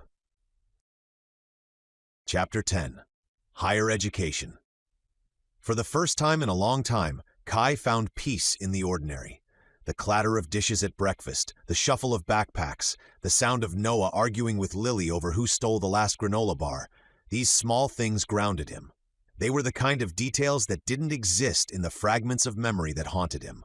No blood, no chains, no death. Just morning sunlight spilling through the window and the smell of coffee. Field trip day, baby, Noah announced, slinging his backpack over one shoulder. College life, here I come. Mara raised an eyebrow from where she stood by the coffee maker. You do know the point of the trip is to explore potential career paths, right? Not scope out the cafeteria. Please, Noah said, grinning. It's not about the cafeteria, it's about the college girls. Higher education, Mom. I'm embracing it. Lily rolled her eyes. You're a walking embarrassment. Kai tried to hide his smile behind his cereal spoon. Evan walked in, half-dressed for work, holding a mug. Don't forget your permission slips. The last thing I need is the school calling to say my son's been sent to detention. Wouldn't be the first time, Lily muttered. Kai stood, tucking his hands into his jacket pockets. What are we supposed to do when we get there? Tour, lunch, and some sample classes, Mara said, handing him his form. It's a good chance to see what interests you. They'll have all kinds of departments open. Noah leaned against the counter, smirking. I'm interested in social studies. You know, studying people. Specifically, people in cheerleader outfits. Lily groaned. You're hopeless. Kai just shook his head. I think I'll check out the history program. Mara smiled softly. That sounds perfect for you. Yeah, Evan added. From what Mara tells me, you might even teach the professor a thing or two. Kai hesitated at that, because in a strange way it might have been true. The school buses rolled into the college parking lot by mid-morning. The campus stretched out before them like something from a catalog. Tree-lined paths, red brick buildings, students sitting on benches with laptops and coffee cups. This, Noah said, stepping off the bus with a dramatic sigh, is heaven. Don't embarrass me, Lily warned, pulling her hoodie tighter. No promises? Kai walked a few paces behind them, watching everything. The place had a pulse, energy and laughter and youth. He could almost pretend he was like them, just another student trying to figure out his future. Almost. A tall man in a university jacket waved them forward.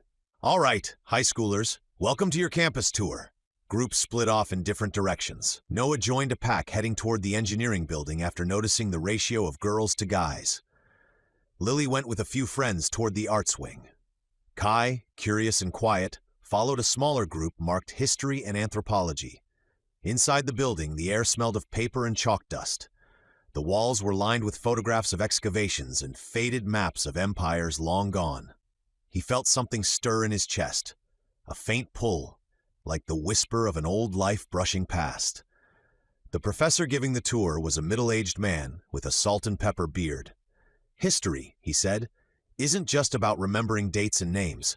It's about understanding how we got here and how easily we forget where we came from.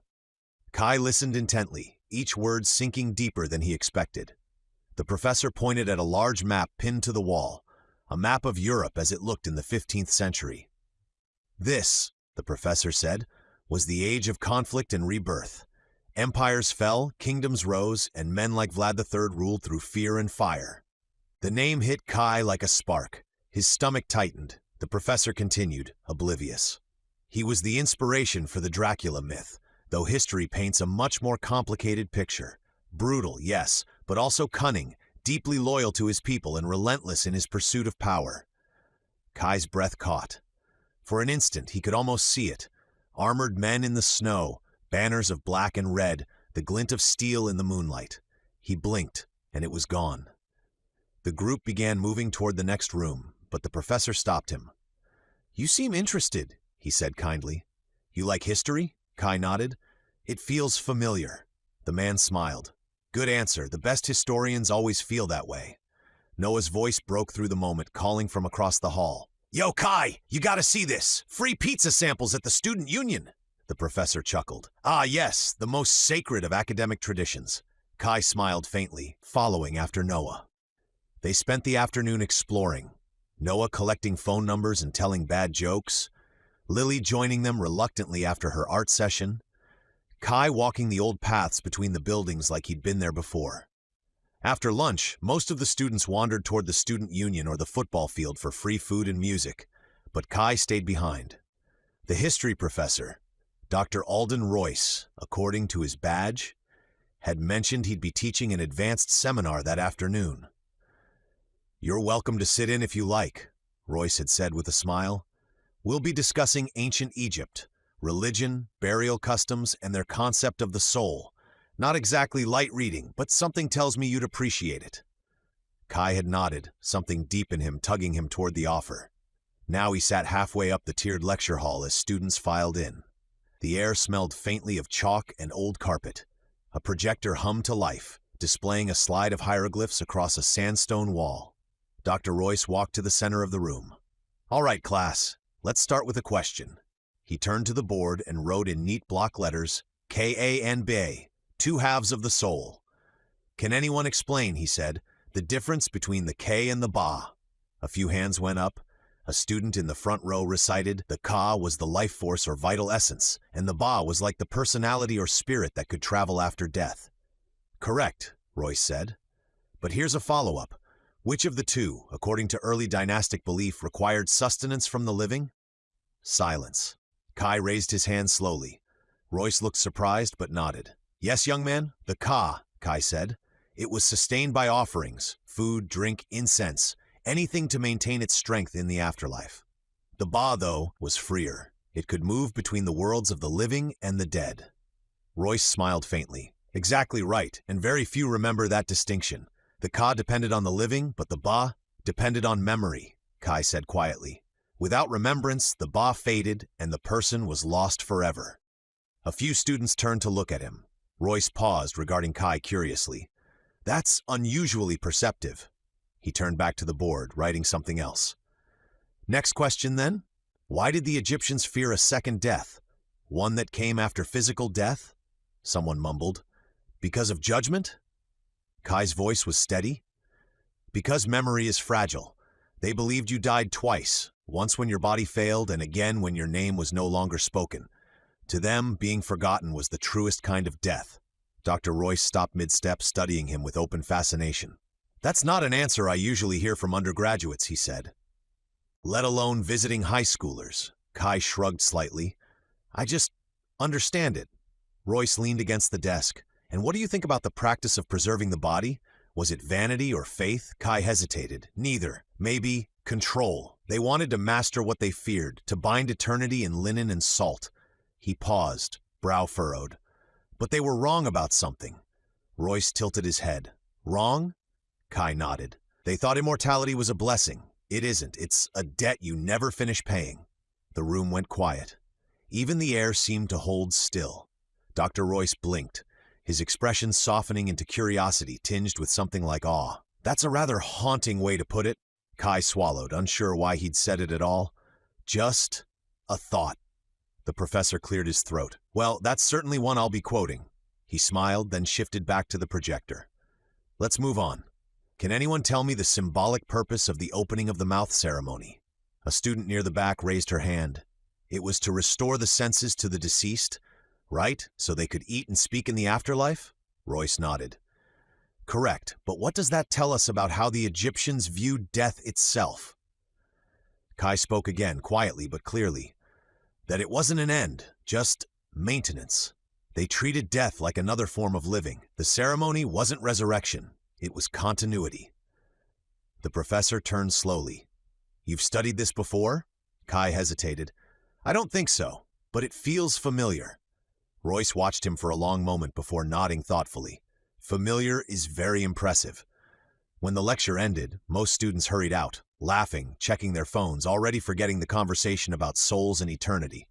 But Dr. Royce stayed at the front, organizing his notes. Kai lingered in his seat. The professor looked up and smiled. You have a sharp mind, he said. Most people several years your senior barely stay awake during this class.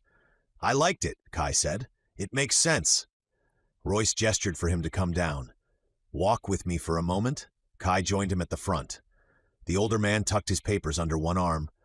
You remind me of someone I knew a long time ago. A man who used to say history wasn't about the past, it was about memory. Kai tilted his head. Was he a teacher too? Royce chuckled softly. In a way. He studied Kai's face for a moment, something unreadable passing behind his eyes. You have a gift for seeing beneath the surface. Don't lose that curiosity. It's rarer than you think. Kai nodded. Thank you, sir. Royce smiled faintly. You're welcome. And if you ever find yourself here for real, I'd be honored to have you in my class. Professor? Kai said quietly. Royce glanced up, his expression warm but curious. Yes? Could I ask you a few more questions? Of course. Royce smiled, setting his papers aside. Always happy to talk history. What about? Earlier today, Kai said, you mentioned Vlad III, Vlad Tepes. Royce raised an eyebrow. Ah, the Impaler. Now that's a name that gets attention. What about him? Kai hesitated. You said he inspired the legend of Dracula. I wanted to know more about the real man, not the stories. The professor leaned against the desk, intrigued. A good question, he said. Most people only know the myth, the fangs, the cape, the Transylvanian castle, but the truth is both more human and more horrifying. He picked up a piece of chalk and drew a rough outline of Europe on the board, circling the region of Wallachia. Vlad III's ruled here in the mid-15th century, Royce began. It was a brutal time. War with the Ottomans, shifting loyalties, assassinations. Vlad ruled through fear. He was ruthless, yes, but he was also intelligent. He used terror as a weapon of order. Kai nodded slowly. And the impalements? Oh, those were real, Royce said, almost grimly. Thousands of them. His enemies feared him more than they feared death itself, but what people forget is that his cruelty kept his people safe, at least for a while. He paused, watching Kai's expression. "You've read about him before?" Kai shook his head. "No, it just is interesting." Royce chuckled softly. "That's how you know you're a historian at heart." He turned back to the board. "Now, as for the vampire myth, most of that came centuries later. People in Eastern Europe had strong beliefs about the dead walking again. They found corpses that hadn't decayed and assumed the worst." Kai frowned. "And the blood?" "Ah," Royce said, tapping the chalk against the board. "That's where things get interesting. There were rumors, nothing verifiable, that Vlad sometimes dined among the impaled after battle, that he would eat as they died, even drink from goblets stained with blood. But again, myth often grows from exaggeration. Drinking blood was a symbol of dominance, not immortality." Kai's voice was soft. "But myths usually start somewhere, don't they?" Royce looked at him, a glint of interest in his eye. "Yes, every legend usually has a thread of truth. The question is, what does that thread connect to?" Kai stared at the board, at the simple chalk line representing Wallachia. "You said his death wasn't certain." "That's right," Royce said. "Most historians believe he died in battle in 1476, beheaded by his own men, perhaps even betrayed by an ally. But his body was never found, only his head, supposedly sent to the Ottoman Sultan as proof. But the Sultan had never seen Vlad. It could have been anyone's." He tilted his head thoughtfully. "And that's where the line between history and legend starts to blur. Because you see, some records, fragmented ones, suggest the man who led the army that killed him wasn't an enemy at all. He was once Vlad's ally, his closest friend." Kai's chest tightened. "What happened?" Royce exhaled through his nose, folding his arms. "That's the mystery. Some say he betrayed Vlad out of ambition. Others say it was out of mercy, that he'd seen too much death, too much cruelty, that he couldn't stand what his friend had become." He gave a small, almost wistful smile. "The old ballads call him the ghost of mercy. They say he wept after striking the final blow, that he buried Vlad himself before vanishing into the mountains." Kai felt something cold slide through him. His pulse quickened. His hands trembled slightly, though he quickly hid them in his jacket pockets. Dr. Royce didn't notice. He was still talking, his tone academic but passionate. "Of course, historians dismiss all that as folklore. It's beautiful, but unverifiable. Still, it makes you wonder." Kai found his voice again, quiet and low. "Do you believe it?" Royce smiled faintly. "That there was once a man who tried to stop a monster and disappeared into legend? Maybe." He shrugged. "But a vampire? No. Monsters are rarely that simple." Kai looked at him for a long moment. "Maybe they never die. They just change names." The professor chuckled softly. "Now that's a thought worth publishing." Kai gave a small, uncertain smile. "Thank you, Professor, for your time." "Anytime," Royce said warmly. "And Kai, yes? Curiosity like yours is rare. Don't lose it. The world already forgets too much." Kai nodded once and turned toward the door, his mind spinning with the words, "An ally who became an enemy. A ghost of mercy. A body never found." And somewhere in the shadows of his fragmented memory, he saw again the pale man in black, the one who'd called him old friend. The afternoon sun stretched long across the campus as the high school students began gathering by the buses. The tour guides were herding them into loose lines, waving clipboards and calling out group numbers. The smell of fresh-cut grass and food truck grease lingered in the air. Noah, however, was nowhere near the buses. Kai spotted him across the plaza, leaning casually against a bench, laughing with a girl in a red hoodie who looked like she actually belonged here. She was a college student, confident, bright-eyed, holding a coffee cup that said Anthropology Club in faded letters. "Of course he found someone," Lily muttered beside Kai, shaking her head. "He's like a magnet for bad decisions." "Should we stop him?" Kai asked, watching Noah gesture animatedly as he talked. "I'll try first," Lily sighed, stepping forward. "This is gonna be good." They walked across the courtyard. As they got closer, Kai could hear bits of the conversation. "So yeah," Noah was saying, running a hand through his hair. "I'm into athletics, thinking about majoring in sports science. Or, maybe philosophy. Deep thoughts, right?" The girl smiled. "That's ambitious." "Yeah," Noah said, leaning against the bench like he'd rehearsed it. "I like to keep my options open." Hey, Romeo, Lily said, interrupting. Bus leaves in 5. Noah waved her off. Relax, Lil, I'm networking. Lily crossed her arms. She's a college student, Noah. Exactly, he grinned. Connections, experience, maturity, it's all part of the plan. The girl laughed, amused but skeptical. You're in high school, right? Seniors? Technically, Noah said, grinning wider. Close enough. Close enough? Lily echoed, raising an eyebrow. He's 16. The girl blinked. Wait, what? Noah froze. Lily! Her expression was perfectly innocent. What? You said you were enrolling soon. The girl took a step back, coffee cup halfway to her lips. 16? Oh my God, I thought you were at least a senior. Physically, yes, Noah stammered. Mentally, I'm very advanced. Uh-huh, she said, already turning. Good luck with high school. She walked off briskly, leaving Noah standing there, mouth open, eyes wide. Lily smirked. You're welcome. He turned to her, betrayed. I was this close. She was laughing at my jokes. She touched my arm, and then bam! You dropped the age bomb like a grenade. You were flirting with a college girl, Lily said. You're lucky I saved you before she called campus security. She liked me, Noah insisted. She pity-laughed you, Lily said. Big difference. Kai stood behind them, trying and failing not to laugh. We should go, he said finally. Bus is loading. Noah groaned, dragging his feet toward the buses. You betrayed me, he muttered to Lily. You'll never understand true love. Oh, I understand it fine, Lily shot back. I just have standards. As they reached the line of yellow buses idling by the curb, Kai glanced over his shoulder, scanning the crowd. Students were milling everywhere, teachers calling names, the hum of laughter and conversation blending into the sound of engines. And then he saw him. Across the plaza, standing perfectly still among the crowd, the man in black. Same dark suit, same pale face, his black hair slicked neatly back. He stood like a shadow in the sunlight, his posture almost regal, hands clasped behind his back. And though dozens of students passed between them, Kai knew. The man's gaze was fixed squarely on him. Their eyes met. A slow smile spread across the man's lips, cold, patient, knowing. Kai's stomach dropped. Hey, Noah said beside him, still sulking. You coming, or are you waiting for a secret admirer? Kai blinked, glancing back toward the plaza. The man was gone. Only sunlight and moving bodies remained. Kai hesitated, staring at the empty spot for a moment longer. Then he climbed onto the bus without another word. As the doors shut behind them and the engine rumbled to life, he turned to the window, just in case. But the crowd outside was ordinary again. No black suit, no piercing eyes, no smile. And yet, he couldn't shake the feeling that the man hadn't left, only stepped back into the shadows, waiting, watching.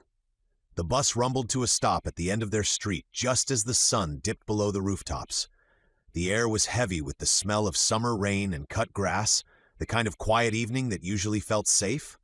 But the moment Kai stepped off the bus, he felt something was off. Evan was sitting on the front porch, elbows on his knees, hands covering his face. His shoulders sagged in a way Kai hadn't seen before, a kind of exhaustion that went deeper than being tired. Mara sat beside him, one hand on his back, murmuring something too soft to hear. Lily stopped halfway up the walk. Dad? Evan looked up, forcing a smile that didn't reach his eyes. Hey kids, welcome home. Mara's expression was gentle but worried. Why don't you all come sit down for a minute? Kai followed quietly as they climbed the steps.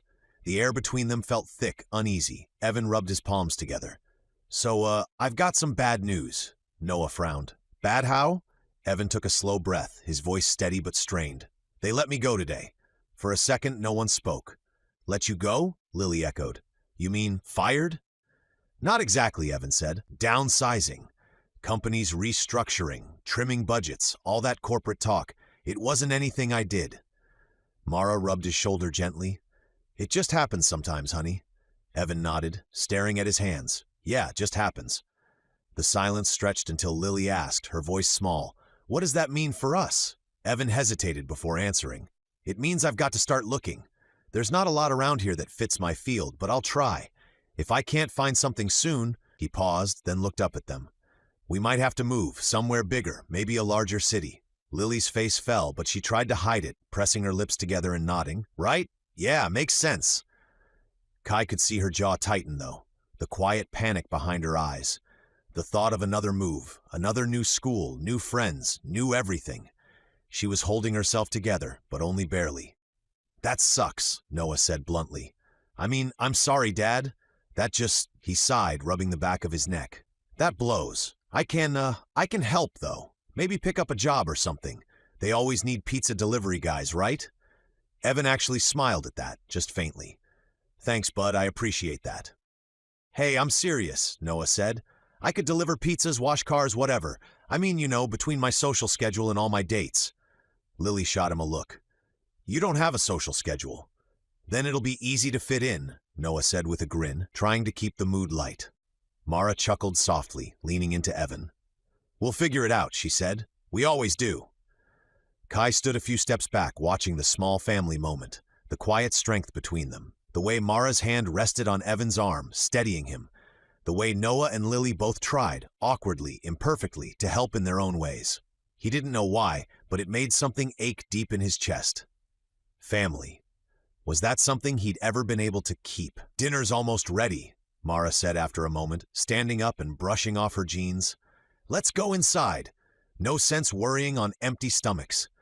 They all followed her in, the porch light flickering on behind them. Kai was the last one to step through the door. For a moment, he glanced back at the quiet street, the soft glow of the setting sun on the mailbox, the sound of wind moving through the trees. Everything looked normal, but deep down he could feel it. Something had shifted, not just for the Callahans, but for all of them. The kind of change that started small and never stopped growing. Chapter 11. Small Sacrifices. Saturday morning came with the soft hum of cicadas and the smell of dew still clinging to the grass. Evan was already outside, tinkering with something under the hood of the family van when Harold's old blue pickup pulled into the driveway next door. The door creaked open, and Harold climbed out, waving. "Morning, neighbors," he called, his voice warm but gravelly. "Don't suppose I could borrow your two strongest backs for a couple hours?" Evan wiped his hands on a rag. "Depends," he said with a grin. "What are you bribing them with?" "Fresh lemonade," Harold said, chuckling, "and maybe a few dollars if they don't destroy my fence worse than it already is." Mara, who'd stepped out onto the porch, smiled. "What's going on?" "My dog's arriving today," Harold said. "Old army buddy of mine passed and left him to me. Sweet dog, but he's a jumper. I need to shore up the back fence before he figures out he can hop it." "That sounds like a perfect job for the boys," Mara said immediately, glancing at Kai and Noah, who were sitting on the steps eating toast. "You two up for it?" Noah groaned dramatically. "Manual labor? On a Saturday?" Evan smirked. "You said you wanted a side job." Kai stood, brushing off his jeans. "We'll help," he said simply. Noah sighed, standing to follow. Yeah, but I'm charging hazard pay if that dog bites." Harold's backyard was a tangle of long grass, old tools, and the weathered remains of a fence that had clearly seen better decades. "Behold," Harold said, gesturing to it like an art exhibit. "My proud fortress. It survived 3 storms, 1 fallen tree, and a lawnmower accident. But the new tenant's got legs like a kangaroo, so we'll see how long it lasts." Kai picked up a board and examined the nails. "We can reuse some of these." "Careful," Noah said. "That one's basically splinters and hope." Harold chuckled. He's not wrong. They got to work, Kai setting posts with quiet focus while Noah handed him tools and complained good-naturedly about the heat. Harold stayed near, supervising and swapping small stories about his old neighborhood, his hands occasionally trembling from age, but his eyes sharp as ever. After a while, Noah excused himself to grab water from the cooler. When he was out of earshot, Harold glanced at Kai, then back toward the house. "He knows, doesn't he?" Harold asked softly. Kai froze mid-swing, the hammer hovering over a nail. Harold nodded slowly, answering his own question. "I can tell, the way he looks at you, it's not with fear, it's respect and a lot of curiosity." Kai set the hammer down carefully. "He saw more than he should have," he admitted, "but he hasn't told anyone." Harold smiled faintly. "Good boy, reminds me of me in a way." Kai looked over. "You?" Harold leaned against the post, eyes distant. "When I was his age, I knew your secret too. Only back then, no one would have believed me. You were part of the family after my father passed. Everyone thought we were brothers." He chuckled softly. "I was 10, you looked about 16. Then a decade went by and I kept aging, and you didn't. People started to think you were my kid brother instead." Kai said nothing. Harold's tone softened. "We used to drive people crazy. Taking the horses out too far, building rafts we knew would sink. You always said you liked doing things that made you feel mortal, like you wanted to remind yourself you could still fail. Kai smiled faintly, the memory almost too distant to feel real. That sounds like me. Oh, it was, Harold said. You never could sit still. Said time didn't mean much if you didn't fill it with something worth remembering. I remember flashes, Kai admitted. Not much else. That may not be a bad thing, Kai, Harold said. You always said memories were the heaviest thing to carry forever. Noah returned then, 2 water bottles in hand. All right, fence team, he said. The hydration squad has arrived. Harold took one and nodded in thanks, then gave Kai a knowing look. You've done well keeping the right kind of company, he said quietly. Kai met his gaze. He's a good kid. Yeah, Harold said, smiling. You always had a soft spot for the good ones. Before Kai could answer, the sound of tires on gravel drew their attention. Harold's pickup rolled to a stop near the gate. In the truck bed stood a massive tan-and-white Anatolian shepherd, calm but watchful, golden eyes following every movement. Well, speak of the devil, Harold said proudly. There's my boy. Kai, Noah, meet Cerberus. The dog jumped down effortlessly, towering at nearly Kai's chest height. Despite his size, he moved with quiet grace. Whoa, Noah said, taking a step back. That's not a dog, that's a horse in disguise. Cerberus sniffed the air, padding toward Kai first. He studied him for a long moment, then gently pressed his nose into Kai's palm. Kai smiled. Hello, Cerberus. The dog's tail swished once, slow and deliberate, before he sat beside him like a guardian. Harold's grin widened. Guess he knows good souls when he sees them. Man, Noah said as they stood admiring Harold's freshly repaired fence and the hulking dog sitting proudly in front of it, nobody's gonna mess with this place now. Not with that guy standing guard. Break-ins or not, the neighborhood just got an upgrade. Cerberus sat tall, head high, his fur catching the sunlight like a lion's mane. For about 3 full seconds, he looked the picture of power and nobility, until a plastic grocery bag tumbled across the yard, fluttering in the breeze. The effect was instant. Cerberus yelped, spun in a perfect circle, and bolted behind Harold's truck. His tail disappeared under the bumper as he let out a nervous whine. Noah blinked. Wow, truly the guardian of the underworld. Kai tried not to laugh, but failed. Maybe he's still adjusting. Harold just shook his head. Adjusting? Son, that dog's been adjusting since the day he was born. They watched as Cerberus poked his head out from under the truck, stared suspiciously at the bag now tangled on the fence, and let out one cautious woof as if making sure it knew who was boss. Noah grinned. Yeah, we're all terrified, Harold sighed. Don't let the name fool you. I call him Cerberus, but the truth is he's about as brave as a wet towel and twice as dumb. Kai raised an eyebrow. He doesn't look dumb. Watch, Harold said. As if on cue, the big shepherd saw his own shadow cast long across the yard. He barked once, fur bristling. Then again louder, as if challenging the dark shape. Here we go, Harold muttered. Cerberus lowered himself, growled dramatically, then lunged at the ground. His snout smacked with a hollow thunk before he yelped, shook his head, and ran off in defeat toward the back porch, his tail tucked firmly between his legs. Noah doubled over laughing.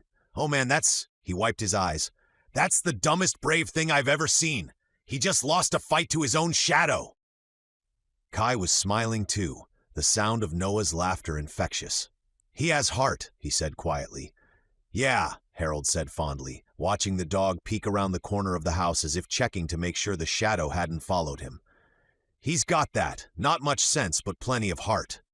Noah nudged Kai with his elbow. Still, I'm serious. You could stick a neon sign that says, "Free stuff inside" on Harold's front door and nobody would risk it. One bark from that beast and they'd be gone.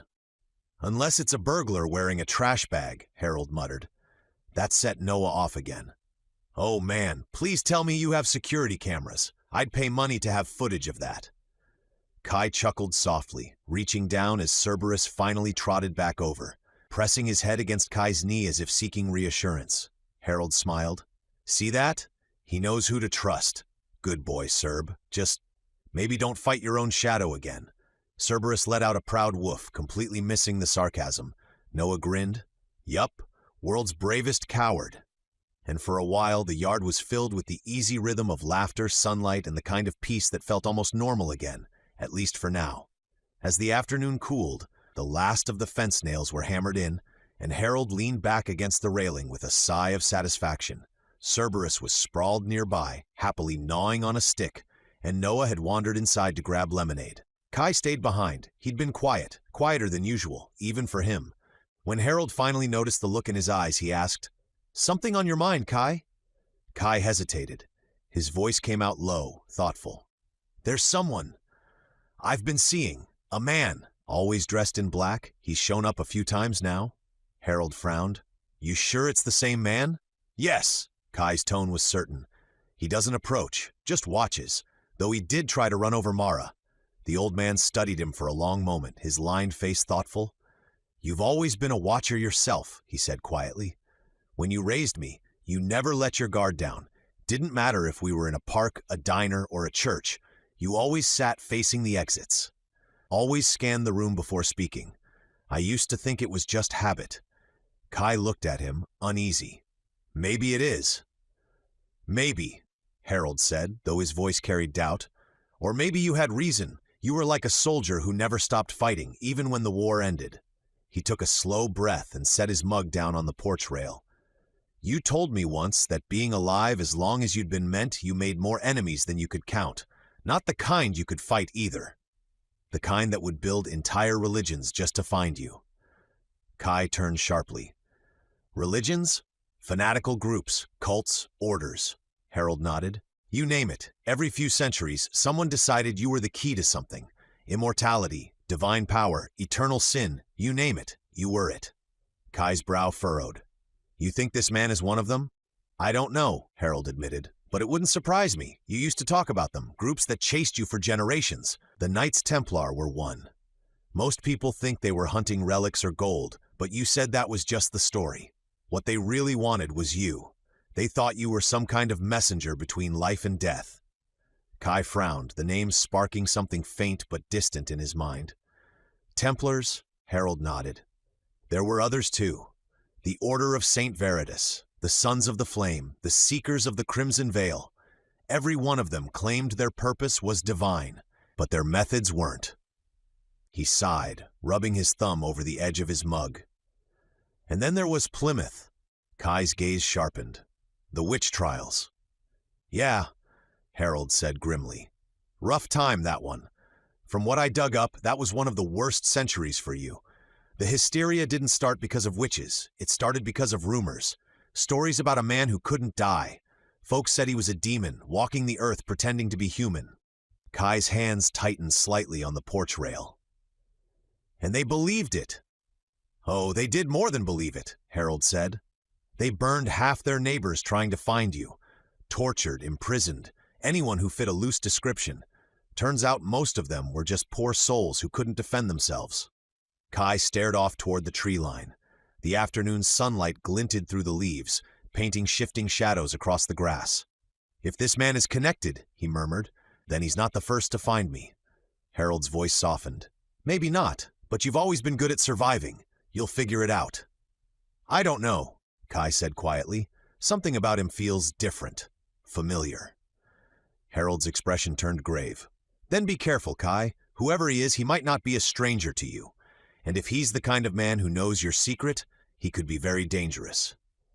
Cerberus whined then, as if sensing the unease, and nudged Kai's hand with his nose. Kai scratched behind the dog's ear absent-mindedly. Harold gave a faint, knowing smile. "Funny thing, though," he said. "All those orders, all those years, they were obsessed with finding you. Some to worship you, others to kill you. And still," he shrugged, "you're the one who's still standing." Kai didn't reply. But as the sun began to set, his mind kept turning, haunted by the thought that somewhere, buried in his lost centuries, there might be a truth even he wasn't ready to remember. The Callahan house felt quieter than usual that evening. The warm light from the kitchen stretched down the hallway, flickering faintly across the last 2 boxes they still hadn't unpacked. Dinner had been simple, pasta with jarred sauce, and even though everyone had eaten, the air around the table was tight, heavy with the kind of silence that meant something was wrong. Afterward, Noah grabbed a blanket and flopped onto the couch. "Movie night?" he said, reaching for the remote. We could all use it, family therapy through popcorn. Mara smiled faintly from the kitchen sink. Sure, pick something not terrifying for once. Noah grinned. Fine, no horror, maybe a comedy, something dumb and loud. He flicked through the menu, humming under his breath, then frowned. Mom, did we switch Wi-Fi networks or something? No, Mara said. Why? Because nothing's loading. He tried again, then groaned. It's like the internet died. It says no connection. Evan sighed from the table, where he sat with his laptop open, staring at a half-filled spreadsheet. It's not just you. They shut it off this afternoon. Noah blinked. Wait, why? Mara turned off the sink and dried her hands on a towel. Oh, I forgot about that. Honey, we had to make some temporary cuts, just until your dad finds another job. Cuts? Noah said slowly. You mean like Netflix too? Disney? Prime? She nodded, looking a little sheepish. All of it. What? Noah stared at her, mock horrified. No streaming? That's barbaric. Evan looked up. Try job hunting for 8 hours a day instead of complaining. Mara shot him a look, but he didn't soften. He just rubbed his temples and leaned back in his chair. I had an interview this morning, he said, his voice tired. Went pretty well. They liked my experience, said I was a strong candidate, but they went with someone else, said it was a competitive field. Noah hesitated. Dad, I'm sorry, I didn't mean... Evan waved it off. It's fine, son. Just the timing stings. He gestured toward the bills spread out in front of him. We'll figure it out. Mara came over, resting a hand on his shoulder. We will, she said softly. I've already started looking for teaching positions in the city, just in case. Lily froze halfway down the stairs. Wait, the city? Mara turned. Sweetheart, it's just a precaution. We're not moving yet. But you're looking. Lily's voice wavered despite her best effort to sound steady. Mara sighed. We're just preparing for every outcome, honey. Your dad's trying hard, but if we don't get a break soon... Evan's voice was quiet. We might not have a choice. The words hung there like smoke. Lily crossed her arms, staring at the floor. I just started feeling like this place was normal. We know, Mara said gently, and we're going to do everything we can to hold on until you graduate. That's a promise. Lily nodded, swallowing hard. Okay, she forced a small smile. Then I'll just make it work until then. Evan smiled faintly at her courage. That's my girl. Noah tried to lighten the mood. Hey, if we do move, can we at least pick somewhere with a cool name? Like Iron Valley or New Manchester? Mara chuckled weakly. You're not helping. Trying to, Noah said. Kai stayed quiet through it all, sitting at the edge of the couch, hands folded. The air around the room felt strained. Every word cautious, every look tired. He wished he could do something, anything, to help. Money, security, peace. All the things that seemed so simple to everyone else were impossibly out of reach for him. Immortality, he thought bitterly, didn't come with purpose. Just time. Endless, useless time. Evan finally stood, gathering his papers. We'll make it work, he said, forcing strength into his voice. Don't worry, kids, we will find a way. Mara nodded, though the lines around her eyes said she wasn't sure. Kai watched them walk upstairs together, whispering quietly to each other, worry laced with hope, and the sound followed him long after they disappeared down the hall. He glanced at the dark TV screen and Noah's slumped form beside it. The house felt smaller tonight, and the silence heavier. He looked toward the window where moonlight filtered through the blinds. Somewhere out there, in a world that stretched on forever, he knew there had to be something he could do. He just didn't know what it was yet. Sunday morning came with the sound of clinking scissors and the faint smell of shampoo. The Callahan kitchen had been transformed into a makeshift salon. Towels draped over chairs, a trash bag taped to the floor, and Mara standing in the center holding her shears like a commander preparing for battle. All right, she announced, clapping once. New rule. No one in this house pays for a haircut until your father's back at work. I've cut hair before. How hard can it be? Evan gave her a wary look from behind his coffee mug. Remind me, when was the last time you cut hair? College, she said confidently. Yours or someone else's? Both. Noah grinned, sitting down in the chair first. This is going to be great. I've always wanted to see what I'd look like after a kitchen disaster. Keep talking, Mara warned, snapping the scissors twice in his direction. You'll find out faster. Lily giggled from the counter, legs swinging as she scrolled on her phone. Just don't give him bangs. He'd look like a rejected boy band member. "Hey," Noah protested, rubbing his barely there chin hair. "At least I can grow something." He tilted his head toward Evan. "Dad, you're supposed to teach me to shave, remember? Before I start looking like Shaggy from Scooby-Doo." Evan chuckled. "You mean before you pretend to shave? That's not a beard, son. That's some lint that got stuck to your face." "Still counts," Noah said proudly, running a hand over the faintest trace of blonde fuzz on his jaw. Kai stood by the doorway, watching the family banter with quiet amusement. Mara turned toward him, her tone casual. "What about you, Kai? Want me to trim yours next?" He shook his head. "That's all right. I take care of it myself." Mara tilted her head. "Really? It looks freshly cut? Not a single split end. You sure you're not secretly sneaking off to a stylist?" Kai smiled faintly. "No, just doesn't grow much, I guess." "Lucky," Lily said, brushing a strand of her own hair off her face. "I have to deal with this mess every week." Evan stood and stretched, setting down his mug. As he passed Kai, he reached out, rubbing the back of his hand lightly against the boy's cheek. "Smooth as glass," he said with a grin. "Don't worry, Kai, that beard'll come in when you're older. Give it a few years." Kai managed a polite smile, unsure how to respond. "Maybe." From the counter, Noah gave Lily a knowing look, then muttered just loud enough to be heard, "Yeah, don't count on it." Lily shot him a warning glare. "Noah, what?" he whispered back, smirking. "It's true." Mara turned, hands on her hips. "What's true?" "Nothing," both kids said in perfect unison. Evan frowned suspiciously but decided not to press. "All right, who's next for the family haircut express?" "Dad, you're up," Mara said sweetly. Evan's eyes widened. "Wait, what?" "You heard me," Mara said, gesturing to the chair. "You want to save money or not?" He looked around helplessly at his kids, but they were already laughing. "Sorry, Dad," Noah said. "You're the sacrifice for the greater good." "Traitors," Evan muttered, sitting down. Mara tucked a towel around his neck and raised the scissors. "Relax," she said. "What's the worst that could happen?" "Famous last words," Lily murmured. Kai leaned against the wall, watching as the family filled the kitchen with laughter, the kind of laughter that only comes when you're trying to pretend everything's fine. For a moment, it almost felt normal again. Evan flinched at the first snip. "Easy. You're not carving a turkey."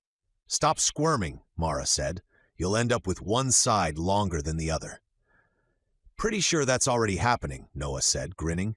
For now, he didn't think about the man in black, or the past, or the strange, endless road of his own life. He just watched the Callahans laugh in their kitchen and let himself pretend, for a few minutes, that this was home. Chapter 12. Legacy. The school bus groaned to a stop at the corner. The school now extending bus rides even to those who lived close. A way to keep the kids safe with the spike in crime. Noah was halfway through a story about gym class when he trailed off, staring ahead. Red and blue lights pulsed through the trees, flashing against the Callahans' mailbox. 2 police cruisers were parked at the curb beside Harold's house. An ambulance idled in the driveway, its back doors yawning open. Kai felt it before he saw it, the hollow ache of something gone wrong. Mara's car was already in the drive. She stood on the front walk beside a woman with silver hair, trembling, clutching a tissue in one hand. Kai recognized her instantly. Harold's wife, Evelyn. She was crying. Kai's stomach turned to stone. "No!" Noah whispered beside him. They ran. By the time they reached the end of the driveway, 2 EMTs were wheeling a stretcher toward the ambulance. A white sheet covered the body. The outline was unmistakably Harold's. Broad shoulders, sturdy frame, now still and impossibly small beneath the fabric. As they passed, a corner of the sheet slipped loose. A wrinkled hand hung limply in the air. Kai froze. For a moment, the world narrowed to that single sight, the pale, lifeless hand. The air around him seemed to fade. The noise, the murmurs, the sirens, all dulled under a heavy wave of sorrow that broke somewhere deep inside him. He couldn't breathe. "Harold," he whispered. Evelyn's voice broke through the numbness, ragged and desperate. "They think he came home early from his walk. He wasn't supposed to." Her words splintered into sobs. "The police think someone broke in. The house, it's a mess. They said he must have tried to stop them." One of the officers gently put a hand on her shoulder. "Ma'am, we'll figure it out. The evidence techs are going over the scene now." Kai looked past them to the front door. It hung slightly open, The frame splintered where it had been forced. Inside, he could see drawers overturned, books scattered, the living room gutted like someone had torn through it looking for something specific. The officer continued, speaking softly to Evelyn. "Nothing's clear yet, but it doesn't look like they hurt him. There's no trauma that suggests that they attacked him." Evelyn shook her head, gripping her tissue tighter. "Then what?" "The coroner thinks," the officer hesitated, lowering his voice. "His heart might have given out. The struggle, the shock, it was too much." Noah stood a few feet away, pale and quiet, his hands in his pockets. Mara had an arm around Evelyn, whispering something meant to comfort but unable to reach her. Kai stepped closer to the porch. His eyes fell on the broken remains of Harold's cane lying near the steps, splintered clean through. The officer nearest him noticed and gestured to another detective. "Bag it. Might have been used in the struggle." As the evidence tech lifted it carefully into a plastic sleeve, Kai's chest tightened. He'd fought. Of course he had. Kai's throat burned. He turned away, swallowing hard. Evelyn was saying something to Mara now, her voice distant, dazed. "They said Cerberus is missing. The gate was open. I don't know if he ran off during the break-in or if they took him too." Mara hugged her tighter. "We'll find him, Evelyn. I promise. Someone will find him." Kai's jaw clenched. He looked at the empty yard beyond the fence they'd repaired together just days ago. The fresh boards now scuffed, one post cracked near the base. It didn't look like a random burglary. The mess inside, the missing dog, the broken cane. They hadn't just been after valuables. They'd been searching. And deep down, Kai knew it wasn't about money.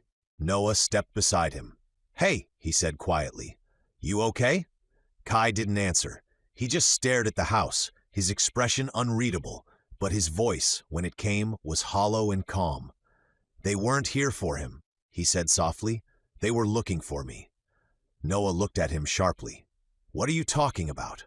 But Kai was already walking toward the gate, his eyes locked on the house, the last of the flashing lights reflecting in their dark depths. The church was full, every pew lined with faces Kai didn't recognize, all gathered under the dim amber glow of hanging lamps. The air carried the faint scent of old wood and lilies, and the steady hush of whispered condolences echoed softly against the high, arched ceiling. Outside, gray clouds hung low over the town, as if even the sky knew enough to mourn. Kai sat in the back row beside the Callahans. Noah wore a black shirt and tie, fidgeting in his seat. Lily held her mother's hand, quiet and respectful. Evan's arm was draped around them both, his jaw tight. At the front of the church stood a closed casket draped with a folded American flag. A framed photograph of Harold rested on a stand beside it. The same easy grin, that sparkle of mischief that never quite faded with age. Evelyn sat near the front, surrounded by family, children, grandchildren, cousins, dozens of them. The sheer size of Harold's legacy filled the room, generations of lives branching outward from one man's quiet strength. A pastor spoke first, offering a few words about faith, endurance, and the measure of a good life. Then others began to share stories, small, personal moments that painted a portrait of who Harold had been beyond the facts and years. "Dad taught me to fix a fence before I could ride a bike," one of Harold's sons said, voice trembling but proud. "He said a strong fence meant a safe home, and I guess that's what he built for all of us, a safe home." Another voice came, then another. Laughter mingled with tears. Stories of his war days, his dry humor, the way he always kept candy in his jacket pocket for the kids who visited. Finally, an older man stepped up to the podium, holding a folded piece of paper. He looked like one of Harold's sons, similar posture, softer but unmistakable. He adjusted his glasses and cleared his throat. "You know, Dad used to say history was his favorite thing in the world, besides Mom, of course." A small, gentle laugh rippled through the room. He loved to learn, to read, to talk about it. Said it reminded him of a man he once knew, a man who taught him how to look at the past and see lessons, not just stories. Kai's head lifted slightly. The man continued. "Harold called him his Uncle K. None of us ever met him. He passed before any of us were born, but Dad said he shaped his life more than anyone. Said Uncle K taught him to live with honor, to keep learning, and to never stop helping people, no matter what life threw at him." He smiled faintly, eyes glistening. "I guess that's what Dad did best. He carried that forward. He made sure we all knew what mattered, family, kindness, doing right even when it's hard. So wherever you are, Uncle Kay, thank you, because you helped make Dad into the man we all loved." The church was silent for a long moment. Kai sat perfectly still, his fingers tightening around the edge of the pew. The name, Kay. The stories, the echoes of a bond no one else in that room could understand. Mara reached over, resting her hand gently on his arm. "You all right?" she whispered. Kai nodded faintly, though his voice caught in his throat. "Yeah," he said softly. "I just cared for him a lot." Mara smiled, mistaking the meaning. "I know you didn't know him long, but it's okay. I can tell he must have meant a lot to you." Kai's gaze drifted to the photograph at the front of the room, Harold's kind eyes looking out over the gathered faces, the trace of a smile that seemed almost alive. "He did," Kai said quietly, "more than he knew." The service ended with a hymn Harold had once chosen himself. People stood holding hands, voices trembling as they sang. When it was over, they filed out to the cemetery behind the church, about the slow sound of shuffling shoes and distant sobs filling the overcast afternoon. The wind stirred gently through the trees, and for a brief second, Kai thought he could almost hear Harold's voice again. Warm, steady, teasing him. He stayed until the crowd thinned, until only Evelyn remained, kneeling beside the grave with her hand pressed to the fresh earth. Kai stood a few steps away, silent. Then he whispered, "Goodbye, old friend." Evelyn turned slightly, her red-rimmed eyes meeting his. She didn't say anything, just gave a small, knowing nod, as if she somehow understood there was more between them than time could explain. Kai walked away with the Callahans, the weight of memory pressing against his chest. He knew he had lived through countless deaths, countless partings. But this one hurt differently. Maybe it was because it was the only loss he could remember. Because Harold hadn't just been another name in a long life. He had been family. The house was quiet when they got home from the funeral. Mara and Evan went straight to the kitchen, speaking in hushed voices over the sink. Noah and Lily disappeared upstairs, leaving their bedroom doors open but their music low, like even sound itself felt too heavy for the day. Kai lingered by the doorway for a while before slipping silently to his room. No one stopped him. They all seemed to understand he needed space. He closed the door softly behind him. The light through the window had dimmed to the muted gold of late afternoon, slanting across the floorboards. Dust motes floated lazily in the still air, catching the faint hum of the world outside. Kai knelt beside his bed and reached underneath. His fingers brushed wood, the chest. He dragged it out into the open.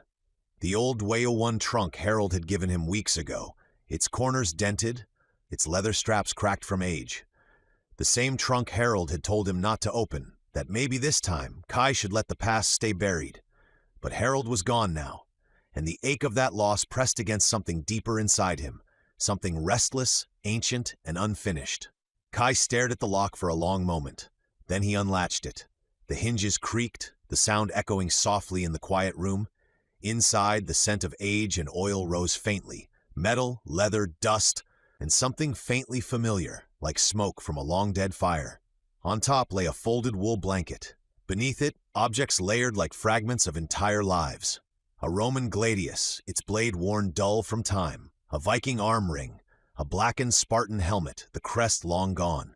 A weathered katana wrapped in faded red silk. An ancient scroll sealed with cracked wax. A tarnished military badge from the First World War. Each piece glimmered faintly in the dim light. A relic of a different age, a different man. Kai reached out, fingertips brushing against each item, and with every touch came a spark, then a rush of memory. He saw flashes, himself in bronze armor beneath the Mediterranean sun, shouting commands as ships burned in the distance. Standing beside a snow-covered hill with a horn in his hand, surrounded by warriors with axes raised high. Training in the shadowed courtyards of Kyoto, his movements silent, precise, deadly. A knight kneeling before a fallen banner, his armor cracked, his hands trembling. Smoke rising from trenches, mud splattering his boots as artillery thundered in the distance. Each vision cut through his mind in a blink, 1,000 lives collapsing into one. He gasped, pulling his hand back, but the memories didn't stop.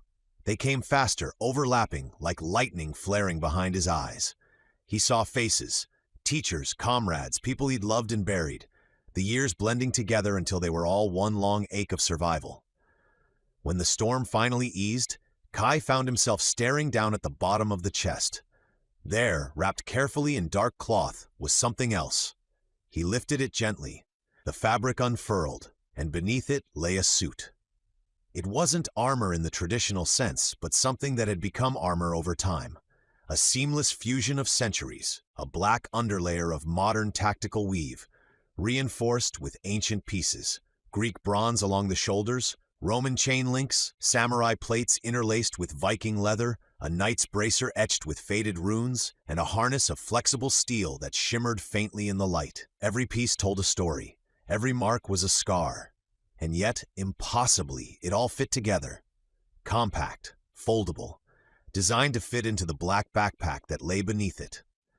Kai touched it, and another flood of images crashed through his mind. He saw himself sparring with a Spartan commander at dawn, learning to fight bare-handed in the dust, running rooftops with silent ninjas in feudal Japan, parrying sabers with a French knight beneath the walls of a castle, wrestling an armored Viking into the sea during a storm.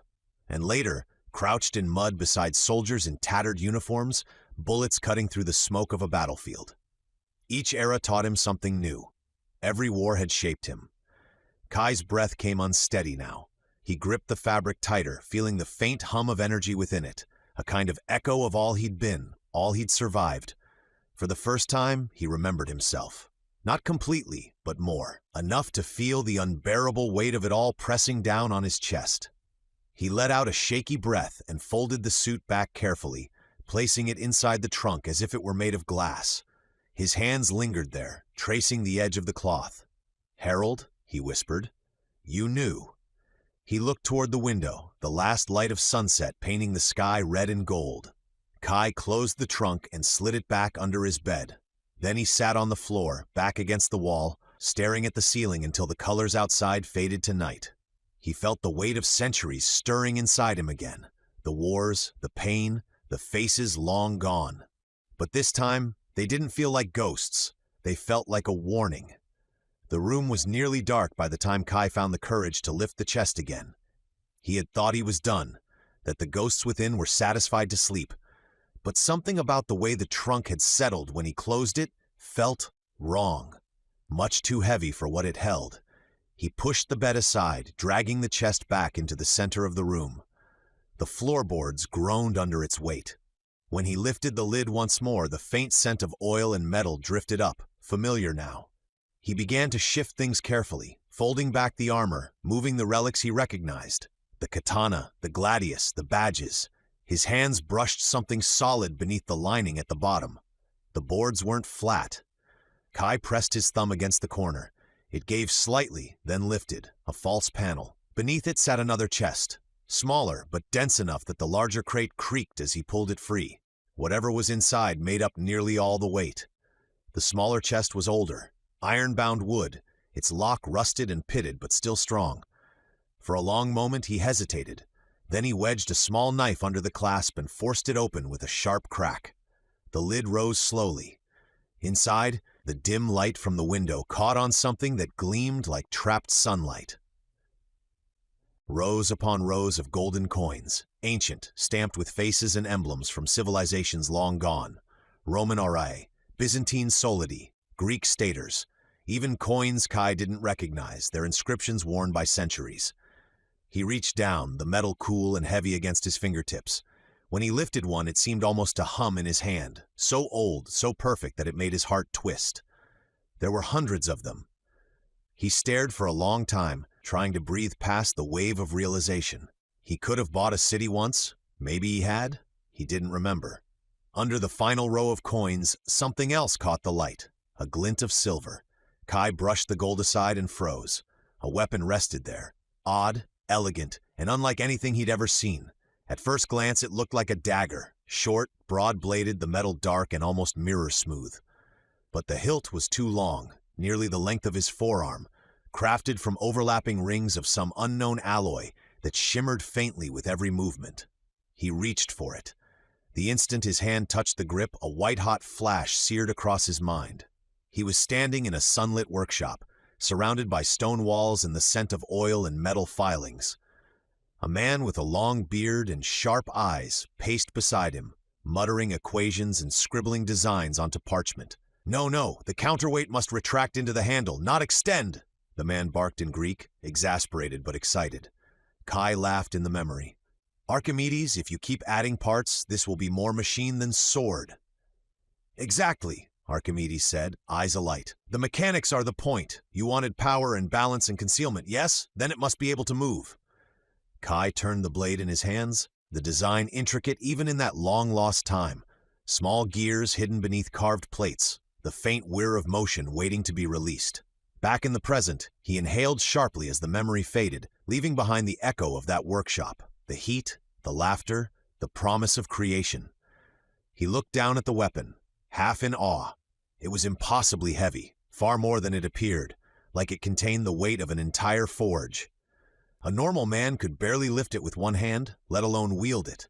But when Kai tightened his grip, the balance shifted. The blade felt right, like it belonged. He studied it closer, noticing a small switch near the base of the hilt. The same design he'd seen Archimedes sketch all those lifetimes ago.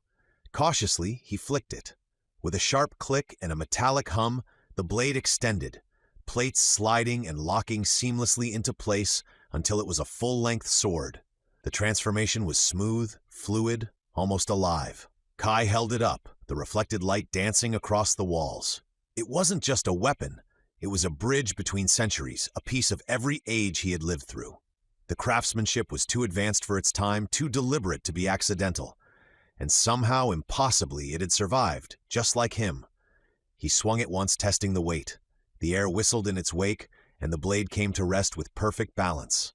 Then, just as easily, he flipped the switch again. The blade retracted, collapsing back into its dagger form with a soft mechanical sigh. He stared at it for a long time, his pulse steady but his mind racing. He seemed to remember that Archimedes had once called it Makaira Ionos, the eternal blade. Kai hadn't understood what that meant back then. Now, centuries later, the name finally made sense. He placed it gently atop the chest of gold, tracing the edge of its hilt. The memories stirred again, fleeting moments of war and invention, of victories and regrets. And somewhere in those flickers, he thought he saw Harold's face, smiling faintly as if to say, "Now you know." Kai sat back on his heels, the room still and heavy around him. Gold, power, the weapons of 1,000 lives. The house was still when Kai made up his mind. The aftertaste of Harold's funeral still clung to the air, silence, grief, and the quiet hum of what should have been normal life. But nothing about his life was normal. He stood in his room, the chest open before him, moonlight glinting off the gold. Thousands of years of value, sitting in silence. The weight of it wasn't just physical, it was history, a measure of everything he'd endured and everything he'd lost. He stared at it for a long time before he moved. Kai filled a small cloth sack with coins, enough to feel heavy in his hand. He took one last glance at the gleaming pile and closed the lid. The latch clicked softly. Downstairs, the basement door creaked open. The air grew cooler as he descended, the hum of the old furnace filling the shadows. The Callahans' basement was cluttered, boxes from their move still stacked, an old bicycle leaning against the wall, tools scattered near the workbench. He knelt beside the furnace, opening the front panel. Warm air blew faintly across his hands. Kai guessed he'd spent enough time around machinery over the centuries as he seemed to understand how it worked, and how easily something could be made to fail without looking tampered with. He looked at the gold again. He didn't need it, but they did. Mara, with her constant worry and brave smile, Evan, proud but breaking under the weight of failure, Lily, trying to be strong for everyone, and Noah, always joking to hide the cracks in the world around them. They were good people, better than most. They deserved peace. Kai pried open a small cavity in the furnace's base, the hollow between the outer shell and the internal insulation. It wasn't much space, but it was enough. He slipped the cloth bag inside, wedging it deep into the gap, then sealed the panel again with a twist of the screwdriver. He tightened the screws just enough to hold, then loosened 2 critical wires near the thermostat. The circuit would fail after a few cycles. Nothing dramatic. Just enough to make the furnace stop working and draw Evan's attention. By the time he found the stash, he'd think it was a miracle. And maybe Kai thought that was what it was meant to be. He stood slowly, brushing the dust from his hands.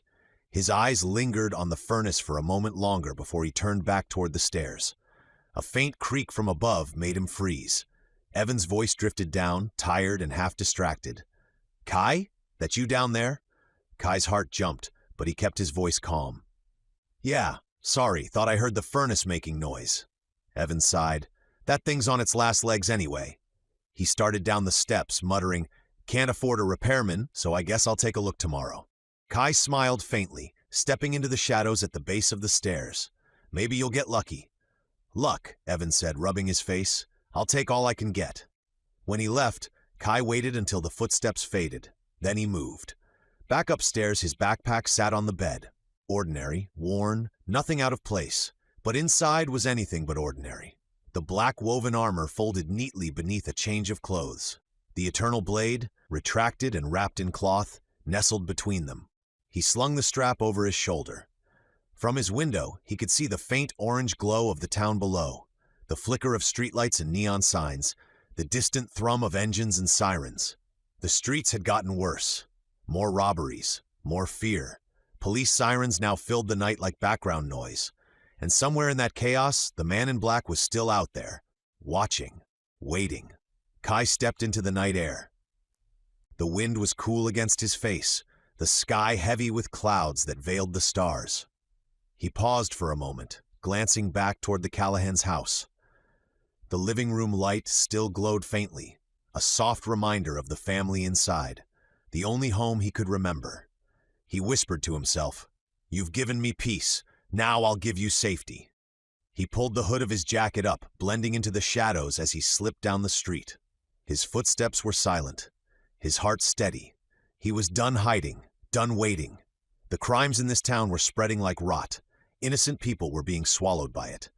Deep down he knew this pattern. In every century, every empire, chaos always filled the vacuum left by good men doing nothing. Not this time. This time, he would fill it.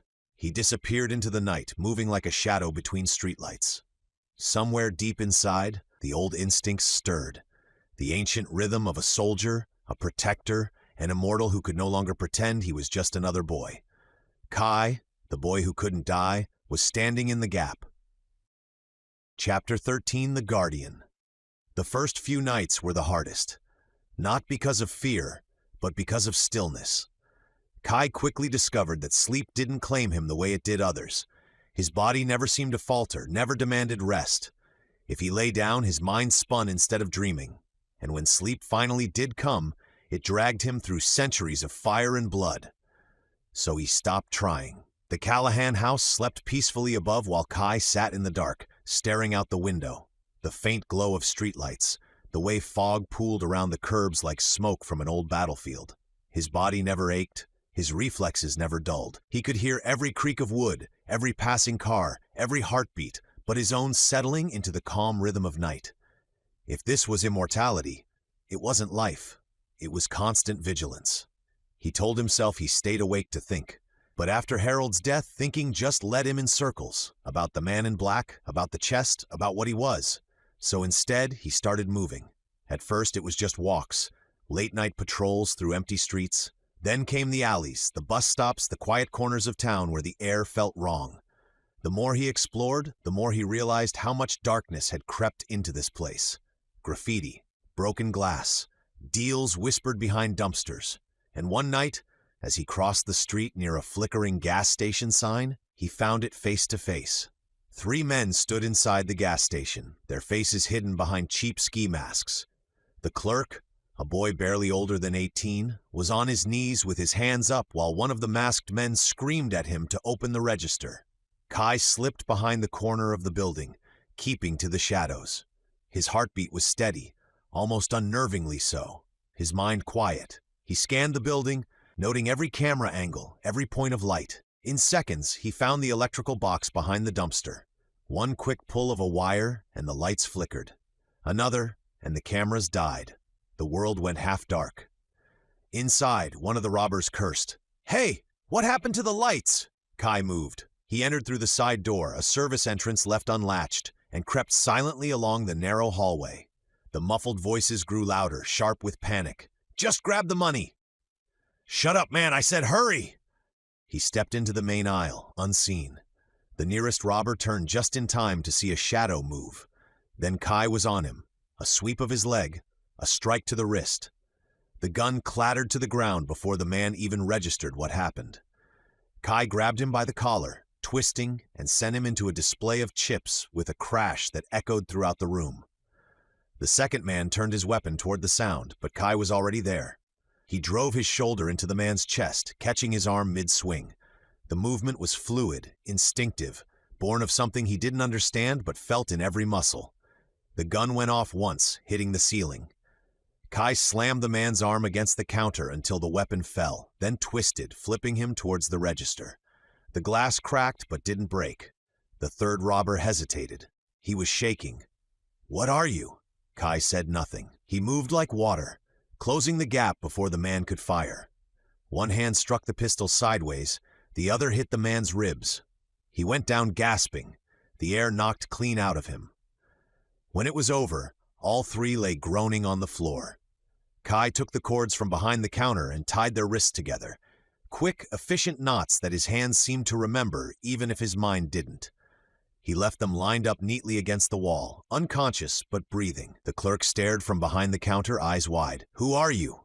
Kai's voice was calm, low. "Call the police. Tell them it's over." Before the clerk could respond, Kai turned and slipped back out through the side door. The sirens were already rising in the distance. He scaled the back of the building with a few effortless movements, perching on the roof as red and blue lights flooded the parking lot below. The officers stormed in, shouting commands, weapons raised. The clerk pointed to the tied-up men and gestured frantically toward the empty doorway. He saved me. There was someone here. He took them out." But by then Kai was gone. The night wind whispered across the rooftops as he ran, boots silent on the gravel. He didn't know why he could fight like that, why every motion came so naturally, why even now his breathing hadn't quickened once. But what he did know, what he could feel, was purpose. For the first time since he'd awoken, he wasn't lost. He was doing something that mattered, and somewhere, deep in the folds of his fractured memory, that felt familiar too. The armor felt like a memory. When Kai first unfolded it from the backpack, it was cold to the touch. Alien, ancient, and yet somehow part of him. As he fastened the plates together as the dark weave adjusted to his shape, it felt as though the centuries themselves were wrapping around him again. Every movement hummed with familiarity. Every strap, every clasp settled into place like it had been waiting for this moment. He pulled the helmet over his head last. The faint metallic click sealed him off from the world, and the reflection in the mirror was unrecognizable. A silhouette born from every age of war. Bronze, steel, and shadows. Kai didn't see a confused teenager. He saw what he truly was. A weapon honed across history. The streets were empty at first. A stray cat darted across the road, the hum of streetlights flickering overhead. Kai moved along the rooftops, each leap quiet, precise, instinctive. His body responded like it knew the rhythm of patrol long before his mind remembered it. He stayed to the shadows, a phantom among the eaves. His senses stretched far beyond normal. He could hear muffled voices from blocks away, the shuffle of hurried footsteps, the thud of a car door slamming in an alley. And then he heard it. Panic. A woman's frightened gasp, the harsh bark of a man's voice. Kai sprinted across the rooftop and vaulted down into the alley behind a grocery store. An older couple was cornered beside their car. Groceries spilled across the pavement. Two teenagers loomed over them, knives glinting under the streetlight. "Wallet, purse, and jewelry. Now!" one of them shouted, voice shaking more from adrenaline than confidence. The husband raised his hands. "Please, take whatever you want, just don't." The teen never finished hearing him out. Something moved, too fast to see. A dark figure dropped from above, landing between the couple and their attackers. One teen lunged instinctively. The figure caught his wrist mid-swing and twisted, the knife clattering to the ground.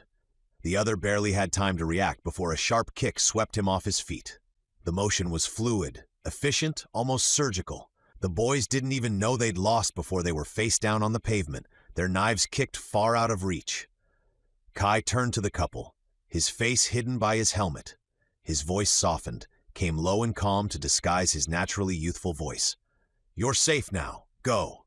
The husband hesitated. "Who are you?" Kai didn't answer. He turned and looked at the streetlight above.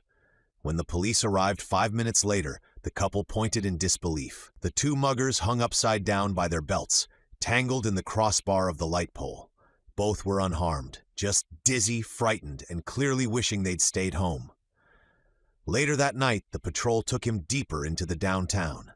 He found them near the edge of the industrial district. A squad car backed against a wall, tires blown out, windshield cracked. 4 gang members advanced on the officer behind it, bats and chains in hand. The cop, a man in his 30s, bleeding from a cut across his brow, was cornered. His pistol was empty. He shouted into the radio for backup, voice breaking with static. Kai didn't wait. He moved without thinking, his body acting on ancient muscle memory. He vaulted the hood of a parked car, landing in the midst of the fight. The nearest attacker swung wildly. Kai ducked under the blow and drove a knee into his chest, sending him sprawling. The next came from behind. A spin, a block, a precise strike to the ribs. Down. The others charged together, but Kai was already inside their guard, his movements blending centuries of technique, Roman close quarters, samurai discipline, and modern combat fluidity. In seconds, the street was still. The officer stared, breathing hard, his weapon trembling in his grip. Who are you?" Kai straightened, his armor gleaming faintly under the streetlights. He stepped closer, offering a hand to help the officer up. "Thank you for your service," Kai said simply. His voice was calm, resonant behind the mask. "I think you've got it from here." The officer blinked, stunned. "Got it? Wait." Kai turned toward the fallen gang members, making sure they were alive but out cold. The officer looked down at them, then back toward where the mysterious figure had stood. But Kai was gone. The rooftops swallowed him again, silent as wind. He vanished into the dark before the next cruiser even rounded the corner. The officer stood alone in the flickering streetlight, his radio crackling. Dispatch," he said uncertainly, staring up at the empty rooftops. "You're not going to believe this, but someone just saved my life." He hesitated, eyes still on the dark skyline, and I think he's still out there. From his perch high above the sleeping town, Kai watched the flashing lights fade. He didn't know why he was this way, why he couldn't sleep, why his body never tired, why he could move like this. But as he looked out over the city, the answer didn't matter. People were afraid. Harold had died because no one was there to stop it. That wouldn't happen again, not while he was here. He drew a slow breath, the air cold against the inside of his helmet. "I don't know who I was," he whispered to himself, "but I know who I am now."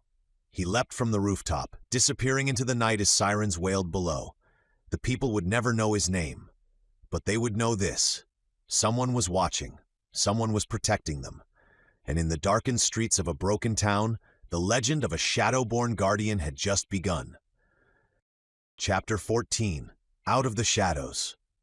The morning started cold, the kind of chill that crept into the walls and made every floorboard groan. Evan knelt in front of the basement furnace, tools scattered beside him. He muttered under his breath as he pried open the access panel. The unit had been acting up for weeks, clicking, wheezing, refusing to light properly, and hiring a repairman wasn't an option anymore. He adjusted his glasses, squinting at the wiring. "All right, you stubborn hunk of junk," he said. "Let's see what's got you wheezing this time." A loose connection caught his eye. He leaned closer and reached in with a flashlight. Something metallic glinted behind the wires, dull but unmistakable. Not the sharp shine of steel or copper, older, warmer, gold. He frowned, thinking maybe it was just brass. But when he tugged the wire aside, the light hit a cluster of round shapes spilling out of a small cloth sack. Coins, dozens of them, wedged deep in the cavity behind the furnace panel. What in the world? He sat back on his heels, blinking, heart picking up speed. He reached in again, pulling one free. It was heavy, solid, etched with symbols he didn't recognize, something Latin, maybe? And a faded crest that looked like it belonged in a museum. He brushed his thumb over the face. The detail was incredible. Mara's voice drifted from upstairs. "Evan, everything okay down there?" He stood, holding the coin in the light. Yeah, you might want to come see this." Minutes later, the basement looked like a treasure vault. Mara stood frozen at the bottom of the stairs, eyes wide as Evan carefully set down the small pile he'd pulled from the furnace. It wasn't just a few coins, it was well over 100, stacked in a neat, deliberate bundles. "Oh my word," she breathed. "Evan, where did those come from?" He shook his head, still half in shock. "I don't know. I thought the pilot light was out, and then I found this." They were hidden in the housing, packed behind the insulation. She picked one up, examining the worn engravings. "They look ancient." "I already checked online," he said, holding up his phone, hands still trembling slightly. "I ran a quick image search. They're Roman ore, solid gold, most from the early empire. A single one of these is worth a lot." Mara blinked. "Thousands?" Evan nodded, swallowing hard. "Many thousands. Each." Her jaw dropped. "Evan, that's—" He nodded again, still looking dazed. "I know. I thought I was seeing things." He scrolled through the search results, his voice uneven but rising with disbelief. "Legally, anything found on private property after purchase belongs to the current homeowner. That means—" Mara's eyes widened further. "That means it's ours?" He laughed once, half disbelieving, half giddy. "It's ours." She sank onto the bottom stair, staring at the pile of coins, her mind racing. "How much are we talking?" Evan exhaled. "Enough to pay off the house, the van, maybe even all 3 kids' college tuitions, and then some left over to give our savings a small bump." For a long moment, neither spoke. The furnace ticked softly beside them, and the weight of it all, the stress, the fear of losing their home, the uncertainty, lifted from their shoulders like fog burning off in sunlight. Mara finally looked up, tears welling. "Evan, it's a miracle." He nodded slowly. "Yeah." He ran his thumb over another coin, watching the light dance across its surface. "However it happened, it couldn't have come at a better time." Mara smiled faintly, pressing a hand to her mouth. "We won't have to move." "No," Evan said softly. "We won't." She leaned her head against his shoulder. The weight of the world felt lighter. Upstairs, the house was warm again, the heat humming back to life. They didn't notice the faint smudge of dust by the furnace panel, or how the screws looked just slightly loosened, like someone had opened it not long ago. When Kai came home from school that afternoon, the whole family was gathered around the kitchen table. Mara's eyes were red from crying. Evan's grin was wider than Kai had ever seen it. Noah clapped him on the back. "Dude, you won't believe this. We're rich." Kai blinked. "What?" Lily laughed through her tears. "Not like movie star rich, but we're okay now, really okay." Mara smiled at Kai. "Your dad found something in the furnace this morning. Gold coins, a lot of them." Kai's heart skipped. "They're ancient," Evan added. "Worth enough to pay everything off. We don't have to move. We're staying here." Kai forced a small smile, hiding the wave of emotion that washed through him. "That's incredible," he said quietly. Evan nodded, still looking at the small pouch sitting on the counter. "I don't know how or why, but someone must have been looking out for us." Kai swallowed, his gaze flicking toward the basement door. "Yeah," he murmured. "Maybe they were." Mara reached over and squeezed his hand. "We're safe now, Kai. All of us." Kai nodded, but deep down, he knew the truth. They might be safe from bills and banks and bad luck, but there were worse things in this world than losing a house. A few minutes later, Kai was leaning against the back porch rail when Noah found him. The air was still cool from the morning rain, the smell of wet grass clinging to the wind. Inside, laughter carried faintly from the kitchen, where Mara and Evan were still celebrating their unexpected fortune. Noah stepped outside, hands jammed in his hoodie pocket. He glanced toward the yard, making sure no one was close enough to overhear, then said quietly, "Dude, I know it was you." Kai looked over, feigning confusion. "What?" Noah arched an eyebrow. "Come on, ancient gold coins just magically appear in our furnace? Enough to pay off the house, the van, and college for all of us? You really think I'd buy that's coincidence? Give me some credit, bro." Kai's expression didn't change. He looked back toward the tree line, voice even. "Maybe we just got lucky." Noah laughed softly. "Yeah, you know who says that? People who make luck happen." Kai didn't answer. His eyes were on the horizon, dark clouds shifting over the town, the faint glow of streetlights flickering in the mist. Inside the house, the television hummed. The sound of a news anchor's voice drifted through the open window. And once again, the unidentified vigilante struck last night, preventing what police say could have been a fatal gang assault downtown. Eyewitnesses describe him as wearing black, almost medieval-style armor and moving with impossible speed. Residents have begun calling him the Guardian. Noah and Kai turned toward the sound. On the screen, blurry phone footage showed a figure leaping from a rooftop, the camera shaking as he vanished into the dark. The anchor continued. Authorities remain divided. Some say he's a hero. Others insist he's a danger who must be brought in. But one thing is certain. Since the Guardian appeared, the city's violent crime rate has dropped by nearly 60%. Noah whistled low. Man, the Guardian, huh? Has a nice ring to it. Kai's jaw tightened. It's just a name? Yeah, Noah said, grinning. But it fits. You've kind of got the whole guardian angel vibe going on, minus the harp.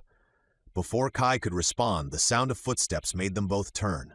Lily stepped into the doorway, arms crossed, her expression a mix of smugness and sisterly irritation.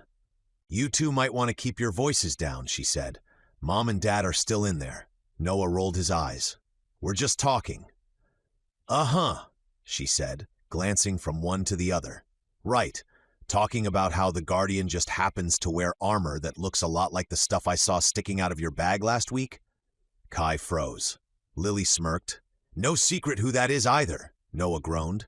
You can't keep anything to yourself, can you? I can, she shot back. But I'm not stupid, and as an expert on sneaking out at night, she gave Kai a pointed look. You might want to stop leaving your door unlocked. At some point, Mom's going to check in on you, and when she finds an empty bed, you're busted, Guardian Angel. Kai blinked, caught completely off guard. You've been sneaking out? She grinned. Relax, hero boy. Not recently, but I recognize the signs. Noah laughed, shaking his head. Guess you've been recruited, sis. Welcome to Team Guardian.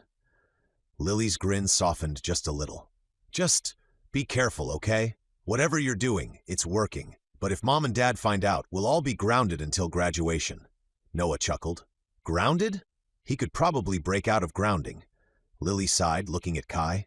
Just promise me one thing. If you get yourself killed, I'm not explaining that to the police. Kai managed a small smile. I'll do my best not to make that your problem. She gave a faint nod, turned, and slipped back into the house. Noah waited until the door shut before nudging Kai's arm. She's right, you know, you're making a difference. Kai looked down at his hands, still raw from the last night's fight, though already healed. I'm not trying to be a hero, Noah. Too late, Noah said. You already are one. Kai didn't answer. He stared at the reflection of the porch light in the puddles on the lawn, his expression unreadable.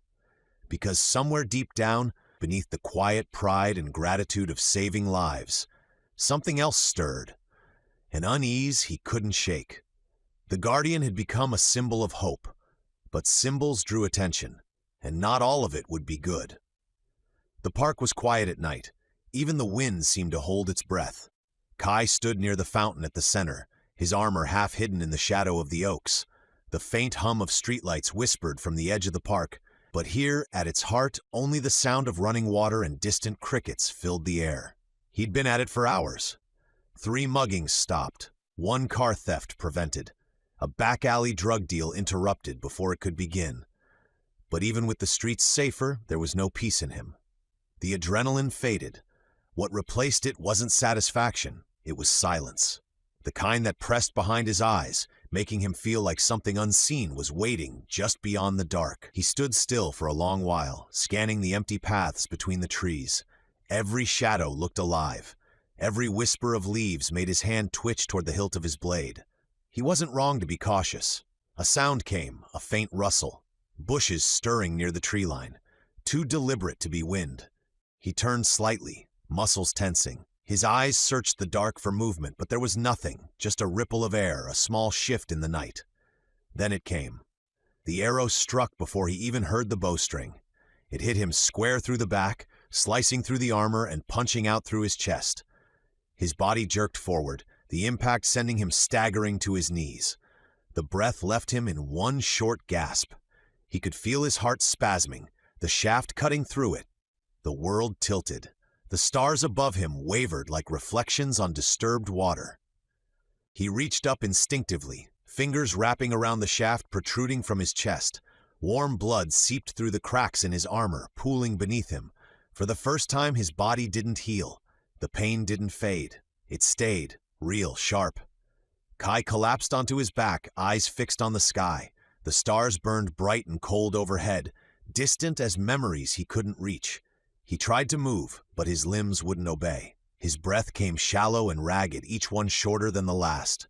A shape emerged from the tree line, slow steps, measured, confident, the man in black. He moved with the ease of someone who'd walked this path many times before, his dark suit uncreased, his expression calm. He looked down at Kai, hands clasped behind his back, as if observing a specimen under glass. "Well," he said softly, "it's nice to see you again, Kai." Kai tried to speak, but his voice was barely a rasp. "You?" "Shh." The man knelt beside him, resting one gloved hand on the shaft of the arrow. "Don't waste your breath. You'll need it." He leaned closer, his voice low and almost affectionate. "You've been busy, Kai, playing the hero. The Guardian, they call you now?" He chuckled softly. "Fitting, I suppose. But you and I both know what you really are." Kai's hand twitched toward the hilt at his side, but the man caught his wrist effortlessly. "Still stubborn," he murmured. "Still fighting, even when it's pointless." Kai's vision blurred. The stars overhead began to fade into halos of light. The world came back not as sound or light, but as heat, blistering, endless heat. Kai blinked, once, twice, and found himself staring into a horizon of sand. The air shimmered in waves.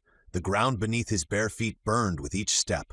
A long line of men trudged ahead of him, thin, sun-darkened, their backs bent beneath the weight of a massive wooden litter.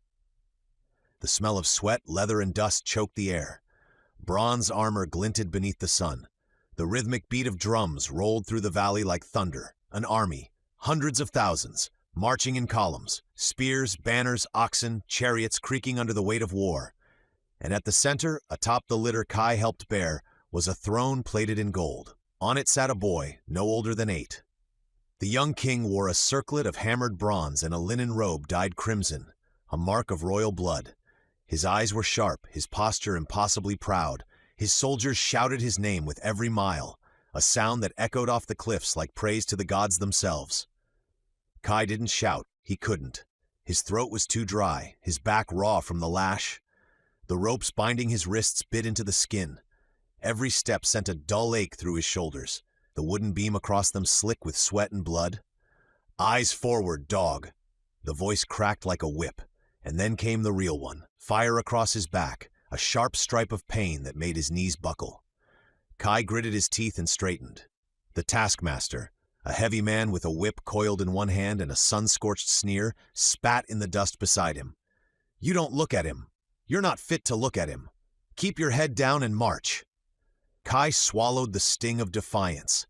He stared at the sand instead, focusing on the rhythm of the steps, the pull of the ropes, the pounding of the drums. He didn't know where they were going. He didn't even remember where they'd come from.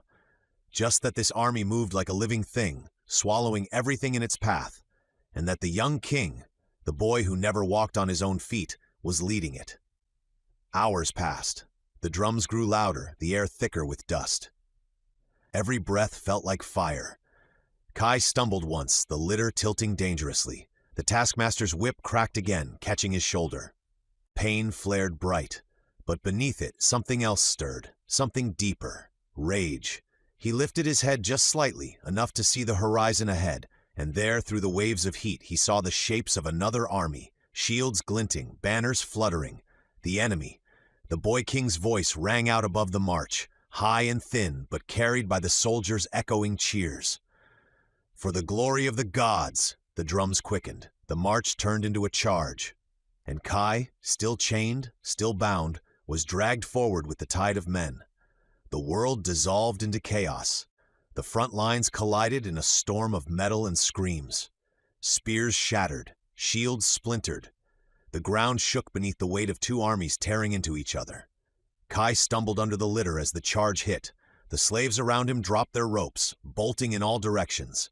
Some were cut down before they made it 5 steps. Others vanished into the swirling dust. The boy king's guards tried to hold the line, but they were outnumbered, surrounded on all sides. The gilded litter tipped, crashing into the sand. The young ruler tumbled free, scrambling to his knees, his face streaked with dust and fear. Kai's breath caught. For a moment, instinct screamed at him to run, to disappear like the others. But when he looked at the boy, he didn't see a king anymore. He saw a child, alone, terrified, and something deep inside Kai, the same stubborn fire that had kept him marching, that had kept him from breaking, refused to let him turn away. He bent down and grabbed a fallen sword. The blade was heavy, meant for a soldier's grip, not a slave's. He could barely lift it, but his hands tightened anyway. The first enemy soldier reached them, eyes wild behind his bronze helm. Kai swung clumsily, the blade catching more by luck than skill. It sliced across the man's neck, and he fell without a sound. Another came. Kai blocked, barely, the force jarring his arms to the bone. He stepped back, footing unsure, but his body moved on desperation alone. He struck again. Missed. Blocked a blow that should have split him in two. The third soldier's sword came low and fast, slashing across Kai's stomach. He gasped, the air leaving him in a sharp cry as the steel tore through flesh. Warm blood soaked his hands, spilling down into the sand. He staggered, but didn't fall. He turned his head, seeing the boy huddled against the overturned throne, clutching the broken arm of his royal seat like it could save him. Kai took one step forward, then another. He raised his sword again, forcing his body to move, to stand, to protect. And then he saw it. Shadows passing across the light. He looked up. The sky was full of arrows. Thousands upon thousands of arrows. The enemy archers had loosed their volley without care for their own. The horizon itself seemed to darken as the storm of fletched death filled the air. Kai drew one last breath. The boy's frightened face blurred in the corner of his vision. Arrows screamed through the air, a black rain blotting out the sun. Kai turned to the boy king, frozen beside the overturned throne, and grabbed his arm. The child cried out as Kai shoved him inside the hollow space beneath the gilded seat. "Stay down," he rasped, voice shaking. The boy stared up at him, too terrified to move. Kai pulled the broken remnants of the throne around him, sealing the small shelter on three sides. But one corner still gaped open, too wide to protect him completely. Kai knelt, pressing himself against that opening, arms braced back to the boy. He could feel the boy's trembling against the wood, and then he faced the storm. He lifted his head toward the blackened sky, the air filled with the hiss of death. His pulse slowed, his breath steadied. If this was to be his end, he would meet it head on. The first arrow hit with a crack of wood and bone, then another, and another. Each one buried itself into him. He felt them punch through flesh, felt his blood spill hot across his skin. He didn't cry out, he didn't look away. By the time the final arrow struck, Kai was already falling forward, his eyes fixed on the horizon. The world dimmed to a muted hum, a blur of sound and light. The last thing he saw before the darkness swallowed him was the boy's small hands reaching toward him from the hollow. Then silence. When Kai opened his eyes again, the world was red. The sun had shifted, burning high and merciless above the battlefield. The air stank of blood and smoke. The clash of armies had faded, replaced by the low buzz of flies and the cawing of carrion birds. He couldn't move. His body felt heavy, pinned to the ground by pain. The arrows still jutted from his chest and sides, trembling with every faint breath. His vision swam in the heat haze. And then, footsteps. Someone was walking through the dead. Slow, deliberate steps crunching over armor and bone. Kai tried to lift his head, but the sun blinded him. A tall figure stood over him, framed by light, his face hidden by the glare, his voice calm and rich, carrying an accent older than kingdoms.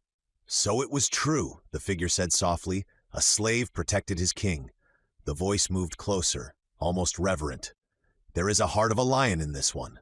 Kai tried to speak, but only a broken gasp escaped his throat. The figure knelt beside him. "This world needs more like you, boy." There was the faint sound of metal, then the wet slice of a blade cutting into flesh.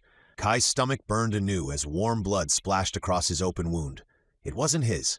The scent was different, rich, thick, almost electric. The man whispered something in a language Kai didn't know, his words resonating like thunder beneath the skin. Then the figure stood, the sound of his steps fading into the light. Kai blinked, vision narrowing to a single line of brightness, and passed out again. When he awoke, the sun was lower, red and swollen on the horizon. The battlefield was still. Tens of thousands lay where they'd fallen, the ground painted in crimson and ash. He sat up slowly. His body ached, but not from injury. The arrows still pierced him, their shafts glinting faintly in the dying light. He reached for one, gritting his teeth as he pulled. The arrow slid free, and the wound beneath it closed before his eyes. He stared, breath shallow. He pulled another. The same, and another. Each wound sealed into a pale line, leaving only faint scars across his skin. When the last arrow fell from his hands, he stood unsteadily. His stomach, where the sword had opened him, was whole again save for a scar. The pain was gone, the fatigue gone, only silence remained. He looked around him at the endless field of dead, the boy king nowhere to be seen, and a hollow realization settled in his chest. He was alive. The first thing Kai felt was pain. It radiated from every limb, a dull, rhythmic throb that pulsed in time with his heartbeat. His breath came in shallow pulls, each one dragging fire through his chest. When he tried to move, he couldn't. He opened his eyes. Night. The same park. But now the world was upside down, blurred with fog and pain and the faint hum of streetlights. The smell of blood filled his nose, sharp and metallic. Then he realized why he couldn't move. Arrows. Not one, not two, a dozen. One through each shoulder, both forearms, both thighs. Two pinned his hands to the ground, and another pair held his feet in place. He was splayed like a crucifixion, pinned in perfect symmetry. And above him stood the man in black. "Wake up, Kai!" The voice was calm, measured, almost polite. The man crouched beside him, his shadow cutting across Kai's face. His gloved hand reached down, tapping Kai's cheek lightly. Once, twice, as if testing to see if the lights were back on. "There you are," he murmured, smiling faintly. "My old friend?" Kai blinked, the world slowly sharpening around him. His throat felt raw. "You? Oh good, you can still speak." The man's tone was amused, almost warm, but his eyes, pale, sharp, and ancient, carried none of that warmth. "I was beginning to think I'd overdone it. Would have been a shame to end the reunion so early." Kai tried to push up, but the movement only drove the arrows deeper. His body convulsed, teeth clenched against the pain. The man chuckled softly. "Easy now, don't strain yourself. You'll heal, of course, you always do. But let's not make it harder than it has to be." He straightened, dusting off his sleeves. "You probably don't remember me, do you? Your amnesia and all?" Kai's vision swam. "Who are you?" The man smiled, an elegant, practiced expression that didn't reach his eyes. "Ah, there it is, the classic question." He clasped his hands behind his back, pacing slowly in a small circle around Kai's prone form. His black shoes made no sound on the grass. "I've gone by many names," he said. "Too many, honestly. But you always preferred the formal one." He leaned down, his voice lowering to a near whisper. "Vlad III, Voivode of Wallachia." He tilted his head, the faintest smirk forming. "But you probably remember me better by what the world decided to call me. Vlad the Impaler." He chuckled softly, shaking his head. "Though I prefer Drake now, a little play on that ridiculous name they gave me centuries ago, Dracula, as if I were some monster from a child's bedtime story." Kai stared up at him, stunned. "You're real." Drake raised an eyebrow. "You say that as if you're not like me." He crouched again, studying the arrows impaling Kai's limbs, then plucked one from his thigh with a sharp tug. Blood welled up, but before Kai could gasp, the wound began to close. Drake smiled. "Still works, I see. Good. I was worried. I tried to only clip one side of your heart. Now, slow things down enough for what I need." Kai grimaced. "You're like me." "Like you?" Drake's smirk widened into a grin. "Oh, that's adorable." He tapped his own chest lightly. "No, my dear boy, I'm nothing like you. But yes, let's say we share a few traits. Call it divine coincidence, or cosmic irony." He stood again, stretching as though shaking off the stiffness of ages. "You see, I thought I was the only one." The only one cursed, or blessed, depending on your mood, with this eternal persistence. He gestured toward Kai, his voice dripping with amusement. "Imagine my surprise when the myth of the undying warrior wasn't myth at all. Of course, our gifts are very different, mine always taking life, yours always giving. It's very frustrating." Kai forced the words out. "Why are you doing this?" Drake sighed, feigning thought. "Because, Kai, we've played this game before. A very long time ago. You and I, we've crossed swords, toppled kingdoms, burned cities." He smiled faintly. "And every time you disappear for a century or two, trying to pretend you're human again, forcing me to survive on your precious mortals. It's cute, really, but you always come back. Eventually, and the game begins anew." He stepped closer, his polished shoes now inches from Kai's pinned hand. "I waited this time. Watched from the shadows, I wanted to see if you'd finally accepted what you are. But no, you're still trying to save people, still trying to matter. His tone hardened slightly. You never learn. Kai met his gaze, the strength returning to his voice. If you're immortal too, then you already know, this isn't living. Drake smiled slowly. Ah, there's the philosopher again. But tell me, Kai, if this isn't living, why are you still so determined not to die? Kai glared up at him, jaw tight. Drake crouched once more, tilting his head, studying Kai like a specimen. You'll remember eventually, he said. And when you do, our little game can begin again in force. Until then, it really isn't sporting. Kai was still pinned to the earth, the arrows locking him in place like iron stakes. Every attempt to move sent waves of pain shooting through his limbs. Blood pooled beneath him, hot against the cold soil. Drake crouched beside him, the same faint, amused smile playing at the corners of his mouth. Moonlight gleamed against his cufflinks, as if the world itself bent to his poise. Kai's voice was hoarse, ragged. It's you. You're behind all of this. The fires, the killings, the gangs tearing this town apart. Drake raised an eyebrow, as though flattered. I'd love to take credit for such chaos, truly I would, but alas, I cannot. He leaned closer, voice soft, conversational. No, my friend, this mess isn't mine. Then who? Kai spat, straining against the arrows. If not you, then who's doing this? Why here? Drake's smile deepened. Frank's men, of course. Surely you remember Frank? Kai stared, his pulse thundering. Drake's tone shifted into mock sympathy. Oh, I forget. The amnesia. A shame, really. The memories are the best part of immortality. He stood and began pacing, hands clasped behind his back. Dr. Frankenstein, he said lightly as if mentioning a neighbor. That's who. The great self-made god? His monster, his son, keeps his men in line. The crime, the fires, the killings, all part of a larger pattern. Frank's always been fond of casting a bigger net. Kai's voice trembled with anger. And the apartment fire? The woman and her daughters? Drake stopped pacing, a shadow crossing his face. Ah, that one was mine. Kai glared up at him, fury breaking through the pain. You? I pulled the fire alarm. Drake interrupted calmly, crouching again so they were eye level. They should have gotten out. I gave them a chance. His expression hardened just slightly, the first flicker of something almost human. But people panic. It's a cruel instinct. His gaze softened again. You always brought out the sentimental in me, Kai. I needed you to come out of hiding, and it worked, didn't it? Kai to the rescue yet again. He rose again, brushing imaginary dust from his lapel. While I prefer precision, Frank prefers noise. He's spreading this chaos across the state. But since you've returned, since you've decided to play superhero, he knows exactly where to find you. Kai twisted, trying to free himself, but the arrows held. So this is your game? He hissed. You set the world on fire just to draw me out? Drake chuckled softly. Oh, come now. Not just me. From the tree line, movement stirred. 4 shapes emerged, tall, silent figures with strange glassy eyes and unnaturally smooth movements.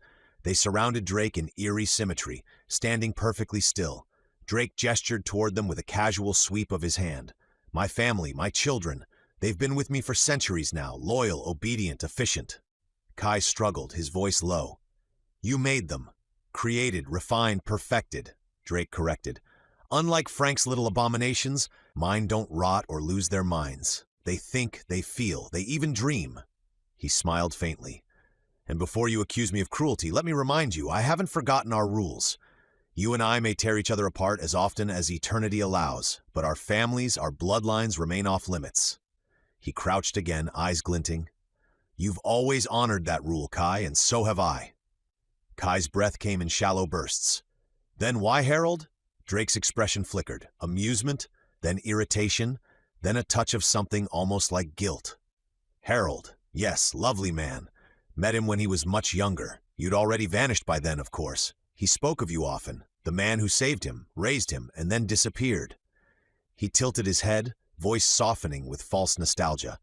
I think he was surprised to see me so many years later. When I told him why you had left him, what caused you to disappear, I thought he'd be happy to know. Drake's tone darkened.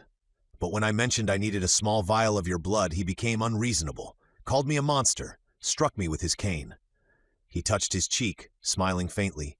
Right here, it stung for about 2 seconds. I didn't even strike him back. I'd call that restraint. His heart did the rest. Kai's stomach turned. You killed him. Drake sighed. Oh no, age killed him. Age, fear, maybe too much fast food. I was merely the catalyst. His smile sharpened. But you're right. Fair is fair. Drake turned toward his children. They stood silently, waiting, their stillness more unsettling than any threat. He looked back at Kai. One of mine for one of yours, yes? Before Kai could speak, Drake reached behind his back. Kai's heart froze as he recognized what Drake drew, his own sword. The blade extended with a metallic whisper. Drake admired it for a moment, running his thumb along the glowing seam. Still beautiful. You've always had good taste. Then, without hesitation, he plunged it through the chest of the nearest of his followers. The man gasped, eyes wide. His body convulsed, the skin rippling as color drained away. In seconds he began to crumble, withering like a dry leaf in fire. His bones disintegrated. His clothes collapsed into a heap on the ground as all his age rushed upon him within a heartbeat. When it was done, only a faint pile of dust and cloth remained, catching in the wind. Drake exhaled, calm and clinical. Balance restored. He looked down at Kai again, his tone light, almost conversational. What was it you used to say when you killed one of our kind? He tapped his temple, pretending to think. Ah, yes. From the dust we come, and to the dust we will return. He gave a small, respectful nod. Fitting, I think. Then he dropped Kai's sword on the ground. Kai glared up at him, chest heaving, every muscle trembling to break free. Drake crouched low one final time, his shadow falling across Kai's face. Don't look so grim, old friend. I told you, I'd never kill you. He leaned closer, voice barely above a whisper. What would eternity be without someone worth chasing? Drake's smile returned, thin, polite, but unmistakably cruel. He reached into the inner pocket of his coat and drew out a small leather roll, unwrapping it with care. Inside gleamed two massive stainless steel syringes, each glinting coldly in the moonlight. Kai strained against the arrows pinning him, but he could barely move. His muscles refused to obey, his body too damaged to heal. The arrow piercing his heart, draining his strength quicker than his body could create it.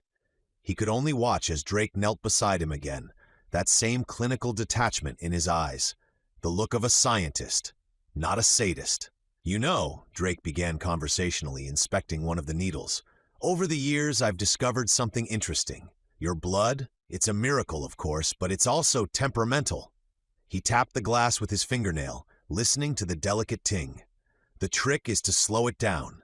A direct shot to the heart works wonders. Once I used freezing water. Of course, that was before we had these delightful tools. He smiled faintly, turning the syringe over in his gloved hand. Back then, I had to drink it, warm, thick, like a smoothie, really. Kai glared at him, his breath shallow. Drake chuckled softly. Ah, and that, my dear friend, is how the whole Dracula nonsense began. Someone walked in on me during one of our exchanges. Saw the blood, saw the fangs, well, the teeth anyway, and drew their own conclusions. He sighed, amused at the absurdity of it all. Of course, you used to offer it to me willingly. We were friends then, brothers in arms, in a sense. But I learned restraint. A little, taken every few years, is best. Take too much and, he shrugged lightly, it muddles the mind. That whole impaler episode, let's just say I was overserved. Without hesitation, he plunged the first syringe deep into Kai's chest. Kai gasped, his entire body arched, the pain flashing white behind his eyes. The needle sank straight into his heart, the glass barrel filling with dark, shimmering crimson. Drake's eyes lit with fascination. Ah, he whispered, almost reverent. Still perfect, still warm. He withdrew the syringe and admired it for a moment before sliding the needle into his own arm. Slowly, he depressed the plunger, pushing Kai's blood into his veins. His eyes fluttered shut, a long sigh escaping his lips. That, he murmured, should hold me for a bit. He flexed his hands, feeling the power rush through him. Renewal, youth, the pulse of something ancient and forbidden. I like to stay topped off, he said conversationally, glancing at Kai. You never know when you'll decide to vanish again. He set the first syringe down and reached for the second, plunging it into Kai's chest once more. Another vial filled. He inspected it, smiled faintly, then tucked it away in his coat. I'll share this with the children, he said. A small taste for them, keeps them loyal. I do prefer my family obedient. Drake glanced at it, then back at Kai. Ah, yes, one last gift before I go. He crouched down again, resting a hand on Kai's shoulder. His tone softened almost affectionately. I know how much you cared for him, so I took the liberty of making sure someone he loved was here for our little reunion. He gave a light pat, his voice dropping to a whisper. Took some time to find them, so you're welcome. Then, with one smooth motion, he gripped an arrow buried in Kai's hand and yanked it free. The pain was white-hot, blinding. Kai bit back a cry, his jaw locking tight. Drake stood, slipping the blood-filled syringes into his coat. Until next time, old friend, he said with infuriating calm. He turned and walked toward the trees, the children following silently. One of them hefted the duffel bag over his shoulder, dropping it onto the ground, its occupant still breathing, still asleep. Kai didn't notice. He was too busy fighting to stay conscious, his body trembling under the weight of pain and exhaustion. The forest swallowed the group whole. Kai used his free hand to try and pull out the arrow in his chest, but his strength was too weak. He could barely lift his arm.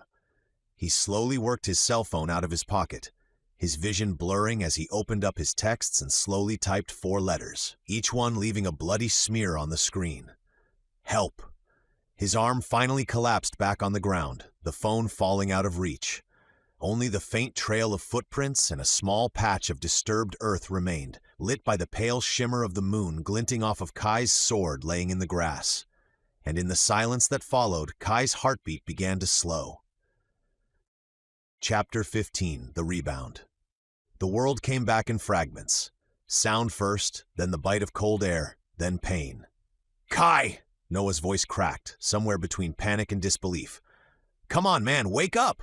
He felt hands on his shoulders, shaking him. The world swam into focus, dark trees, a broken patch of moonlight, and 2 silhouettes leaning over him.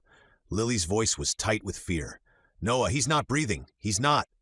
Yes, he is, Noah cut her off, though his voice trembled. Look, barely, but Kai, hey dude, you texted us. We came as fast as we could. Kai blinked, disoriented. His throat was too dry to speak. His phone lay a few feet away, its screen covered in blood but still glowing faintly. He didn't remember sending any message. Lily brushed the dirt from his face, her hands trembling. What happened to you? That's when she saw it, the arrow jutting out of his chest, half buried through his ribs. Her breath hitched. Noah, what? Noah stared, horrified. How is he even alive? He reached for the shaft instinctively, but Kai's hand twitched weakly as if to help him. He couldn't get the words out, but the look in his eyes said everything. Do it. Okay, Noah muttered, steadying himself. Okay, on 3, 1. He pulled. The sound was wet and sickening. Kai gasped, a hoarse animal sound that tore from his throat as the arrow slid free. Blood welled up dark and slow. Lily pressed her hands to the wound, trying to stop the bleeding, but then she froze. Noah, look! Before their eyes, the gash began to close. Not fast, nothing like before, but steady. The bleeding slowed. The edges of the wound knit together, faintly glowing in the moonlight. Holoa leaned back, wide-eyed. Dude, it's working. He's healing, but slower. They set to work, pulling the other arrows out one by one. Each one released a groan or a sharp breath from Kai, but with every one removed, the healing quickened. The punctures in his arms closed first, then his legs. The ones in his hands and feet sealed over, leaving only faint lines. Finally, Noah yanked the last arrow from his shoulder.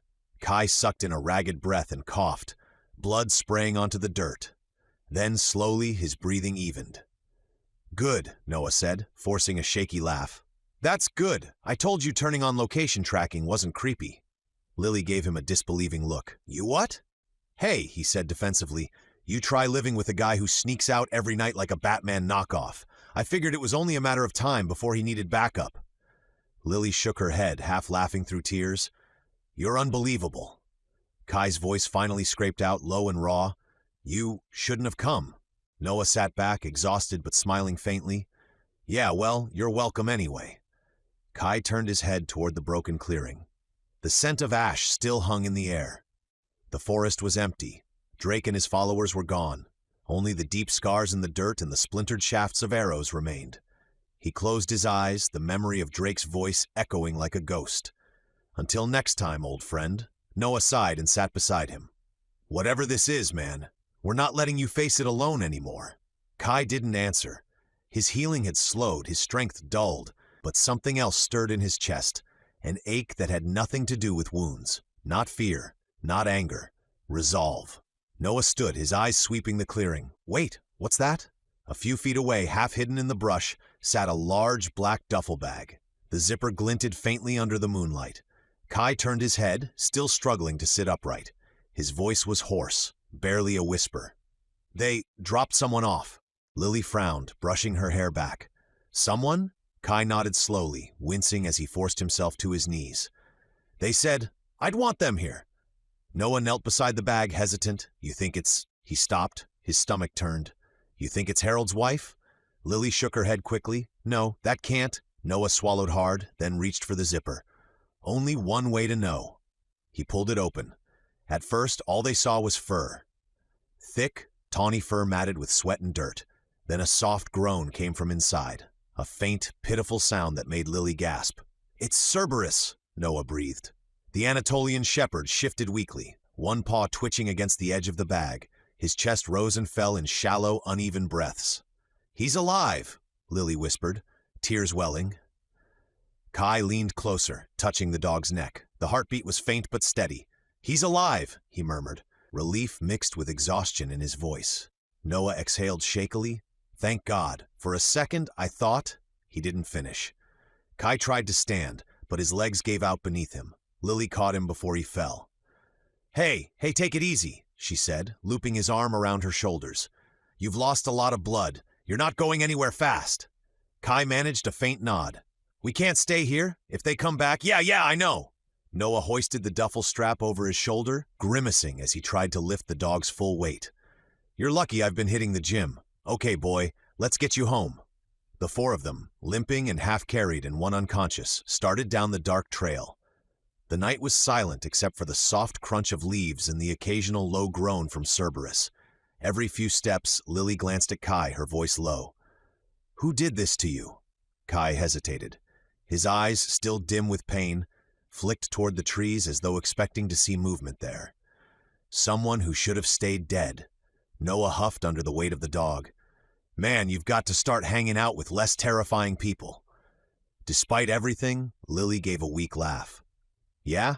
Next time, maybe just make friends with, I don't know, normal kids who play soccer. Kai didn't respond, but for the first time that night, something like a smile touched his lips. When they finally reached the Callahan house, the lights were off. Mara and Evan already asleep. They slipped inside quietly, setting Cerberus down on the living room rug. The big dog gave a low, half-conscious whimper before settling again. Lily helped Kai onto the couch. He was pale, his breathing shallow but steady. The last of the wounds were still closing fully, but slower than before, the healing sluggish and incomplete. Noah dropped into a chair, drenched in sweat. We're telling Mom in the morning. Lily shot him a look. No, we're not.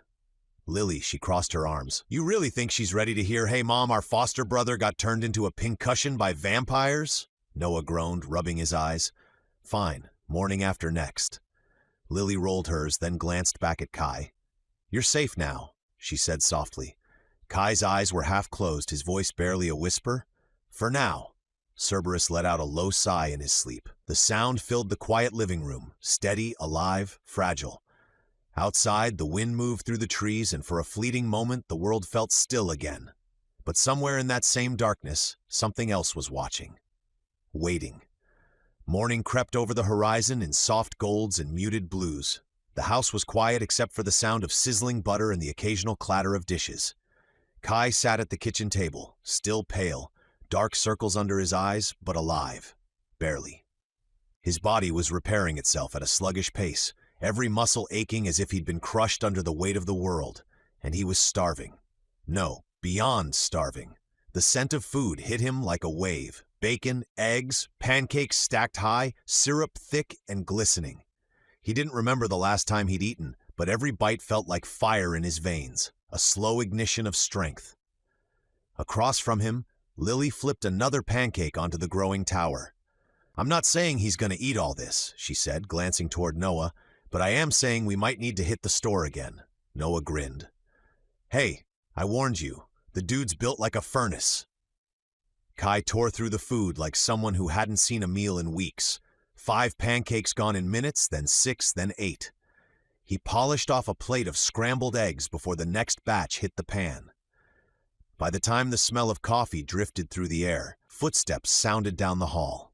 Mara emerged first, her hair still tousled from sleep, Evan close behind rubbing his eyes. "Is it Christmas?" Mara mumbled, then blinked at the sight of the kitchen. "Wait, Noah made breakfast?" Noah, mid-sip of orange juice, nearly choked. Yeah, thought I'd, do something nice." Mara's brow lifted, suspicious but amused. "And clean up, right?" "Right," Noah muttered, glancing at the growing mountain of dirty pans in the sink. Evan shuffled in, eyeing the feast with approval. "Looks like we're feeding an army." Then his gaze landed on Kai, who was just then stacking his 15th pancake on the tower on his plate and reaching for the syrup again. Or just one teenage boy. Mara smiled warmly. "Morning, Kai. Feeling better?" Kai wiped his mouth with the back of his hand, nodding. "Yeah, just hungry, I guess." "I'll say," Evan said, sitting down and pouring coffee. 15 pancakes and a dozen eggs? I didn't even eat that much in college. Growth spurt, huh?" Kai hesitated, then gave a small, embarrassed smile. "Something like that." Evan chuckled. "Man, I wish I still had that metabolism. I look at a donut wrong and gain 2 pounds. Lily hid a smirk behind her glass of juice. Noah elbowed her under the table. Kai kept eating, slower now but steady, his strength returning with every bite. He didn't know what it was about food. It didn't just fill him, it fueled him. Every cell in his body drank in the energy, repairing damage, knitting flesh, calming the tremor in his hands. Mara reached over, brushing a strand of hair from his forehead in a motherly gesture. "You really did scare us last night, We heard you moving around. When I found you sleeping on the sofa, I got so worried. You looked so pale." "Sorry," Kai said softly. "I didn't mean to worry anyone." Evan patted his shoulder. "Don't apologize. You're part of this family, kid. Just take care of yourself, all right?" Something warm flickered behind Kai's tired eyes. Gratitude, maybe. Or something older, harder to name. He nodded once. "I will." Noah cleared his throat, breaking the moment. "So, who's gonna tell Mom and Dad why there's a 200-pound dog passed out in the living room?" Mara froze mid-sip. "I'm sorry? What?" Evan blinked. "Dog?" Lily winced. "About that." Cerberus woke with a confused snort and a sneeze loud enough to rattle the living room window. His big head lifted groggily from the rug, eyes glassy, tail thumping once before he flopped back down with a groan. When Mara came in, she stopped short. "Oh my, where did that come from?" Noah rubbed the back of his neck. Funny story. After a chaotic, half-coherent retelling involving finding him, saving him, and definitely not sneaking out, Mara put a hand to her forehead. "You 3 are going to give me gray hair before my time." She sighed and reached for her phone. "I'll call Evelyn, see what she wants to do." The call was brief but emotional. Evelyn sounded fragile, her voice cracking more than once. "I can't take him," she said. "My son's place doesn't allow pets, but I'm just so glad he's alive. Harold loved that dog so much." Mara smiled softly. "Then we'll keep him. I promise he'll be in good hands." Evelyn exhaled with relief. "Thank you, dear. Harold would have wanted that." When Mara hung up, she turned to the kids. "Looks like we have a new member of the family." Lily threw her arms around Cerberus's thick neck. "Best news ever."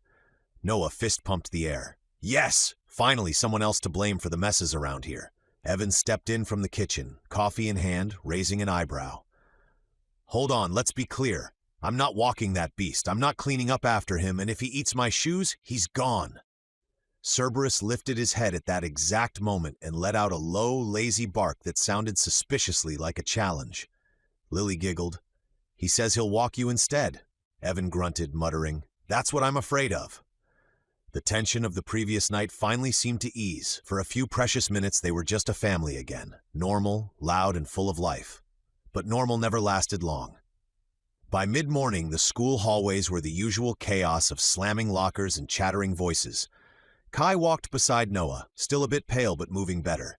The healing had slowed, but the pain had dulled to something manageable, a distant hum beneath the surface. They turned a corner and Kai stopped short. A locker door was rattling. Faint, muffled banging came from inside. Noah frowned. "What the?" Kai stepped forward, listening. A voice came through, strained. "Hey, somebody help!" It was Eli, the quiet boy Trent always picked on. Without hesitation, Kai gripped the padlock and tugged. The steel creaked, groaned, then snapped clean off in his hand. He pulled the locker open. Eli tumbled out, coughing, his face red and streaked with tears. "Thank you," he gasped. He locked me in during gym." Kai helped him up gently. "You're okay now?" Noah scowled, looking down the hall. "Trent, huh? Figures." Eli nodded miserably. "He said if I told anyone, he'd—" Kai shook his head. "You don't have to say it, just go get cleaned up." Eli gave a quick nod and hurried off toward the bathroom, clutching his books. Noah looked at the broken lock in Kai's hand. "You know, most people use a key." Kai dropped the twisted metal into a trash can. "It was faster this way." Noah chuckled softly. "Man, I keep forgetting how freakishly strong you are." But Kai wasn't smiling. He looked down the corridor, his jaw tightening. It was all the same, he thought, just different scales. A kid with power hurting someone weaker, a man with power starting wars, a creature with power destroying lives over centuries. Evil didn't change, it only put on new disguises. The bell rang, snapping him from his thoughts. "Come on," Noah said. "If we're late again, Mom's gonna make us alphabetize the history section." Kai followed, but his mind stayed elsewhere, on Drake, on the spreading crime, on the sense that the world itself was beginning to shift. Something was building, something worse than one bully or even one immortal, and Kai could feel it coming. Chapter 16. Hunted night came quietly, settling over the city like a bruise. From the rooftops, Kai moved like smoke, silent, unseen. His armor blended into the dark, the faint metallic seams catching only slivers of the streetlights below. His senses, sharpened beyond anything human, tracked movement far beneath him. Drake had said enough for Kai to know the truth. He wasn't the only one watching this city. But Drake had gotten what he wanted, Kai's blood, and vanished into the night. That left one name whispered in the void he left behind. Frank. And wherever Frank went, death and corruption followed.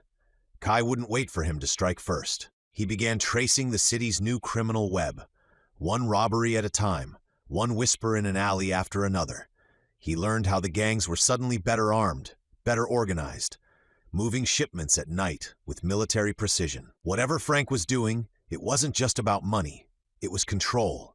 And it all led here, to a warehouse on the edge of the river district, gray, crumbling with its windows blacked out and guards posted like sentinels. Kai crouched on a rooftop across the street, the wind tugging at his hood. From here, he could see nearly everything. The comings and goings of trucks, the dull orange glow leaking through high vents, the faint hum of generators. The place was alive. He closed his eyes and listened. Beneath the mechanical noise, he picked up the rhythmic shuffle of footsteps, the low murmur of voices. Someone barked orders in a language he didn't recognize, and another answered in clipped tones. Foreign, disciplined, organized. This wasn't a street gang. This was something bigger. He waited until the guards at the front gate swapped shifts, then dropped soundlessly to the ground. His boots touched asphalt with barely a whisper. He slipped into the shadows along the wall, finding a gap in the fencing where old wire sagged loose. Inside, the air reeked of oil, metal, and ozone. He moved low, hugging the walls, every movement deliberate. Silent steps, controlled breathing. The techniques came instinctively, like muscle memory carved from centuries of repetition. Two guards stood near a stack of crates, laughing quietly, their weapons slung loose. Kai slipped behind them, pressed to the wall. A faint creak of his armor made one turn his head. But before either could react, Kai moved. One hand clamped over the first guard's mouth, twisting his wrist until the man's body went limp. The other he silenced with a short chop to the throat, lowering him to the ground before he could hit the floor. Neither was dead, just unconscious. Stay focused, he told himself. Find answers, don't leave bodies. He crept further in, weaving between rows of shipping containers. Faint light spilled from an open door ahead. Inside, a group of men huddled around a table covered in blueprints and cash. A large screen flickered on the wall behind them, showing a map of the city. Dozens of red markers dotting neighborhoods across the region. Each one labeled with a time and date. He focused, reading the details. Shipment sectors, South Dock, Hospital, 445, District Substation, 5. It wasn't random crime. It was infrastructure. Frank's people weren't looting the city. They were dismantling it. A low rumble built in Kai's chest. Anger mixed with purpose. He was about to step closer when something caught his eye. A crate beside the table, partially pried open. Inside, packed neatly in straw, were rows of glass cylinders filled with faintly glowing fluid, red, alive, and pulsing faintly like veins. The same color as his own blood. Kai froze. One of the men at the table tapped the crate with his boot. "Dr. F says the next batch goes out tomorrow," he said in a low voice. "After that, he doesn't care how many bodies it takes. He just wants more of this." The others nodded. "What's he even doing with it?" The man shrugged. "All I know is, whatever it is, it ain't human." Kai backed into the shadows, heart pounding. Dr. F. Frank. He was harvesting something tied to him. And the fluid? My blood. Kai's hands curled into fists. He'd made his mistake with Drake once. Hesitated, waited, tried to understand. Not this time. This time, he would bring the war to them. The rafters groaned softly above the warehouse floor as Kai crouched in the dark, every muscle coiled and waiting. Below him, the guards paced in lazy patterns, unaware of the shadow perched above their heads. Then, like a phantom, he dropped. He landed behind the first man, one gloved hand snapping across his mouth, the other twisting his wrist until the gun clattered to the ground. The second guard turned, too slow, and was swept off his feet by a kick that sent him crashing into a stack of crates. The next few seconds were a blur.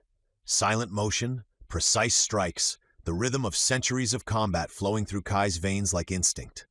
When the last man fell unconscious, the warehouse was still again, save for the distant hum of machinery. Kai straightened, his breathing controlled, eyes scanning the space. The crate with the glowing vials still pulsed faintly nearby, the red light bathing the room in a dim, otherworldly hue. Then a voice broke the silence, smooth, confident, and steeped in arrogance. "Well, that didn't take long at all." Kai turned. A man stepped from an office door elevated above the floor. A tall figure in a crisp white lab coat, his gray hair slicked back, his posture deliberate. His eyes were sharp behind his glasses, cold and amused. Dr. Frankenstein. He descended the metal stairs at an unhurried pace, clapping his gloved hands once in mock applause. "Impressive as always," he said. "I'd almost forgotten how efficient you are when properly motivated. Hurt enough innocent people and you just can't help yourself." Kai's jaw tightened. "You know who I am." Frank smiled thinly. "Oh, I know you. Better than almost anyone. After all, we've spent quite a bit of time together these past few hundred years." Kai's eyes narrowed. "I don't remember you." "No," Frank said, pausing at the bottom of the stairs. "You wouldn't. You were somewhat less conversational when you were strapped to my operating table." He circled slowly, keeping his distance. "You know, it's remarkable. Your body heals faster than anything I've ever seen, but the brain..." He tapped his temple. "That takes longer, especially after repeated trauma, sedatives, and blood extraction. I guess it could have been that truck that hit you head-on. My boy tells me you took a solid cranial hit. I suppose amnesia was inevitable." Kai's stomach twisted. "You're the one who took my blood?" "Took?" Frank laughed softly. "No, my dear boy, I studied it, harnessed it. You have no idea what your gift could mean for humanity. True regeneration, disease resistance, even the reversal of aging. I was so close." His expression darkened, the smile fading, and then that pale parasite, Drake, decided to intervene. Kai froze. "Drake set me free?" Frank nodded slowly, his tone shifting to a sneer. "Yes, imagine my surprise, decades of careful work undone in a single night. He broke into my lab, tore through my security, and released you. All that blood, all that progress, wasted." Kai stared at him, unblinking. "Why?" Frank spread his hands. "Because he wouldn't make a deal with the devil himself. I offered him 10 vials of your blood every year, 10 in exchange for being left alone. But Drake has always been so possessive of you, hasn't he? I suppose he prefers to be the only monster drinking from that well." He stopped pacing and looked directly at Kai, his eyes gleaming with a kind of madness hidden beneath intellect. "Still, I should thank him. I never would have found you again if not for his arrogance." Kai's voice was low, controlled, but shaking with restrained fury. "You're experimenting on people." Frank shrugged. "I'm improving people. You, me, my son, perhaps the next step in evolution. But don't misunderstand. Your blood was never the end goal. It was the foundation." He smiled again, a clinical, joyless thing. "And now that you've come to me willingly, I won't have to chase you anymore." Kai's hands clenched, his pulse hammering in his ears. The vials behind Frank glowed brighter, as if echoing the beat of his own heart. "You're done experimenting," Kai said quietly. Frank tilted his head. "Am I?" For a heartbeat, the two men stood motionless, predator and prey, scientist and subject, until Kai took a single step forward. The air in the warehouse shifted. Frank's smirk faltered, and he slowly reached for the small device clipped to his belt. "Let's not do anything rash," he said smoothly. "I've always admired your control, Kai. Don't lose it now." But the fury in Kai's chest was no longer something he could suppress. This time, he wasn't a captive. He wasn't a specimen. He was the storm they'd created. Kai moved first. He blurred across the floor, a streak of shadow and rage, the concrete cracking beneath his boots. Frank barely had time to raise a hand before Kai slammed him against the nearest steel beam, his fingers gripping the doctor's throat. "Where's your son?" Kai demanded. "What are you building here?" Frank choked out a laugh, wheezing as Kai lifted him higher. "You think I came alone?" He flicked a switch on a small remote in his palm. All around them, the warehouse changed. The hum of machinery roared to life. Containers hissed open one by one, spilling vapor into the air. The smell was chemical, thick, wrong. Shapes began to move within the fog, massive, lumbering silhouettes that stepped forward on heavy feet. Kai dropped Frank and turned. 4 figures emerged. They were men once. He could still see the remnants of faces beneath the twisted muscle and bulging veins, but now they were hulking abominations. Skin gray and stretched taut, eyes black as tar, their bodies seamed with crude surgical scars that pulsed faintly with red light. "Beautiful, aren't they?" Frank rasped, straightening his coat, his grin returning. "A fusion of your gift and my science, the first generation of what humanity could become." Kai's lip curled. "You turned people into monsters." Frank's smile widened. "Progress always looks ugly in its infancy." The first creature lunged, its speed impossible for its size. Kai dodged aside, the ground shaking as it smashed through a line of steel crates. A second came from behind, swinging a fist the size of Kai's chest. The blow connected, sending him skidding across the concrete, armor sparking. He rolled to his feet just in time for another to charge. Kai met it head-on, twisting low and driving an elbow into its ribs with bone-cracking force. The monster roared but didn't fall. It grabbed him by the leg and hurled him through a wall of shipping pallets. Pain flared through his body. Bones snapped. He could feel his left arm hanging wrong, but his healing, though slow, still worked. He pushed up through the splintered wood, blood running down his face. Frank's voice echoed through the chaos. "You see it now, don't you? My work is perfect. Even you can bleed, Kai, but they endure." Another beast rushed him. Kai ducked under a wide swing and drove his knee into its gut, using the moment to leap upward, grabbing a hanging chain and swinging his full weight to snap his boot across its jaw. The creature's neck twisted with a sickening crack. It staggered. He didn't hesitate. He drove his blade through its throat, severing the spinal cord. The metal hissed as it pierced flesh, a faint light searing through the wound. The creature convulsed once, then disintegrated, collapsing into dust before it hit the ground. Kai landed, breathing hard, blood dripping down his side. One down. The others closed in. They came all at once, massive fists pounding, claws tearing. Kai moved between them like a shadow, striking, twisting, evading, but even his centuries of instinct couldn't keep pace forever.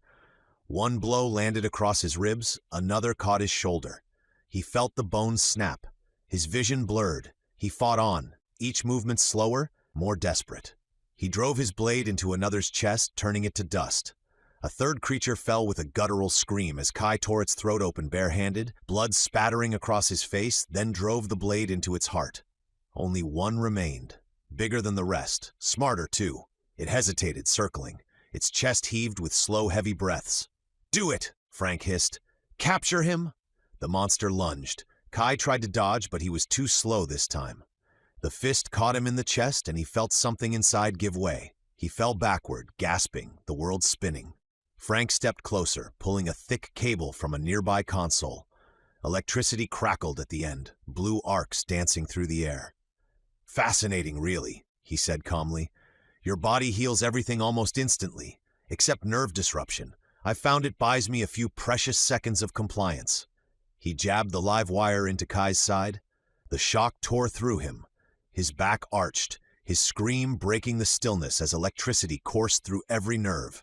The smell of ozone and scorched flesh filled the air. "Hold him," Frank ordered. The last creature obeyed, slamming Kai's shoulders to the floor with both hands. Kai's body jerked against the current, sparks flickering off his armor as Frank leaned closer, eyes alight with scientific hunger. "You never should have come back," Frank murmured, tightening the charge. "But since you did, let's see just how much of you I can harvest before you black out." Kai's vision fractured into light and pain. His muscles seized, his heartbeat stuttered.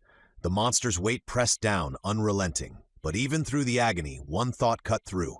Not again. Not ever again. Something deep inside him stirred, ancient, relentless. And as Frank leaned in to inject him with something, Kai's eyes snapped open, glowing faintly gold through the smoke. The pain should have ended him. Every muscle in Kai's body locked, every nerve on fire. The monster's hands pinned him down as the current surged through him again and again.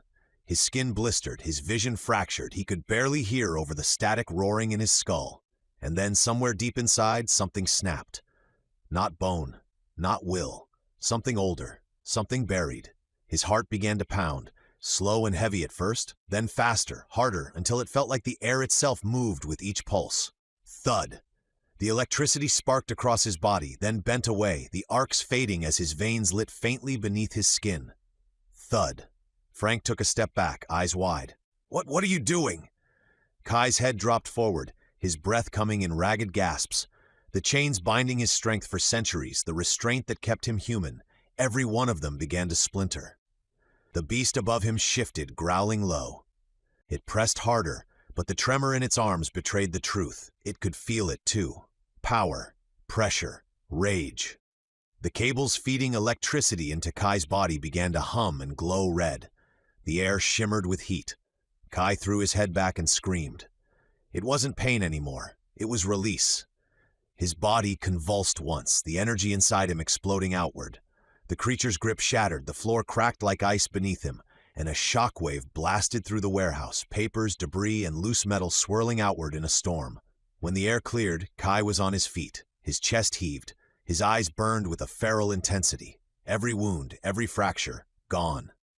The last monster took one staggering step forward. Kai moved faster than sight, a blur, a whisper, then impact. He drove a fist into the creature's ribs.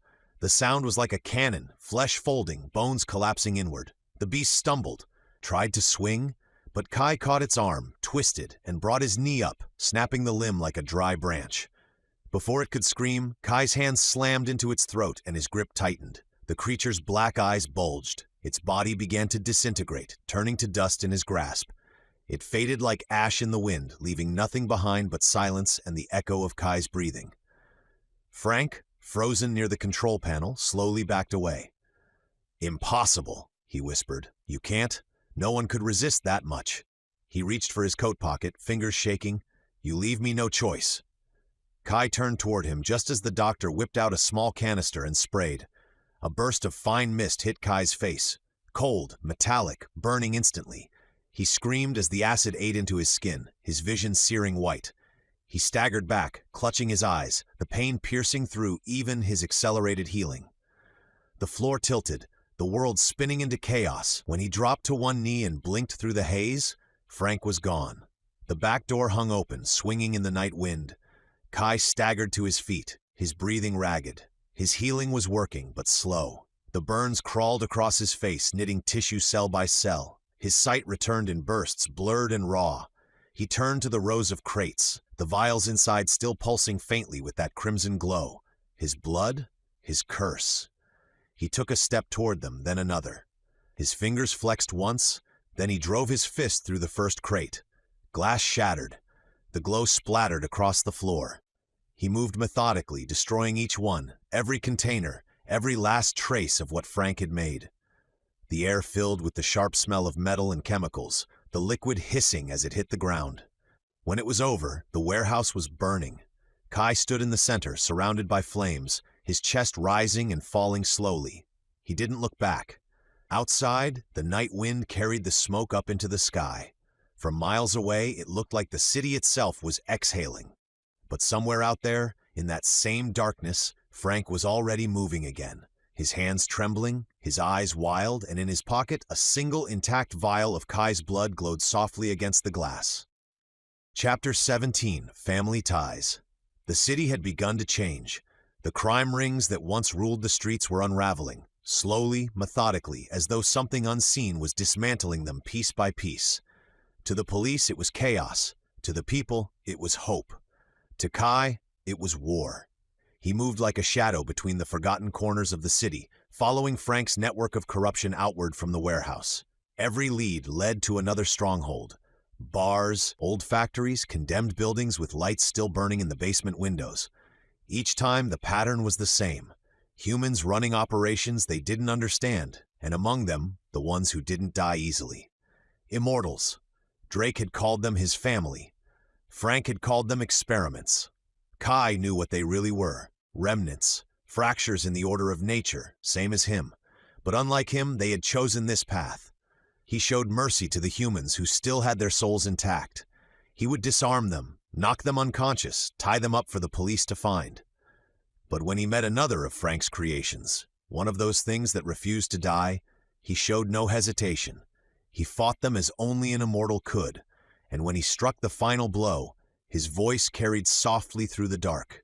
From the dust you came, and to the dust you shall return.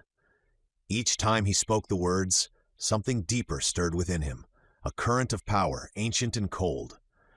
When his blade found their vital organs, their bodies would seize and crumble, the centuries they had stolen collapsing in an instant. Flesh and bone aged to ash, the air filled with the faint scent of decay and the whisper of time reclaiming what was stolen. He hunted through alleys, across rooftops, into tunnels beneath the city. Everywhere Frank's syndicate spread, Kai followed. There was the woman with eyes like obsidian and claws that could tear steel. He found her leading an underground cage-fighting ring. There was the twin pair who fed on adrenaline, who moved so fast they blurred together in the dark. He caught them mid-theft, their laughter turning to screams as they dissolved in his hands. And there was the old priest who had once been human, preaching resurrection while extorting souls for Frank's experiments. His prayers turned to dust on his tongue. By the time dawn crested the skyline, the air itself felt cleaner. The pulse of evil in the city had quieted, temporarily. But the deeper Kai dug, the clearer the truth became. Frank's reach went further than this city. There were cells in other towns, other states, perhaps across the world, each one experimenting with variations of the same thing: immortality. Kai stood atop a rooftop overlooking the river as the first light of morning burned through the fog. His armor was scarred, his knuckles raw. He'd fought for so many hours. He was beginning to lose track of time. His body didn't tire like a mortal's, but his spirit was heavy. He looked down at the streets below, police lights flashing in the distance, officers discovering the tied-up men he'd left behind. For the first time in a long while, Kai felt older. Not in body, in memory. Drake, Frank, the immortals he'd sent back to dust. Each one reminded him of the truth he couldn't escape. He was not alone in this curse. And as long as that was true, the world would never know peace. He sheathed his blade, the faint glow of dawn catching its edge, and whispered to the wind, "I'll find them all." Then he stepped off the ledge and vanished into the city below, his shadow stretching long in light from the street lamp. The horizon was just beginning to glow, a faint line of gold breaking over the rooftops, when Kai slipped through the trees behind the Callahan house. His armor was hidden, tucked away with his blade in the backpack slung across his shoulder. The patrol was done. The city was quieter tonight. He could feel it. And like clockwork, he returned home before dawn. He scaled the siding of the house with practiced ease, his boots silent on the panels, and eased his window open. The chill air of early morning crept in as he swung one leg inside and froze. The bedside lamp was on. Evan sat in the chair by his desk, arms crossed, eyes red from lack of sleep. Mara stood behind him, her arms folded tightly, her expression a mix of exhaustion and disappointment. Kai blinked once, caught completely off guard. "You're up early." Evan gestured toward the window. "Funny, that's what I was going to say to you." Kai glanced toward the floor, then back at them. "I couldn't sleep." Mara arched a brow. "So you decided to take a midnight climb out of the house?" Evan sighed heavily, rubbing his face. Look, kid, we let it slide the first couple of nights. You've been through a lot, and we figured maybe you just needed to clear your head. But sneaking out every night? That's not clearing your head. That's running off. Kai looked between them, unsure how to answer. I'm fine. Needed air. Mara stepped closer, her voice gentler now. Kai, we care about you. You're part of this family now. You can't keep disappearing like this. You could get hurt or worse. I can handle myself, Kai said softly. Evan gave a short laugh. Oh, we know that. You handled yourself right through a second-story window. His tone was more weary than angry. Look, if you're in some kind of trouble, you can talk to us. We'll figure it out together. It's not trouble, Kai said quickly. Evan narrowed his eyes. Then what is it? A girl? 'Cause if it's a girl, just, please, tell me I don't need to start planning for grandkids yet. Kai blinked, taken completely off guard. What? No, it's nothing like that. Mara sighed, her expression softening with both relief and lingering worry. Then help us understand, sweetheart. Where are you going at night? He hesitated. The truth perched on his tongue like a blade ready to cut, but impossible to speak. How could he tell them that he spent his nights hunting monsters, killing men who wouldn't die, cleaning up the rot that spread through their streets? So instead, he said nothing. Mara exchanged a look with Evan. Evan leaned forward, elbows on his knees. All right, you don't want to talk, fine, but this has to stop. You're grounded. No more late-night wandering, no sneaking out, no excuses. Kai frowned slightly. Grounded? Yep, Evan said. Classic punishment. Still works. We'll check in every night before bed, and if I have to, I'll nail your window shut. Mara gave him a look. Evan? He held up a hand. Figure of speech. Mostly. Mara knelt beside Kai, her tone softening again. We're not angry, Kai. We're scared. You've been through enough already. Let us help keep you safe. Kai looked at them both, their tired eyes, their worry, the strange mixture of frustration and love.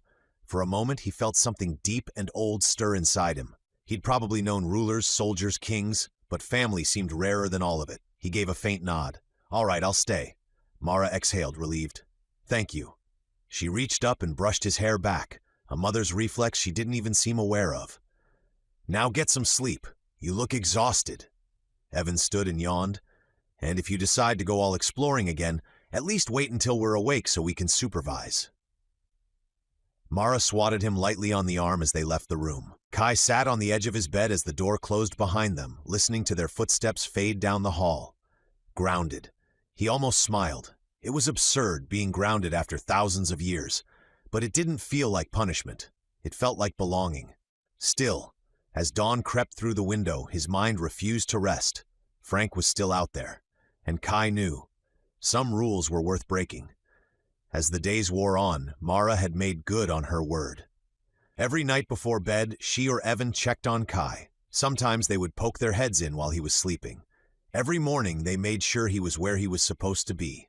And if he so much as stepped toward the back door after sunset, someone's voice followed, gentle but firm. It wasn't distrust, it was love with guardrails. Suffocating, patient love. And Kai endured it. He tried reading, helping around the house, even walking Cerberus, who, despite being built like a lion, was terrified of mailboxes. But he could feel the city breathing in the distance, restless and wrong, and every part of him itched to move. So when Evan said, "Come on, kid, you're coming with me," Kai thought, finally, he was going to get some space. He didn't. The supermarket was crowded and loud, carts squeaking, kids crying, fluorescent lights buzzing like a swarm of bees. Kai walked beside Evan through the aisles, scanning the faces of strangers without realizing it. Habit. Evan tossed a pack of pasta into the cart. "I'm starting to think you're allergic to sitting still." Kai offered a faint smile. "Something like that." Evan glanced over, his tone easy but thoughtful. "You know, when I was your age, I thought staying busy made me safe. Like if I just kept moving, the past couldn't catch up." Kai tilted his head. "Did it?" Evan smiled wryly. "Oh yeah, it always does." They turned down the cereal aisle. Evan stopped to grab a box of something brightly colored. "Listen, I know I'm not your biological dad," he said, not looking directly at him. "But I hope you know, you can talk to me, about anything, doesn't matter what it is." Kai's voice came out quiet, but sincere.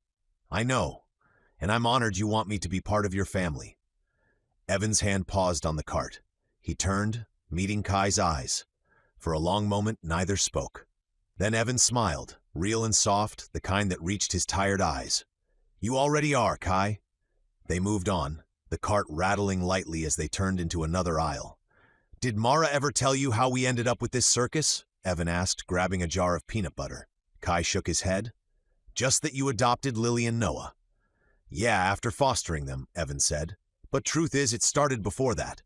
Mara and I," he chuckled under his breath, "we both grew up in the system too. Different towns, same story. She got adopted at 11. I aged out at 18. Kai slowed his steps. "Group home? Yeah, not the best, not the worst, just lonely." He shrugged. "We met later, working at the same youth center. Guess we recognized something familiar in each other. Same kind of cracks, you know?" Kai nodded. "Shared struggles." Evan grinned. "Exactly. Guess it's like soldiers say, what is it? Shared pain, shared strength?" "Something like that," Kai said. His voice was soft, but there was a distant weight behind it. "Hardship forges bonds stronger than time." Evan chuckled. "Now that sounds like a motivational poster." Kai smirked faintly. "Or a warning label." They both laughed quietly as they rounded the next corner, the easy rhythm of family life threading through the noise of grocery carts and overhead music. For a few moments, Kai let himself feel it, the normalcy, the safety, the sense of belonging that came not from blood, but from choice. When they reached the checkout, Evan glanced over again, lowering his voice. "You don't have to tell us everything, Kai, but don't shut us out completely, all right? Whatever's weighing on you, you're not carrying it alone anymore." Kai hesitated, searching for words. Then he nodded. "I'll try." Evan clapped his shoulder. "That's all we ask." The parking lot was quiet when they stepped outside. Evan balanced a paper sack in one arm, fumbling for the keys with the other, while Kai slid a crate of bottled water into the back of the van. The lights above flickered, casting the rows of cars in pulses of gold and shadow. The night smelled like asphalt and rain. Evan straightened, dusting off his hands. "Well, that's that. Mission accomplished. Tell your mom we survived another shopping trip without breaking the budget." Kai almost smiled. Barely. That's when he heard it. Footsteps. 3 sets. Slow, deliberate, coming from the edge of the lot where the light didn't reach. Evan noticed too. He turned, keys clinking faintly in his hand. "You hear that?" Before Kai could answer, 3 figures emerged from the shadows. Hooded sweatshirts, cheap sneakers, the gleam of something metallic in one man's hand. The leader stepped forward, smirking. "You Kai Callahan?" Kai didn't move. His stance shifted slightly, his weight centered. "Who's asking?" The man grinned wider. "Frank sends his regards." Evan's arm shot out in front of Kai, instinctive and fierce. "I don't know who this Frank guy is," he said firmly, "but nobody, and I mean nobody, is touching a hair on my son's head." The leader's grin twisted into something cruel. "Relax, old man. Frank didn't say to hurt him." He took another step forward, eyes hardening. "He said to hurt you." Evan's breath caught, but before the first thug could move, Kai did. All 3 pulled knives. Not cheap pocket blades either. Long, serrated hunting knives that caught the dim parking lot light as they moved closer. The leader pointed his at Evan. "Nothing personal, old man. Orders are orders." Evan shoved Kai behind him before Kai could react. "You want to fight? You picked the wrong guy," he said, his voice hard but trembling underneath. "Evan, stay back, Kai." The first thug lunged. Evan swung the grocery bag. Glass shattered. Apples rolled. But it was clumsy, desperate. The man sidestepped easily, blade flashing. Kai was already moving. He stepped between them, knocking the man's wrist aside with a sharp twist. The knife clattered to the ground. Another attacker came in from the side, slashing wildly. Kai ducked, the blade grazing his arm as he shoved Evan backward. "Move," Kai barked, grabbing Evan's shoulder and dragging him behind a car. But Evan didn't listen. He came right back around, swinging a can of soup like a fistful of defiance. "You're not hurting my kid!"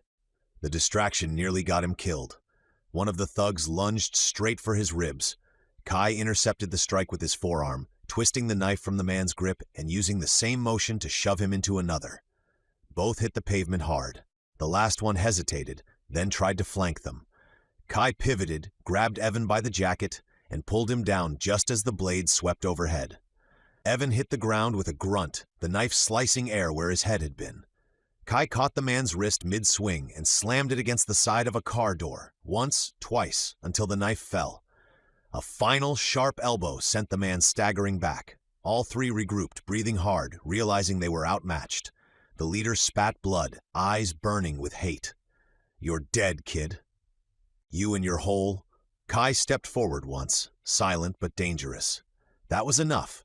They turned and ran, disappearing into the dark the same way they came. For a long moment, the only sounds were their fading footsteps and Evan's ragged breathing. He straightened slowly, wiping sweat from his brow. You all right?" Kai nodded. "You?" Evan looked at the shattered groceries, the dents in the car door, then back at Kai. "I've been better," he said, then let out a shaky laugh. "Where in the world did you learn to move like that?" Kai hesitated. His mind flickered with flashes he couldn't place. Dusty arenas, blades of every shape, 100 nameless faces. "I don't know," he admitted finally. "Before all this, I guess, must have learned it growing up." Evan stared at him, half impressed, half bewildered. Then he gave a short laugh. "Well, you must have been raised by Bruce Lee." Kai almost smiled. Evan's face grew serious again. "We can't tell your mom about this," he said firmly. "She'll lose it. She's already worried enough about everything else. If she finds out 3 guys tried to jump us in a grocery lot, she'll have us both wrapped in bubble wrap till Christmas." Kai nodded. "Agreed?" Evan put a hand on his shoulder. "We'll tell her the car got broken into. Nothing more. Deal?" "Deal?" They picked up what groceries they could salvage. Evan looked at the crushed loaf of bread and broken eggs and huffed. "At least she can't say we didn't try." Kai's smile was faint, distant, but real. He watched his father figure lift the torn paper bag, bruised but still stubbornly strong. And for a brief moment, even with the darkness creeping in around them, Kai felt something he hadn't in a long time. The fragile human warmth of family worth fighting for. Chapter 18, Mercy. The night pressed heavy and cold as Kai slipped through his bedroom window. He landed silently in the grass, hood drawn, shadows swallowing him whole. He didn't look back at the Callahan house. He couldn't. Frank had gone too far this time, sending men after Evan. That wasn't a warning. That was the beginning. If Kai waited, the next move would be against Mara or Lily or Noah. And he would not let that happen. The world blurred as he ran. His muscles moved with machine precision, every sense alive. The whisper of the wind, the soft hum of a distant transformer, the smell of oil and rust on the cold air. By the time he reached the edge of town, the streets had given way to cracked dirt roads and empty fields. Ahead loomed the old junkyard, miles of stacked cars, twisted metal, and decay. It had been shut down for years after a fire destroyed part of it, but faint light now flickered beyond the fence. Kai crouched, scanning, the pattern of the shadows, the movement of 2 men walking the perimeter. They weren't professionals. Frank's hired muscle, probably ex-cons, maybe worse. Kai scaled the fence in silence, boots finding the gaps in the chain link. He landed between 2 rusted car shells and moved like smoke through the rows. Closer now, he saw it. The heart of the operation. A wide clearing at the center of the yard where the debris gave way to a sheet metal building. Its windows were blacked out, the walls patched with mismatched panels of steel. A hand-painted sign half buried in the dirt read, "Henderson Scrap and Salvage." From his vantage, he could see figures inside, 5, maybe 6 men. A makeshift lab glowed under hanging lights, tables covered in vials, tubing, car batteries wired together with scavenged electronics. And in the middle of it all, a series of tanks, each filled with a murky green fluid. Kai's breath slowed. Somehow he knew what this was, Frank's experiments. He counted the guards outside, 4, armed, uncoordinated. It wasn't much. It didn't appear that Frank was here tonight, but his work was. He needed to see what they were building, what they were turning his blood into. Kai waited until one guard circled behind the far row, then dropped from the wreck he was perched on. He moved fast and low, a silent blur between the junked cars. A soft thud, a muffled grunt, and the first man was down. The next 2 went down in a blur of motion. A sweep, a strike, and they collapsed quietly among the rust and glass. Kai slipped closer to the lab's main door, flattening himself against the wall. Inside, the men were arguing. "I told you, we're supposed to wait for him," one voice hissed. "Frank said not to start before he arrived." "Frank's not the one stuck pulling double shifts," another growled. "We got samples to process. He can deal with the rest when he gets here." Kai peered through a crack in the door. One of them was siphoning blood from a labeled vial. Subject A, regenerative strain, his blood. Across the room, another man adjusted a dial on the largest tank. Something moved inside it, a twitch beneath the green haze. Kai's chest tightened. This wasn't science, it was desecration. He slipped inside, silent, controlled, but every part of him burned with rage. The smell hit first, formaldehyde and rot, mixed with something electric and wrong. He crept closer, eyes scanning the workbench littered with syringes and blood bags. Then he saw the sketches on the wall, muscle diagrams, bone structures, regeneration tests, and at the bottom of each page in Frank's neat handwriting, "If a god bleeds, then it can die." Kai's jaw clenched. His hand hovered over the nearest tank, the shadow of something humanoid floating within it. He had hoped to find Frank, but this was just the beginning. He could already feel the energy stirring inside him, the old power waking, the instinct to destroy, to end this. But he forced himself to breathe.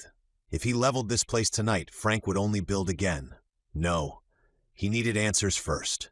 He stepped deeper into the lab, ready to strike. He wasn't leaving without knowing exactly what Frank had done and how far the monster was willing to go to find him again. Kai froze. The hum of machinery filled the silence. Steady, rhythmic, unbroken, until a faint crackle rose from above. Then Frank's voice came through the loudspeakers. Smooth, confident, too calm for someone who should have been afraid. "You can come out now, Kai. We caught you on the surveillance system about 10 minutes ago." Kai's stomach dropped. He glanced toward the corners of the ceiling. Tiny red lights blinked from security cameras mounted high along the beams. He cursed himself silently. Of course, in an age where children carried HD cameras in their pockets, he'd walked into a lab like it was the Dark Ages. He'd been alive long enough to survive swords, arrows, and executioners, but not a security feed. He straightened slowly, stepping into the open. The men in the room turned as he approached, startled, uncertain. Frank's voice came again, this time accompanied by a low, echoing laugh. "You really haven't changed, have you?" A heavy metallic clang sounded as one of the side doors slid open. From the darkness beyond stepped Frank himself, silver-haired, still wearing a pressed lab coat over black clothes. His glasses gleamed under the hanging lights. He wasn't armed. He didn't need to be. Kai's jaw clenched. "Frank!" The doctor spread his arms. "The one and only." He gestured toward the center of the floor where a massive shipping container loomed, chained shut, its steel surface marked with old biohazard warnings. "You really are predictable," Frank said, "even after all this time, just like a few decades ago when we had that little incident with young Harold." Kai's fists tightened. "Don't." Frank's grin widened. "Oh, I remember it clearly. We told you to get in the van or we'd kill him. And what did you do?" He leaned forward slightly, eyes glinting with delight. "You did exactly what we wanted, just like tonight." Kai's breath caught. The memory flashing bright and sharp. Harold's face visible through the kitchen window. The muzzle of a rifle pointing at him from outside. The freezing metal of the van's floor as they slammed the doors shut behind him. Frank laughed softly. "You see, Kai, you're a creature of habit. All we ever have to do is threaten your precious mortals, and you come crawling out of the dark. You've spent centuries pretending you're one of them, but you're not. You never will be." Kai took a step forward. "And what are you then? A man who tortures and kills in the name of science?" Frank chuckled, tilting his head. "No, Kai, I'm a man who evolves. You and we're on the same path. I just don't let morality slow me down." He turned and patted the side of the shipping container, the hollow thud echoing through the room. "And as for this, well, let's call it my latest contribution to progress." Kai's eyes narrowed. "What's in there?" Frank smiled. "Why spoil the surprise?" He stepped back and nodded to one of his men. "Open it." Chains rattled, bolts clanked, the heavy doors began to creak apart. Kai shifted his stance, ready for anything almost. Almost. The bolts screeched loose one by one. A hiss of pressure escaped the container, followed by a heavy metallic groan. The smell hit next. Chemical rot and ozone, like something preserved too long and brought back from the grave. Kai's instincts screamed. He took a step back, every muscle coiling in readiness. Then the doors burst open. The thing that stepped out filled the room, 7.5 feet tall, shoulders broad enough to blot out the light. Muscles layered on muscles, stitched, scarred, reinforced with strips of metal and dark veins pulsing with a faint blue current. His skin looked pale, grayish, wrong. His chest rose and fell with deep mechanical rhythm, each breath accompanied by a soft whir, like pistons firing somewhere deep inside him. Frank beamed like a proud father. "May I introduce," he said, spreading his arms, "my son Adam." Kai's jaw tightened. "Adam, of course." Frank smirked at the recognition flickering in his eyes. "You've heard of him, haven't you? The legend's been rewritten so many times. A tragic monster, a creature born of man's hubris. They made me the villain and turned him into folklore, but I prefer the truth." He glanced at the towering brute beside him, the creature's eyes glinting faintly with electric light. "The truth is, he's the greatest scientific achievement in human history." Kai's gaze flicked to the network of scars across Adam's body, to the uneven seams that pulsed faintly beneath the skin. "You did this to him." "For him," Frank corrected. "He's the bridge between mortality and eternity, between man and God. You should appreciate that, Kai. You're the prototype. Adam is the evolution." He circled closer, his tone turning wistful. "Of course, the work was rough at first, but I made breakthroughs back in the 40s, during my time with the Reich." He chuckled darkly.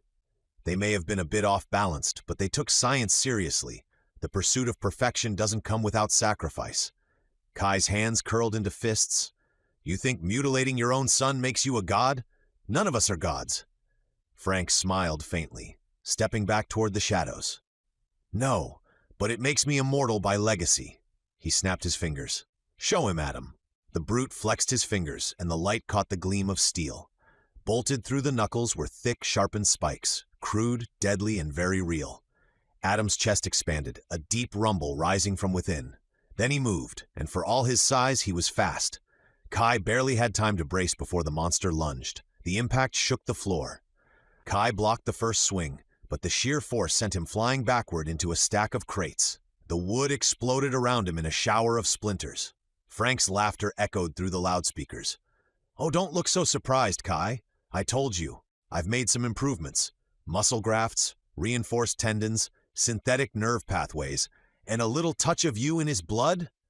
Kai rolled to his feet, vision steady despite the pain burning through his ribs. Adam was already on him again, each strike like being hit by a wrecking ball. He ducked a swing, countered with a kick that would have sent a man across the room. Adam barely staggered. Kai moved fast, precise, his centuries of instinct taking over. He struck, dodged, pivoted, drove his elbow into the creature's neck, but Adam caught him by the arm mid-motion and threw him through a metal railing. Steel groaned, snapping under the weight. Frank's voice rose, exultant. "You see, Kai? Perfection. Not bound by conscience, not slowed by hesitation. I've made him everything you could never be." Kai stood, breath ragged, blood running down his cheek. He looked at Adam, not as a monster, but as a victim. A man trapped in his father's madness. "Then you failed him," Kai said quietly. Frank frowned. "What was that?" Kai stepped forward, eyes cold, shoulders squared. "If you made him without choice, without a soul, then you didn't make perfection. You made a prison." Adam roared and charged again, the ground trembling under each thunderous step. Kai didn't run. He met him head on. Steel and flesh collided in an explosion of motion and sound, and the night filled with the war cry of something ancient, unstoppable, and furious. Adam's roar filled the entire chamber, rattling the lights overhead. Kai's blade flashed through the air, a precise arc meant to end it, but when the sword connected, it stopped before passing through the monster's chest. Kai blinked in disbelief. He twisted the hilt, driving harder, feeling the vibration of steel biting into something unnatural beneath the flesh. Then he saw it. Threads of black fiber woven under the skin, glinting faintly beneath the blood. Kevlar, sewn into the muscle itself. Before he could react, the wound began to close. The grayish flesh knitted over the cut, sealing it shut within seconds. Kai stumbled back, heart pounding. His sword, his ancient weapon, forged with Archimedes' own designs, had drawn blood but not victory. Frank's voice rang through the echoing space, full of smug pride. "Beautiful, isn't it? Your blood gives him life, Kai. But my design gives him resilience." Kai charged again, driving his blade upward this time. Adam caught it in one hand. The edge bit into his palm, blood dripping thick and dark. but the monster only grinned, the faint electric current beneath his skin flaring brighter. "Adam, finish him!" Frank barked. The creature lunged, grabbing Kai before he could retreat. The sound was like bones creaking under pressure as Adam's arms wrapped around him in a bear hug that could crush stone. Kai's ribs screamed, his lungs burned. He twisted, elbowed, tried to force an opening, but Adam's grip was unbreakable. His massive forearms locked together, the Kevlar beneath his skin flexing like armor. Kai's breath came in ragged bursts, each one shallower than the last. He could hear his own pulse hammering in his ears. "Crush him into submission," Frank shouted. "Do it slow. I want him conscious when he breaks." Adam obeyed. The pressure increased, gradual, methodical. Kai felt his ribs bow, then snap, the edges grinding against one another. Pain lanced down his spine. He tried to draw on that same force from before. The surge, the energy that had once exploded from his chest like the roar of a storm, but it didn't come. Not this time. Instead, he felt himself fading. The vice-like grip around him squeezed the air from his lungs. His heartbeat slowed, and with it the world began to dull at the edges. Frank's voice was faint now, distant and mocking. "You see, Kai? Even gods have limits. You can't live forever if you can't breathe." Kai's vision tunneled. He could see Adam's eyes inches from his own, flickering between rage and confusion, a trapped animal forced to obey. Kai's fingers twitched weakly at his side, brushing the hilt of his blade still trapped between their bodies. He tried to push, but his strength was bleeding out with every second. His heart staggered in his chest. Slowing, he couldn't feel his legs. Move. He tried again. Move. The world dimmed, the edges dissolving into shadow. And still, Frank's laughter echoed, the sound of a man who believed he'd finally broken the unbreakable. Kai's world narrowed to two things: the iron weight across his ribs and the small, ragged patch of skin beneath Adam's jaw.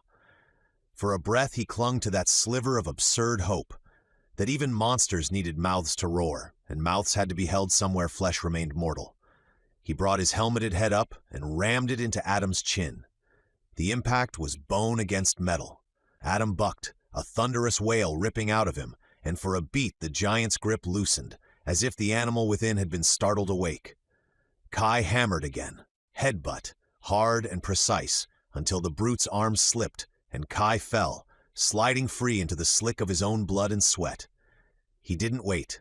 If he couldn't find the heart, he could reach something that mattered. He rolled, planted his feet, and drove his blade upward beneath the monster's jaw, aiming like a man who had practiced the motion 1,000 times. The point found purchase and then bone, and with a brutal, sickening pressure, the sword punched into soft, hot tissue. Adam screamed, a sound that started human and shredded into something other. Flesh at the wound smoked where the blade met living tissue. Then, impossibly, the gray of the creature's natural flesh began to crumble. It didn't bleed so much as fall away, turning to powder that sifted through Kai's fingers and puffed into the air like ash. Bits of synthetic tendon and metal shuddered, disconnected from whatever animate will had driven them, and collapsed in a clatter of gears and bolts. The augmented pieces, servos, plating, welded spikes, clanged to the concrete and slid into a spreading, mechanical ruin. For a second, Kai just stood there, chest heaving, watching electricity gutter from Adam's dead eyes. What was left of the giant's mouth hung open, and in that hollow, the thing that had been a man finally stilled. Frank's laugh had turned thin. "You?" Frank began, backing toward the exit, his hands moving for a pocket as if instinct would summon another canister or another device. He lashed out with words instead. "You butcher! You destroy my work! You'll never stop what I've started.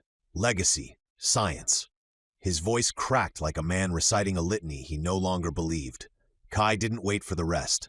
He crossed the floor in 3 long steps, grabbed Frank's wrist as he raised the canister, and with a single decisive motion severed it. The doctor's hand came away in Kai's grip, leaving the spray canister clattering to the floor. Frank howled, half instinctive, half cowardice. "You'd better finish what you started." Frank spat through clenched teeth, clutching at his stump. "I found you. The others will find you too. They'll come in numbers. They'll tear this town apart to get to you." His eyes were frantic now, the measured arrogance gone, replaced by the raw panic of a man who'd gambled with forces he could no longer control. Kai's thumb found the small tube of vile fragment glass still warm in Frank's pocket, and he pinched it with the same methodical calm that had felled Adam. He looked down at the broken hand, at the smear of blood marking the sleeve, at the ruined trays where vials had once sat like hearts in jars. He could have let him run. He could have watched Frank stumble away and vanish into the fence line, a broken man clutching a ruin of a life. He could have let the sirens sort him out. Kai did not. Frank scrambled to his feet, clutching the raw stump where his hand had been, eyes wide and animal. He made for the yard, for the line of trucks and the patchwork of escape routes that had kept him safe for years. Kai moved like a shadow between the scattered crates, closing the distance in 3 long, patient strides. "I can tell them," Frank rasped, voice cracking on fear. He tried to bargain still. "That you died if you just let me." "You won't stop," Kai said, voice low and flat. "You'll continue to torment the innocent." The words were not an argument, they were a verdict. Frank lunged for another pocket, a desperate, useless motion, but Kai was already moving. His hand caught the man's wrist, forcing it away as his other drew the sword in one smooth motion. "Still trying to play God," Kai said quietly. Frank sneered, bloodied and trembling. "I am a god, Kai. You think I'd waste eternity on compassion?" Kai's grip tightened on the hilt. "No," he said, "you've wasted it on cruelty." He drove the blade forward, straight through Frank's chest. For a heartbeat, Frank just stared at him, eyes wide, disbelief and rage mixing in equal measure. Then light, cold, and silver rushed through the wound, crawling up his veins like fire in reverse. His breath hitched. "You can't." Kai twisted the blade and the words turned to a scream. The sound rose, broke, and dissolved into 1,000 echoes as Frank's body began to crumble from the inside out. His skin split like parchment, his features hollowing, collapsing into ash. Within seconds, only his outline remained, a ghostly shell of dust that scattered across the concrete floor. Kai stood still as the last of it drifted away. There was no triumph in him, no satisfaction, only an exhausted, terrible clarity. The smell of burnt air lingered, thick and bitter, as the last flecks of Frank's form were carried off by the heat rising from the burning lab.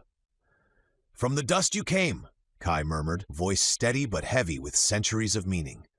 "And to the dust you shall return." The junkyard took them both in then, the burned lab, the smoldering vials, and the thin, far-off wail of sirens that would arrive too late. Chapter 19, Bloodline. The morning was cool and bright, the kind of day that should have felt ordinary. Dew clung to the grass along the sidewalk, the sun just high enough to burn the mist from the fields beyond town. Noah kicked a pebble down the road, hands jammed in his jacket pockets. "Man, I swear if we have another pop quiz in algebra, I'm dropping out and becoming a mechanic." Lily rolled her eyes. "You'd last maybe 2 days before you set something on fire." Kai smiled faintly at their banter, but his thoughts were somewhere else, still back in the smoke and the ashes of the junkyard. Frank's words wouldn't leave him. "If I found you, the others will too." The sentence had buried itself in his mind like a splinter. Others. Others like Drake, like Frank. Maybe worse. He looked at Noah and Lily walking a few steps ahead, laughing now about something trivial, something human. He wanted to keep it that way. For a moment the idea tempted him, just vanish, disappear before the storm came, go dark, go silent. Somewhere inside he knew he'd done it before, centuries of walking away from names, faces, lives. It was the only way he'd survived, but this time was different. If he left, who would protect them when the next monster came looking? When one of those others decided to dig through ashes and follow the trail to the people he dared to love like family? He clenched his jaw. Leaving wouldn't save them. It would only leave them undefended. The thought weighed on him like the armor he'd hidden away, an old burden, familiar and cold.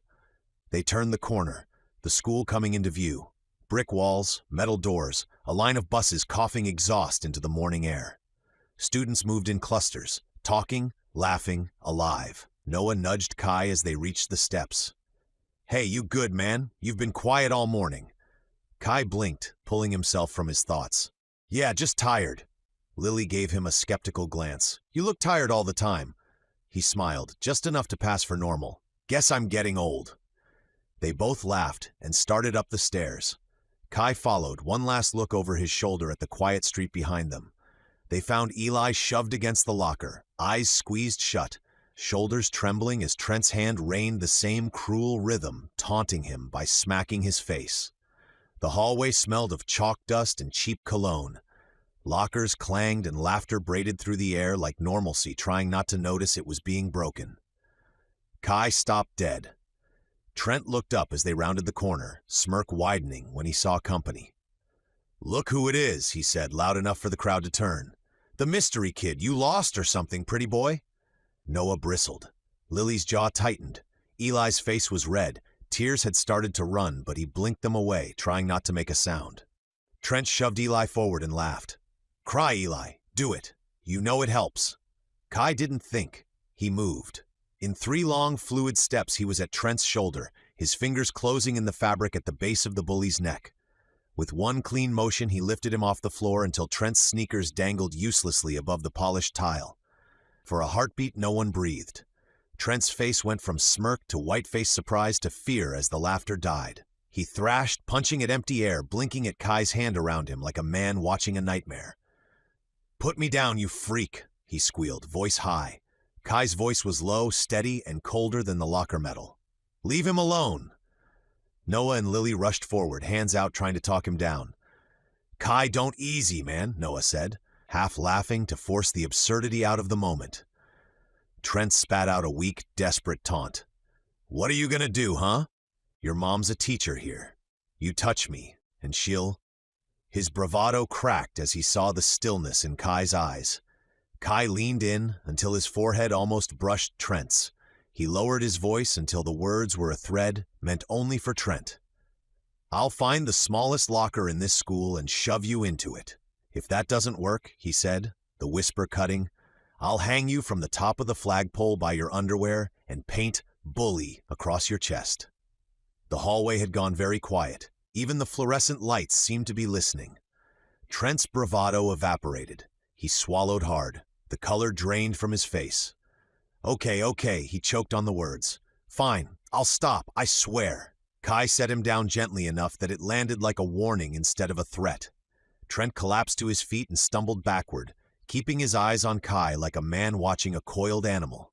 Before anyone could exhale, Vice Principal Martin's office door opened and he filled the threshold. Broad, no nonsense, a permanent frown etched into his face. "What on earth is going on out here?" he barked. The crowd shuffled. No one volunteered. Trent's friends avoided looking at him. Eli clutched his books like a shield. Martin's gaze swept the circle and landed on Kai, on Eli, on Trent. He seemed to sense the tension and chose a solution that would box them all in. "Detention after school, all of you. This includes you, Mr. Trent, Mr. Eli, and you 3. He pointed at Kai, Noah, and Lily in turn. "You don't get to resolve everything with your fists, and I don't want to hear excuses." A murmur ran through the students. Trent opened his mouth to protest, then snapped it shut when Martin's stare sharpened. "And don't think about skipping," Martin added, the corner of his mouth quirking toward something like amusement. "Mrs. Callahan will be running detention today. I'm sure she'll be thrilled to see the 3 of you, and especially eager to hear Trent's side of the story." Mara's name landed like a stone at Kai's feet. The whole hallway shifted. Students glanced toward the front office, some smirking, others wide-eyed. Trent's lips went pale. Noah sighed, rubbing his forehead. Of course it's Mom." Lily gave Kai a look that mixed gratitude and exasperation. "Thanks for that, but you owe us big time." Kai's hands were still humming with the echo of the hold. He felt the adrenaline settling like a settling metal taste in his mouth. Around them, the school resumed its chatter, but a different sound threaded through it now. Curiosity, a kind of wary respect. He had scared a bully straight for the moment. He'd made sure Eli wouldn't have to stand there and take it again today. But as they walked toward the line of classes, Kai thought about Principal Martin's words and the way Trent had blinked at the edges of fear. Frank's warning echoed under everything, an undertow.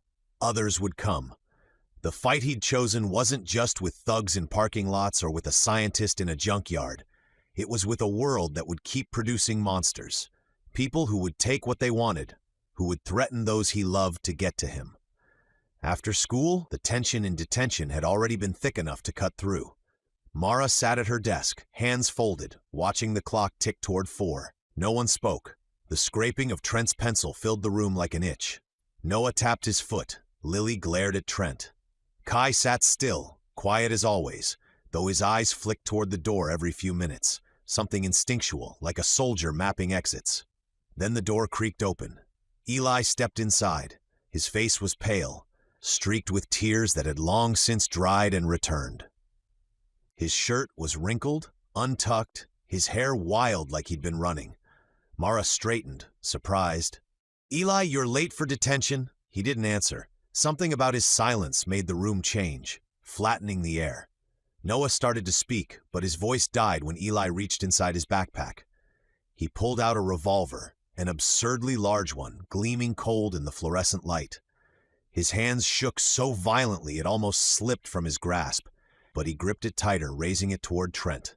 Mara froze. Noah's chair scraped the floor. Lily gasped, her hand covering her mouth. Eli's voice broke on the first words. You'll never hurt me again." Trent went pale, eyes wide, stammering.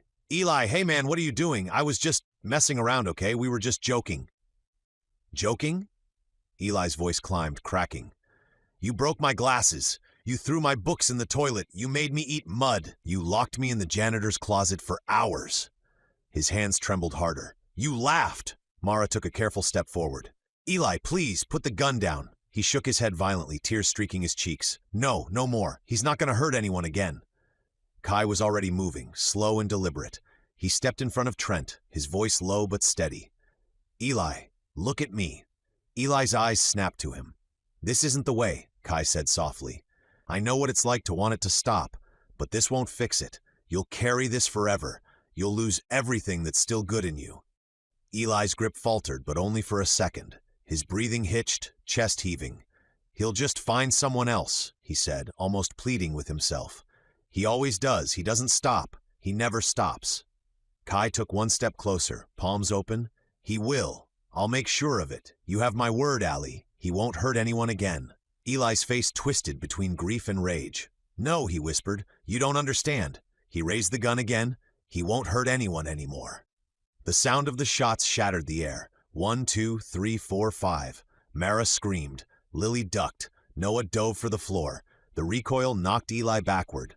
The revolver slipped from his hand and hit the tile with a hollow clang. For a second, no one moved. Then they saw Kai. He was still standing between Trent and the gun. 4 holes punched clean through his shirt, blood blooming dark across his chest. He swayed once, as if the world had tilted, then dropped to his knees. "Kai!" Mara's voice tore through the silence. He hit the floor, eyes already glassing over, his body unnaturally still. Eli was sobbing now, choking on his own voice. It should have been him," he said, staring at Kai's body in disbelief. He's the one who deserved it." Trent was frozen, pressed against the wall, face white as chalk. Then, cowardice taking over, he bolted. He shoved past the desks and sprinted out the door without a word. Mara was on the floor, crawling to Kai, hands shaking as she pressed down on the wounds, though she could feel no heartbeat. No, stay with me, Kai, please." Lily was sobbing, clutching Noah. Noah's face was pale, horrified, unable to move. Eli stayed there a moment longer, looking at the wreckage he'd made, the tears, the fear, the blood, and something in him broke completely. He turned and stumbled out the door, his sobs echoing down the hall. Mara leaned over Kai's still chest, tears falling freely now. "Please, not you." Her voice cracked, collapsing into a whisper as she pressed her forehead to his. The bell rang in the distance, mocking, hollow, like nothing had happened at all. And in the quiet that followed, the only sound was Mara's sobbing, raw and real, echoing through the halls of the school as the boy she'd come to love as her own lay still on the cold tile floor. The shock hit Noah all at once. The ringing in his ears faded, and something warm spread down his stomach. He looked down, confused at first, then saw the red blooming under his hand, his blood pooling over his shirt. "Oh!" he whispered. Then his knees gave out. Lily screamed, catching him as he fell. "Noah, no!" Mara's head snapped up from Kai's still form. For a moment she couldn't process it, couldn't make herself move. Then she did. She scrambled across the tile, slipping in blood, reaching for her boy. No, stay with me, baby, please. Noah's breaths were short, wet, shallow. His eyes darted between her and the ceiling as if trying to find something to focus on. Lily pressed both hands to the wound, sobbing. It won't stop, it won't stop. Mara was crying now too, her voice broken as she shouted for help. For anyone, her hands shaking so hard she could barely hold pressure. Her mind spun Eli the gun, Kai now Noah, her family collapsing in front of her. Behind them, unseen, a sound, a breath, Kai. He stirred, the color slowly returning to his skin. His chest rose once, then again, shallow but steady. The holes in his shirt darkened, then lightened. The blood stopped flowing. Flesh sealed where bullets had torn through. His eyes snapped open, glowing faintly in the light. He sat up. Mara didn't see him. She was too deep in it, holding Noah, begging him not to go. Kai pushed himself to his feet, the tremor in his hands finally stilling. Something shifted behind his eyes, an understanding that hadn't been there before. It wasn't reasoned or logical. It was deeper, instinctive, as if some buried truth inside him had awoken. He knew what his blood could do. Somehow, he just knew. The knowledge settled over him like armor. He could save Noah. He could not, would not let him die. He moved with quiet certainty, unzipping the backpack and pulling out the blade wrapped in cloth. The steel caught the flickering fluorescent light, a gleam of cold resolve. When he stood, his movements were steady, deliberate, almost ceremonial. He crossed the room slowly. His steps made no sound against the concrete floor. Noah's head tilted weakly toward him, eyes already fading, unfocused. Lily looked up from where she knelt, her hands slick with blood. "Kai?" she whispered. Mara turned at the sound of her daughter's voice, her expression fractured. "Kai?" He knelt beside them, lowering himself into the pooling blood, his face calm but shadowed by something vast, grief, love, and a terrible kind of acceptance. He reached out a hand that shook once, then stilled. "I'm sorry," he said quietly, though his voice held no hesitation now. He turned the blade and drew it across his wrist in a clean, practiced motion. The blood came freely, dark and thick, but there was something unnatural about it, an inner light, a shimmer like heat through glass. It pulsed faintly, alive. Mara's voice broke into panic. What are you doing?" Kai pressed his bleeding wrist firmly over Noah's wound, forcing the contact, his breath ragged. The sound that followed was wet and terrible, the kind of sound that left silence heavier than before. For a heartbeat, nothing changed. Then Noah's chest hitched once, shallow, uncertain, and a faint warmth began to creep back beneath his skin. But before anyone could speak, he went still again. His hands slid from Mara's grasp. His final exhale trembled through the air and was gone. Mara screamed, a sound torn from somewhere primal, as she pulled her son close, pressing her forehead to his. "Please, please don't go." Kai kept his wrist pressed to Noah's wound. He closed his eyes. For a moment, the world held still. Then the air shifted. The blood that had poured over Noah's wound began to sink in, disappearing into his skin. The gash stopped bleeding. The color returned to his cheeks. His chest rose with a weak, shuddering breath. Mara froze mid-sob. Noah's eyes fluttered open. "That really hurts," he murmured, voice faint but alive. He turned his head slightly toward Kai, looking down at where Eth's wound had been. "Guess we're blood brothers now." Kai let out a short, shaky breath that almost passed for a laugh. "Yeah," he said quietly, "guess we are." Their hands met in a faint fist bump before Noah drifted back into unconsciousness. Lily was crying again, this time in disbelief. Mara stared at Kai, unable to speak, her lips trembling. Her eyes darted between his healed chest, his unbleeding wrist, and her living son. "Kai," she whispered. "How?" Kai wiped his wrist with the torn sleeve of his jacket. The wound was gone, smooth skin, unbroken. He looked at Mara, the weight of centuries flickering behind his eyes. "I have a lot to tell you," he said quietly. He looked toward the door, toward the world outside that no longer felt quite as safe as it had yesterday. "You and Evan both." The sirens rose in the distance, a hollow reminder of how fragile everything still was. Kai didn't move. He only sat there in the red-stained light, holding the ones who had become his world. Whatever the cost, he would protect them. That was his promise now, and his purpose.